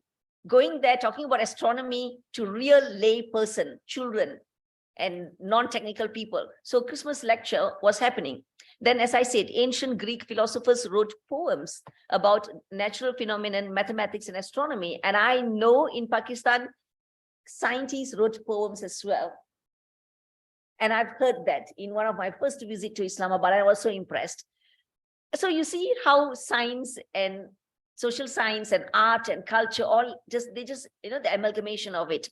Then, of course, the modern science communication started in 19th century. And today here we are talking about science communication. It is gaining momentum. I'm so happy that it's gaining momentum. People are talking about having academic program. And of course, the global challenges has also accelerated the demand for science communication. So what is the current status of science communication? It is still relatively a new field, as we see.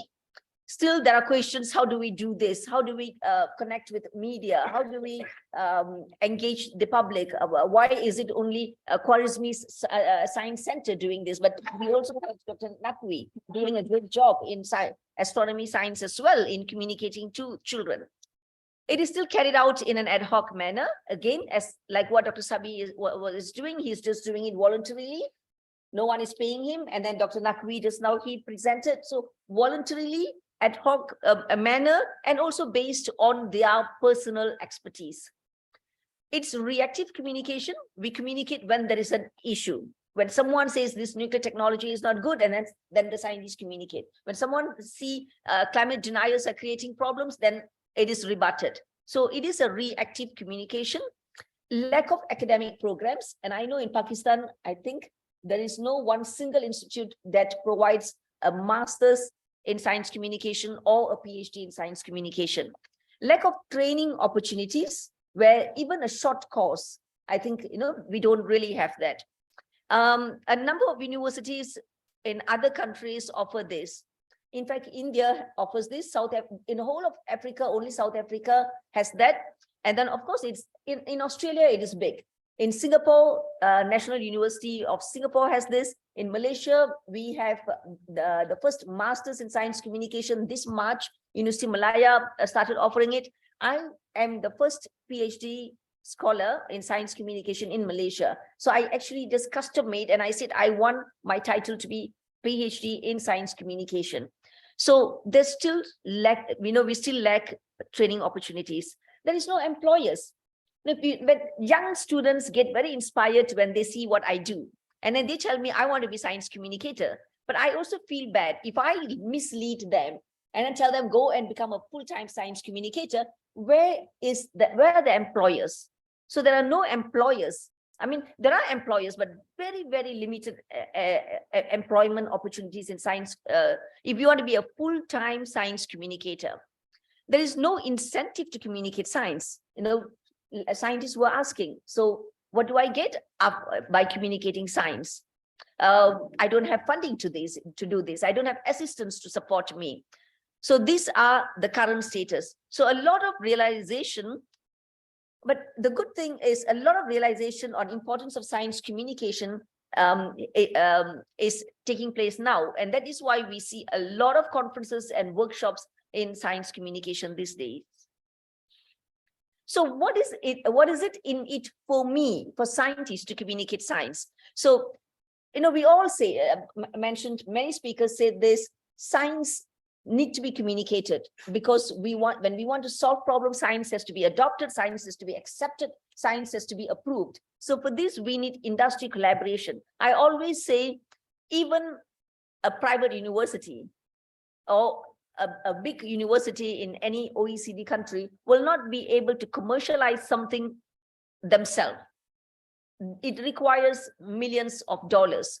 Vaccine, for example, it requires multiple stakeholders to come together to do research, and it requires millions of dollars to get that to the market. So we need industry collaboration. And for industry to take note of a potential research that's taking place in a university, we need to communicate the science. We need to talk to the media. We need to put that in a visible form, and we need funding for that. So, I always say gone are the days when funding is provided by Ministry of Science, Ministry of Education. Today, there's crowdfunding. There is angel funding. People with high net worth, they are giving funding. Actually, I know a lot of people who have got so much of money, they're looking for viable research that they can support to be commercialized.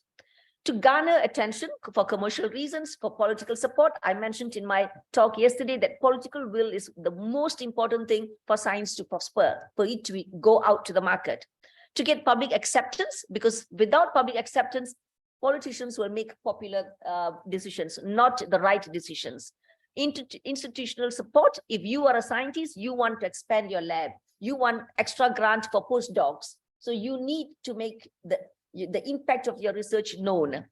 To have regulations and policies that are science-based, we need to communicate science. If not, the policymakers are going to make decisions for us, and we will have to abide by these decisions.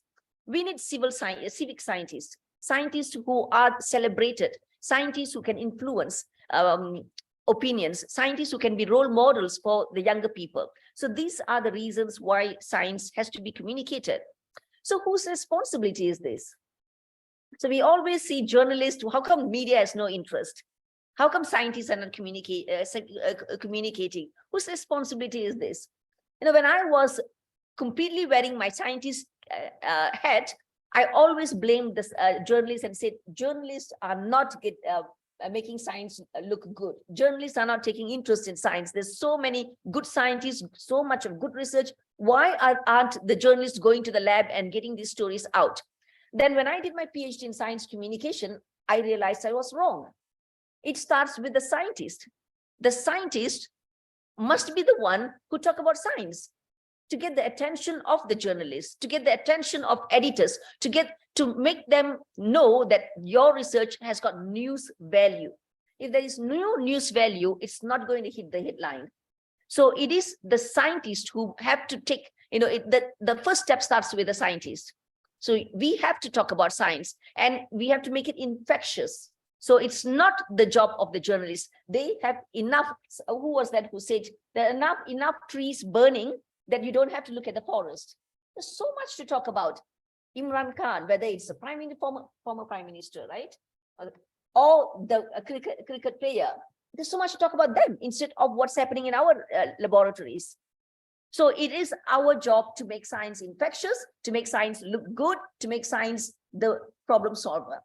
It's not the job of the journalists. But if we do that well, journalists will come running after us because they want good stories. Now, if we allow the journalists to champion this, this is what is going to happen. If you say, we destroyed 10% of cancer cells in a lab rat's tail, and then the next day you will say this person has found a cure for cancer, and this can be very embarrassing for us because we imagine if you are the scientist and this comes out and your name is there. It's very embarrassing for us. It's not something that's flattering. So we don't want this to happen. So we have to keep the ball in our turf. Now, of course, then the scientists will say, but my job is to teach, to do research, and I'm not trained to communicate. I don't have funding. I'm supposed to do research, consultation, supervise students, and to do some admin work. So how can I do this? So, but then again, the answer is you have not only the obligations, but then in the return, the benefits come back to the scientists. So it's time that we take up this role as well. So the next question is, who can become a science communicator? Should I have a science degree to become a science communicator? The answer is no. There are so many journalists who can communicate science so well and tell a very nice story, much better than a scientist who does that research. My PhD supervisor from Australia is not a scientist. He was a journalist, and he's one of the top scientists. He even sails on cruises in Antarctica. He's called by the cruise, and he sails free with his family because what they want is they want a science communicator to entertain the passengers. And I was so envious when I saw his photos in the cruise, enjoying Antarctica and the glacier and everything, while he is talking about science and entertaining the people. So you see, you know, one of the best science communicator, and he does not have a science degree. So there is a pro and con of having a science degree and not having a science degree. I have a science degree and I am a science communicator. The pro is there is a little bit of credibility because of my science degree. The con is I can be biased as well. And I'm still looking at science through the lens of a scientist. I say it's fascinating. I say it's exciting. I say it's a problem solver.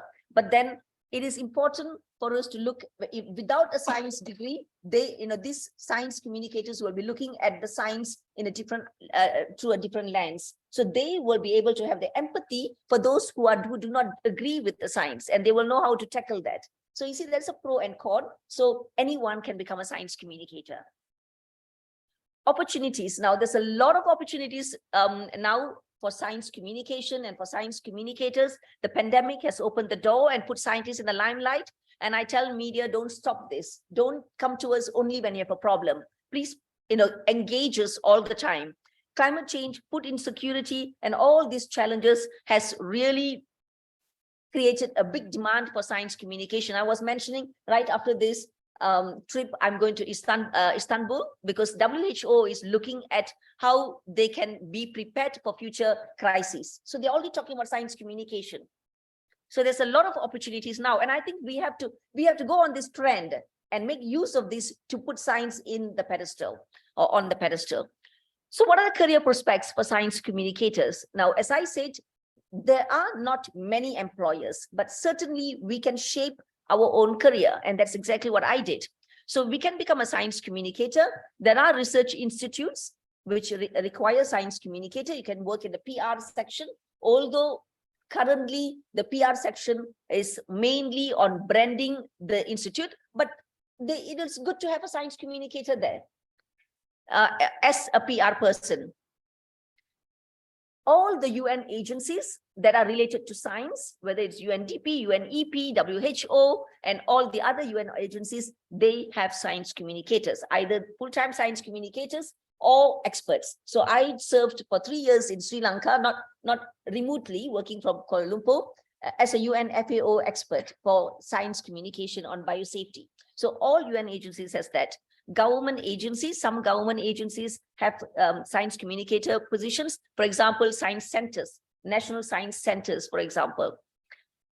We can become consultants, but that is, of course, after we have really upskilled ourselves and we have created a good, credible position for ourselves. There is movie industry. Do you know Hollywood requires science communicators? All the science programs, they need science communicators, because of course, it is dramatized. There is also fictional, but then they also want some, a portion of it to be real science. So there is opportunities there. You can become trainer. I'm a trainer. I train scientists and policymakers on science communication, mass media. Ehsan is he's not in the mass media. He's more on a science journalism for journals. But then there's also mass media where you can become science communicator and science entertainers. Now, I'm sure this happens in Pakistan. When we have children who are celebrating their birthdays, then you invite a clown. Do you? Can we now invite a science communicator and do some experiments where it will explode and some colors comes out and all those things, and explain science in a corporate event, in birthday parties? So young graduates can actually find this as an employment opportunity. So it's just all what we can do with these skills. So what's the way forward now? Now, I think we should not stop here. We should establish science communication office. Not easy, but this is my wishful thinking. I know it cannot be done next month, in a year, but we should work towards this. Establish science communication office in all universities and research institutes. So we have a PR department, public relation, but public relation, as I said, their job is to brand the institute. Their job is not to demystify science or talk about science outcomes or research outcome. Can we have a science communicator in that office who will support scientists in communicating science and in engaging society, in engaging regulators or policymakers? So, this is important.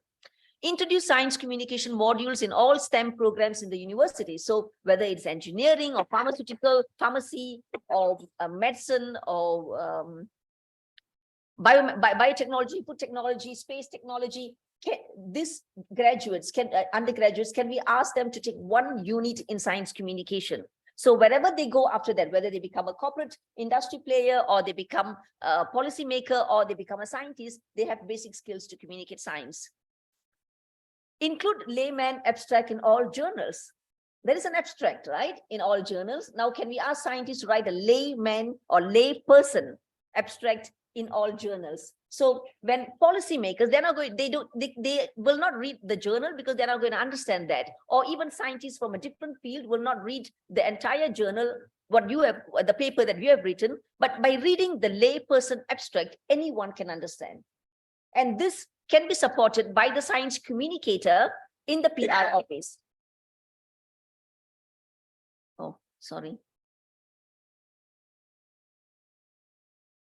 No. Oh, yeah, here. Okay. Now, then allocate a small percentage of grant for science communication. Britain was doing this, UK was doing this for a while. I'm not sure if it is still done. So if we get $1 million grant, can 1% of it be allocated for the scientists to do science communication in any form? That means it's an obligation. Whether you start a website or whether you start a blog, scientists have to do this with that 1% of what is coming, because this is taxpayers' money. So you have the obligation to tell the taxpayers what you're doing with that money. Training for scientists in science communication. This is one example. Scientists performance based on public engagement. So you get a professorship, not only because based on your number of papers, but also how much of engagement you have done with the public. Postgraduate programs in science communication, as I said, we need this master's and PhD in science communication. Now, for all those things to happen, maybe we need a national science communication policy or strategy, because without this, without a top-down approach, it's all going to be talk. So maybe we need a national science communication policy. So from there, we can implement all these things. So with that, thank you so much. Thank you so much, Maha. Now I request Dr. Wadley to take the questions, and other Dr.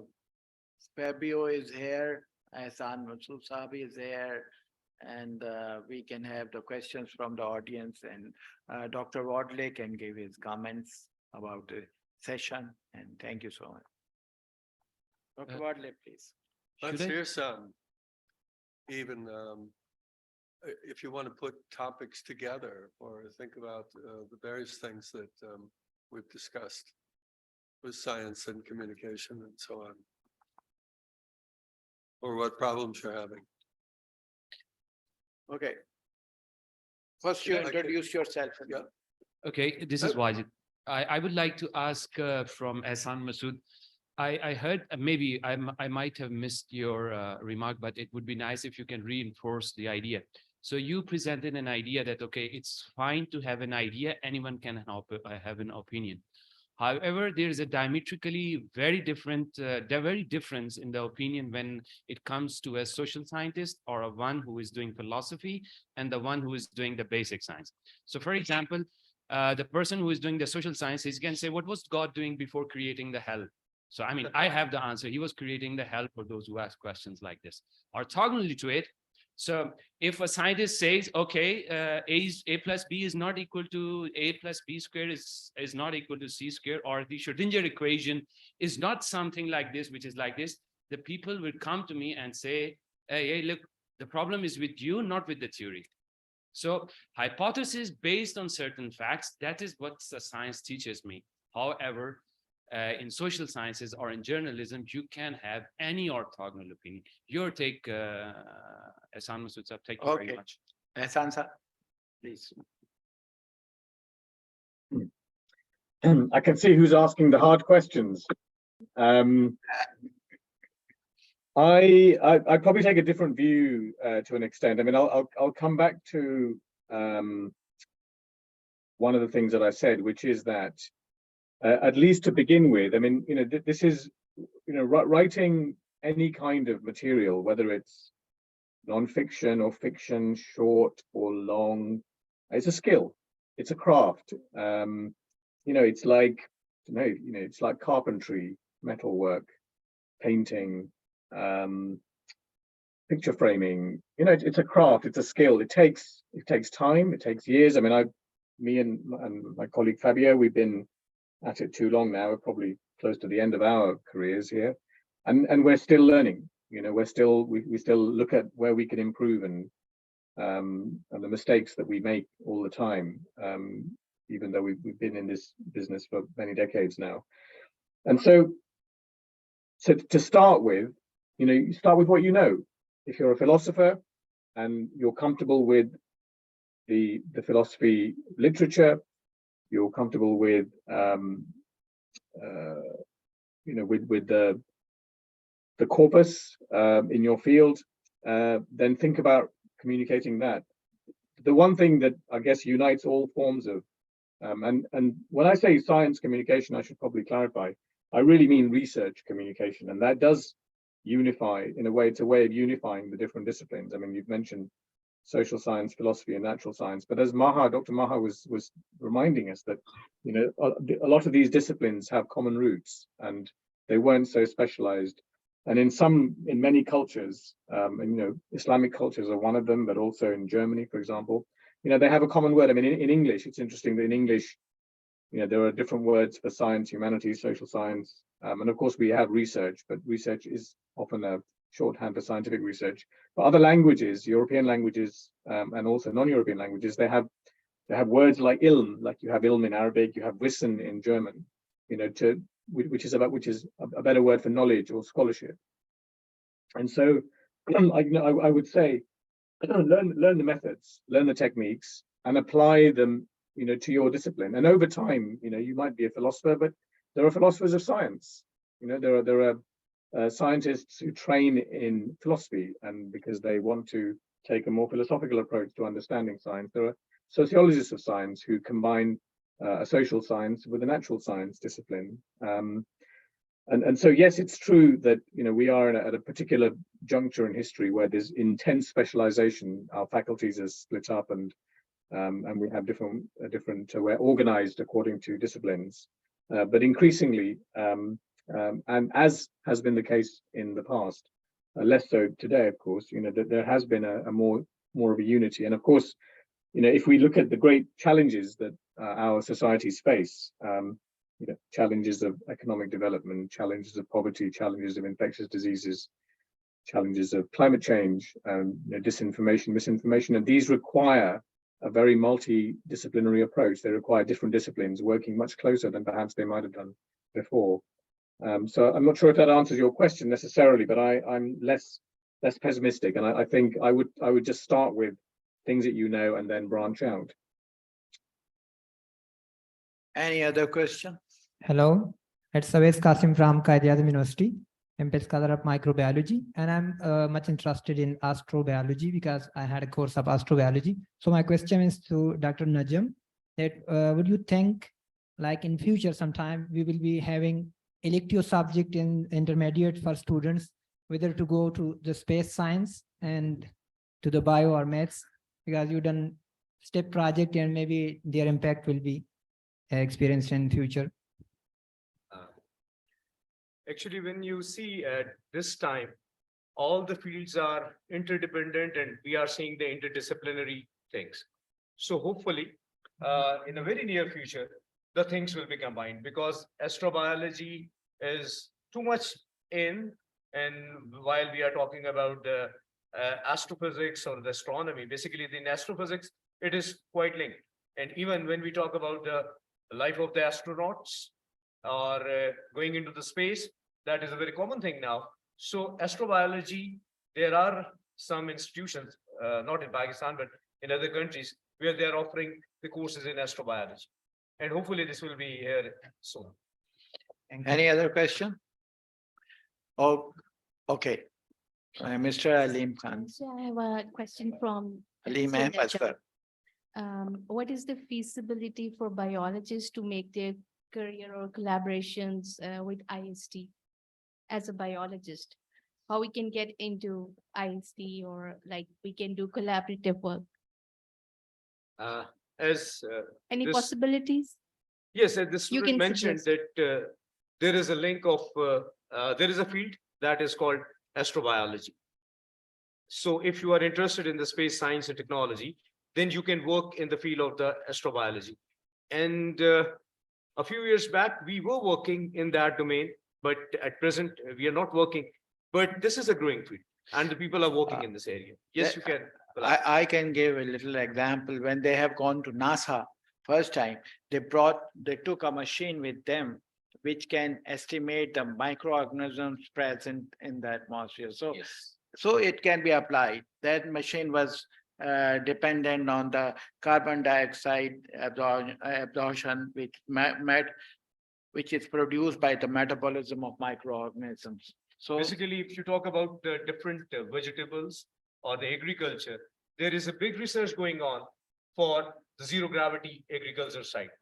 And if you talk about the medicine, yes, the effect, the G effect on the bones, and also for the psychology side, because when someone goes into the space or experience the difference in the Gs, there is a psychological effect also. And also living there without the people, that is the psychological side. So the people are working in this area. Okay, can I have My question is to Pakistan. I know NASA is doing a lot related to biosciences and space, but with reference to Pakistan and Islamabad, You can how do, we can explore. yes, you can do the interdisciplinary research.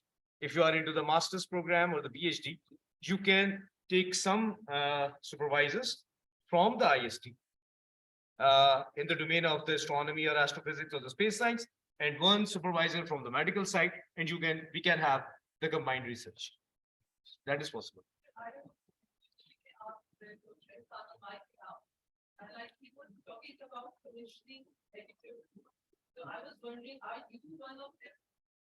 Hassan, for you? Jawed Sabai, unfortunately, would you be able to repeat the question? I didn't quite catch it. Please repeat the question. Ehsan Sahab, I was just wondering, you told us about the importance of commissioning editors. So I was wondering if you are one of them? I am specifically, I'm not a commissioning editor, so my role at Nature is we don't have an editorial board on our journal like lots of other journals do, but we still have a group of editors who collectively decide the journal's editorial comment line, which is every week we publish articles that reflect the views of all the editors. They're usually unsigned, and it's Nature's view or Nature's voice. And so that is one of my main jobs that I work in. So it's mostly our internal editorials that I work on. But if you would like to contact a particular commissioning editor, or if there's something that you wish to alert us about, I put my email in the chat box, and there's also a link to the other commissioning editors in that. If you go onto that URL, and that way you'll find all the others. But you're very welcome to write to me if there are specific things that you'd like to discuss. Dr. Wadley, would you like to give the final concluding remarks? Hello, I have a question about climate change. Basically, we are discussing about science communication. Nowadays, everywhere we are communicating about sciences. There is a single entity. Without sciences, we can't do anything. So we just want to elaborate in our social sciences, in our climate, in our atmosphere, that everything is restricted to the science and communication. Whether we are making any plan to look after our health, because it's harming everywhere. Everywhere you are just contributing towards the laser lights, anything else you can say that communications, lasers, waves in spaces everywhere. So there is any restrictions to which is helpful for not harming the human lives, because basically which we are destroying the nature with our communication, with science, technologies, everywhere we are lapsing, we are communicating, we are investing a lot, but we are not getting the benefits for which our health, because when we are going to be healthy, our body, our souls, our minds are in a good mood, then we can penetrate to other communities as well, in our culture as well. So this is the thing which is you should have to more convenient to discuss on these things as well. Thanks a lot. Thank you, Jawed Saab. There's a question in the chat from Paris. It's for Dr. Maha, and it's about the Science Media Center in Malaysia. Question is, how would you communicate with the media? What channels? What medium? Okay. Yeah. Maha, can you comment, because we have also discussed that. So Paris is asking a question about that media. Okay, I think the question is on Science Media Center. I think most of you know there is Science Media Center UK, who started it first, SMC, we call it SMC UK or Science Media Center UK. So the reason is because throughout the 2 days or 3 days, we saw that there's a divide between journalists, media, and the scientists. And today we also saw through the talk of Mr. Fabian Tourene.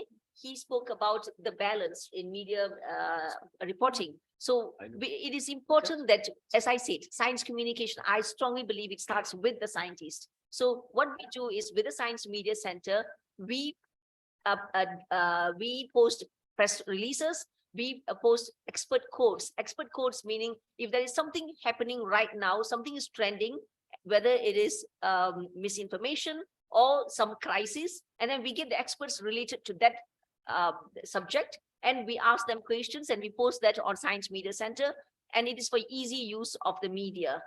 So this is basically providing information to the media so that to make sure that science is reported in a more accurate manner. So that's what basically Science Media Center does. And I just want to jump in, sorry, just to say that Science Media Centers are amazing. I am a very, very big fan, and so are my colleagues. It's still a relatively new movement, but the value is that when there is an area where there might be controversy and where there might be different points of view, like an emerging field like COVID, for example, what the Science Media Centers do is that they, as Dr. Maha said, they bring together researchers representing different fields, different perspectives, and they provide us, the journalists, with the sort of the benefit of their latest thinking and their latest knowledge. It's really, really valuable. And if I could plug, I think Comstech should help set one up. Thank you so much, Hassan. Pakistan has also been working for the Science Media Center for last 3 years.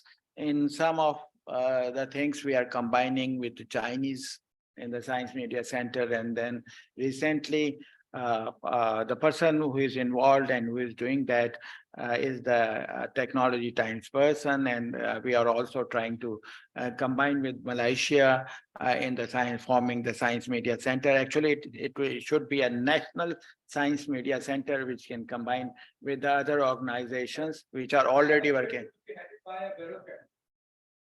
That is another question, but we do up till now for the last 3 years we are doing it without a bureaucrat. So let's see what the future is. Now I will ask Dr. Wedley to give his concluding comments so we can come to the conclusion.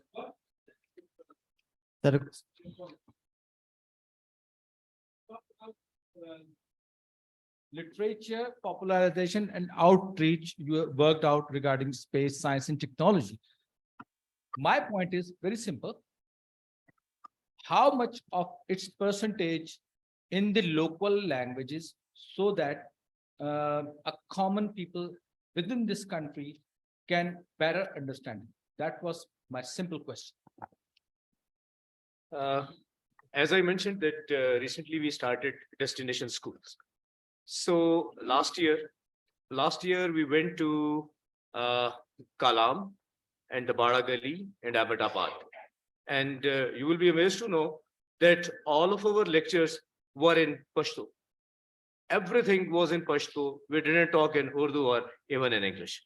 So we have the team, and we know that anyone can learn the better in his or her own language. So when we went to the KP, our friend, he is from the KP and he's working with us. So everything was in Pashto. And we have the people from all the provinces, and we have a plan. If we will go somewhere else, we will use their language, because the main purpose of the popularization and awareness is to use that language. Otherwise, it's just only the cosmetics, nothing else. We are taking the last question. Munir Fayyazi, I am an assistant professor of English literature, a multi-language scholar, literary critic, and art critic. The odd man out in the company. I have a couple of questions. I can place them. You can answer them one by one. My first question is from Mr. Ehsan Masood. You talked about making sense, and I agree to it, because most of the science research papers that I've gone through, I've read, are so many overshadowed, overcasted by literary jargon. They make lesser and least sense to a person who is a layman to sciences like me. Can we have an ESP that is worldwide, English for specified purposes? Can we introduce an ESP on every science course that teaches the students to communicate clearly without using jargon? Because as a language teacher, I have come across students who are very bright with their ideas, but they cannot communicate clearly. Secondly, my question is from Dr. Najam Abbas. Spoke so well, sir. But how to attract sponsors is the question, because these days everything that comes on out of the industry and that's shown on screen, that attracts sponsor. Science is nowhere there. And your plea that science is yet not there in our culture. Science is not there yet as a social culture in a society. So what measures can we take on making at home with science? Secondly, you said there are only 100 pages up to higher secondary school levels. I think while you were speaking, I thought it is really feasible to design pilot projects for primary, secondary, elementary, and higher secondary levels to attract students on cosmology and space sciences. It is very much doable. We can approach curriculum wing to redefine curricula and syllabi at very basic levels to give students direction on very primary levels. Thank you.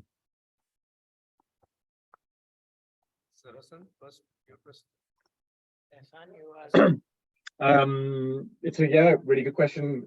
Some really good questions.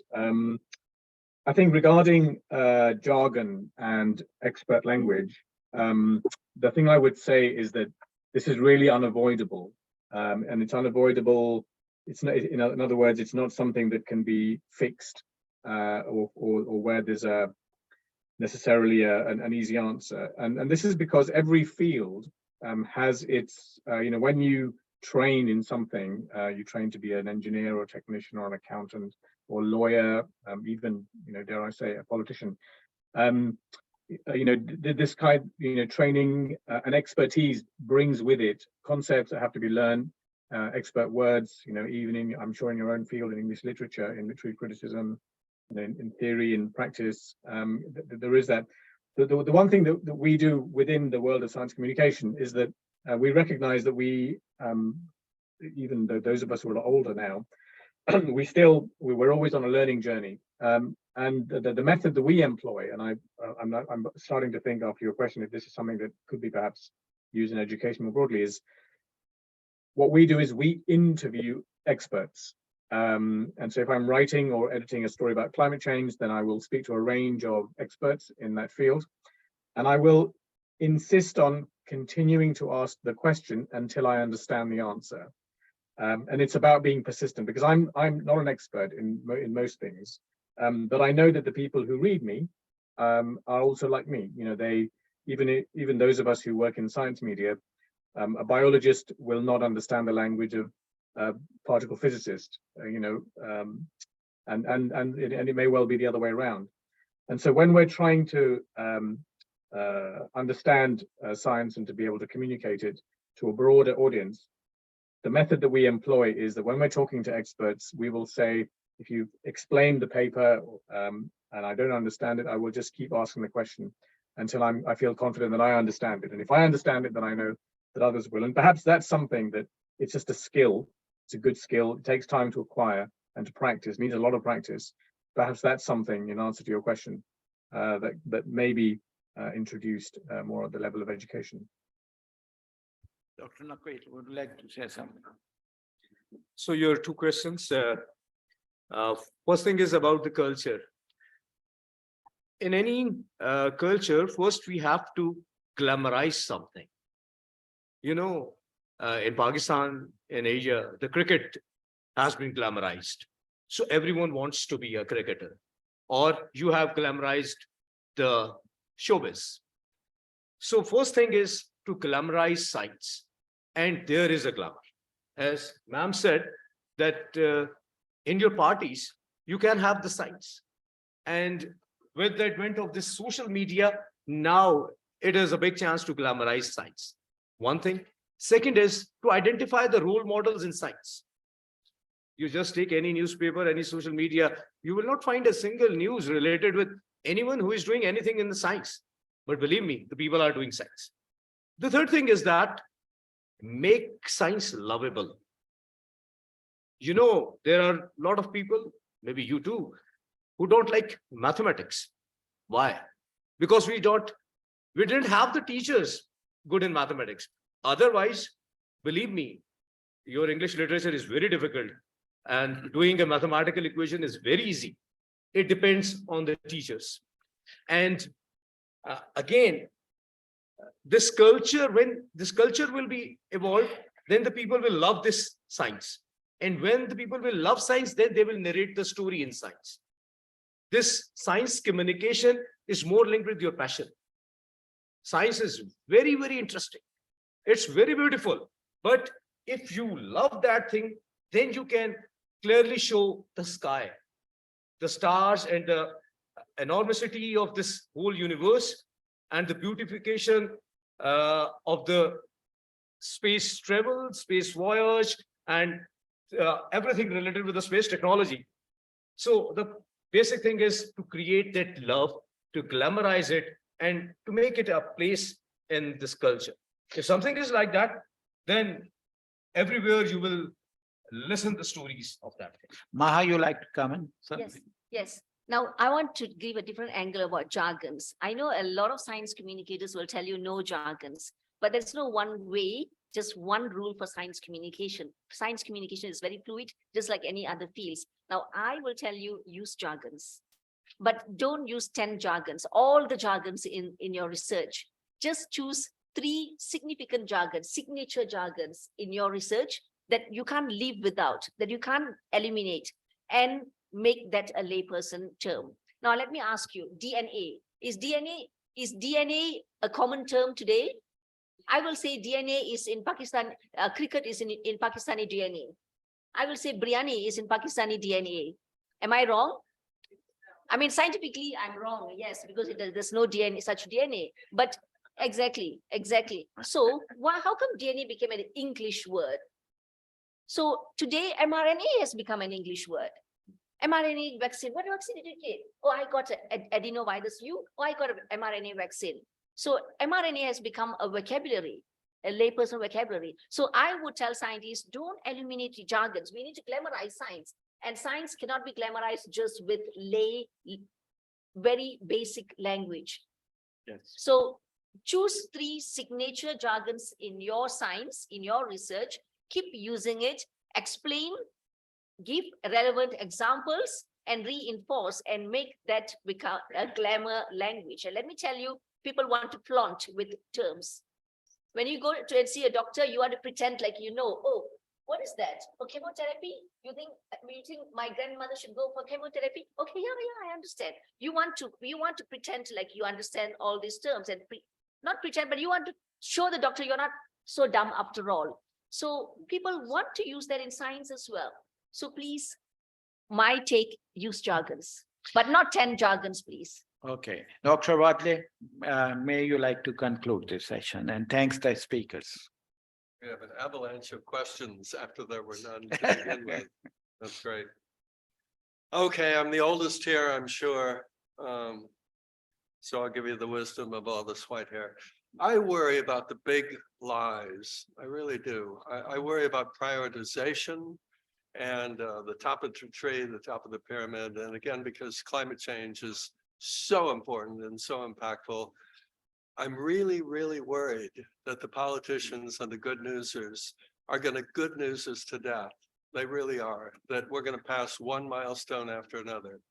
If you go to the media, at least up in the north, in the west, whatever you call it, you do not see the warnings that IPCC, I really think, wants you to see, which is just 4 years to 1.5. And don't stop there. Every journalist will write, oh, well, now we're at 1.5. And they will not write about 2. 2C is in 17 years. And then they won't write about 4. It's in 2100, when kids will still be alive. So I think we have to get to that prioritization. We got to look for the big lies. The big lies today are, we're keeping 1.5 alive. That's the mantra, man. Hey, keep it alive, so on. Cut half emissions by 2030, net zero by 2050. Look, those dates are all in the future. Meanwhile, we hit 1.5 in 4 years. Now take that over to consumption, which is our problem with the biodiversity. 90% of biodiversity loss is caused by consumption. The politicians and the good newsers have kept consumption off the table. The figures aren't out there. There's no reduction being made. We're cutting food waste. We're having food waste globally per capita by 2030 by 50 cents. So that's 50% down. That is that's 0.05 of what we're ripping out of the ground of consumption today. In other words, I guess my message is the big pictures, the big lies, look for them, report on them. I think that's a very important thing we're missing. And maybe it's a metaphor for me as well. When I started, it was something called 24 times, truth 24 times per second. That's because that's the film speed that was running. I only had film then. I didn't have reusable digital. So everything was precious. I had to look around for the big lies, for the big important stories, because I only had that much film. It was difficult to use. You couldn't erase it and do it again. Today, with all this erasable media, with the plethora, oh, it doesn't matter, we can do all this. I think that extends to journalism. So we throw out every fucking story imaginable of any worth, you know, big, small, blah, blah, blah, blah, and everything gets homogenized. That's not just the journalist's problem. Of course, it's the recipient's problem as well. But as journalists, again, I leave you with the idea, let's look for the big, big lies that'll really affect our lives. Thanks. Okay, I again like to thank all the speakers which joined us for this session and gave their views, valuable views, I would say, and a very nice discussion about the topic. And I thank Fabio, Asen, and Najim Rizvi, Maha, all speakers of this session. Thank you so much for joining us. Thank you, guys. We'd be nothing without you. I fell along here. Oh, yes, I just caught it. There you are.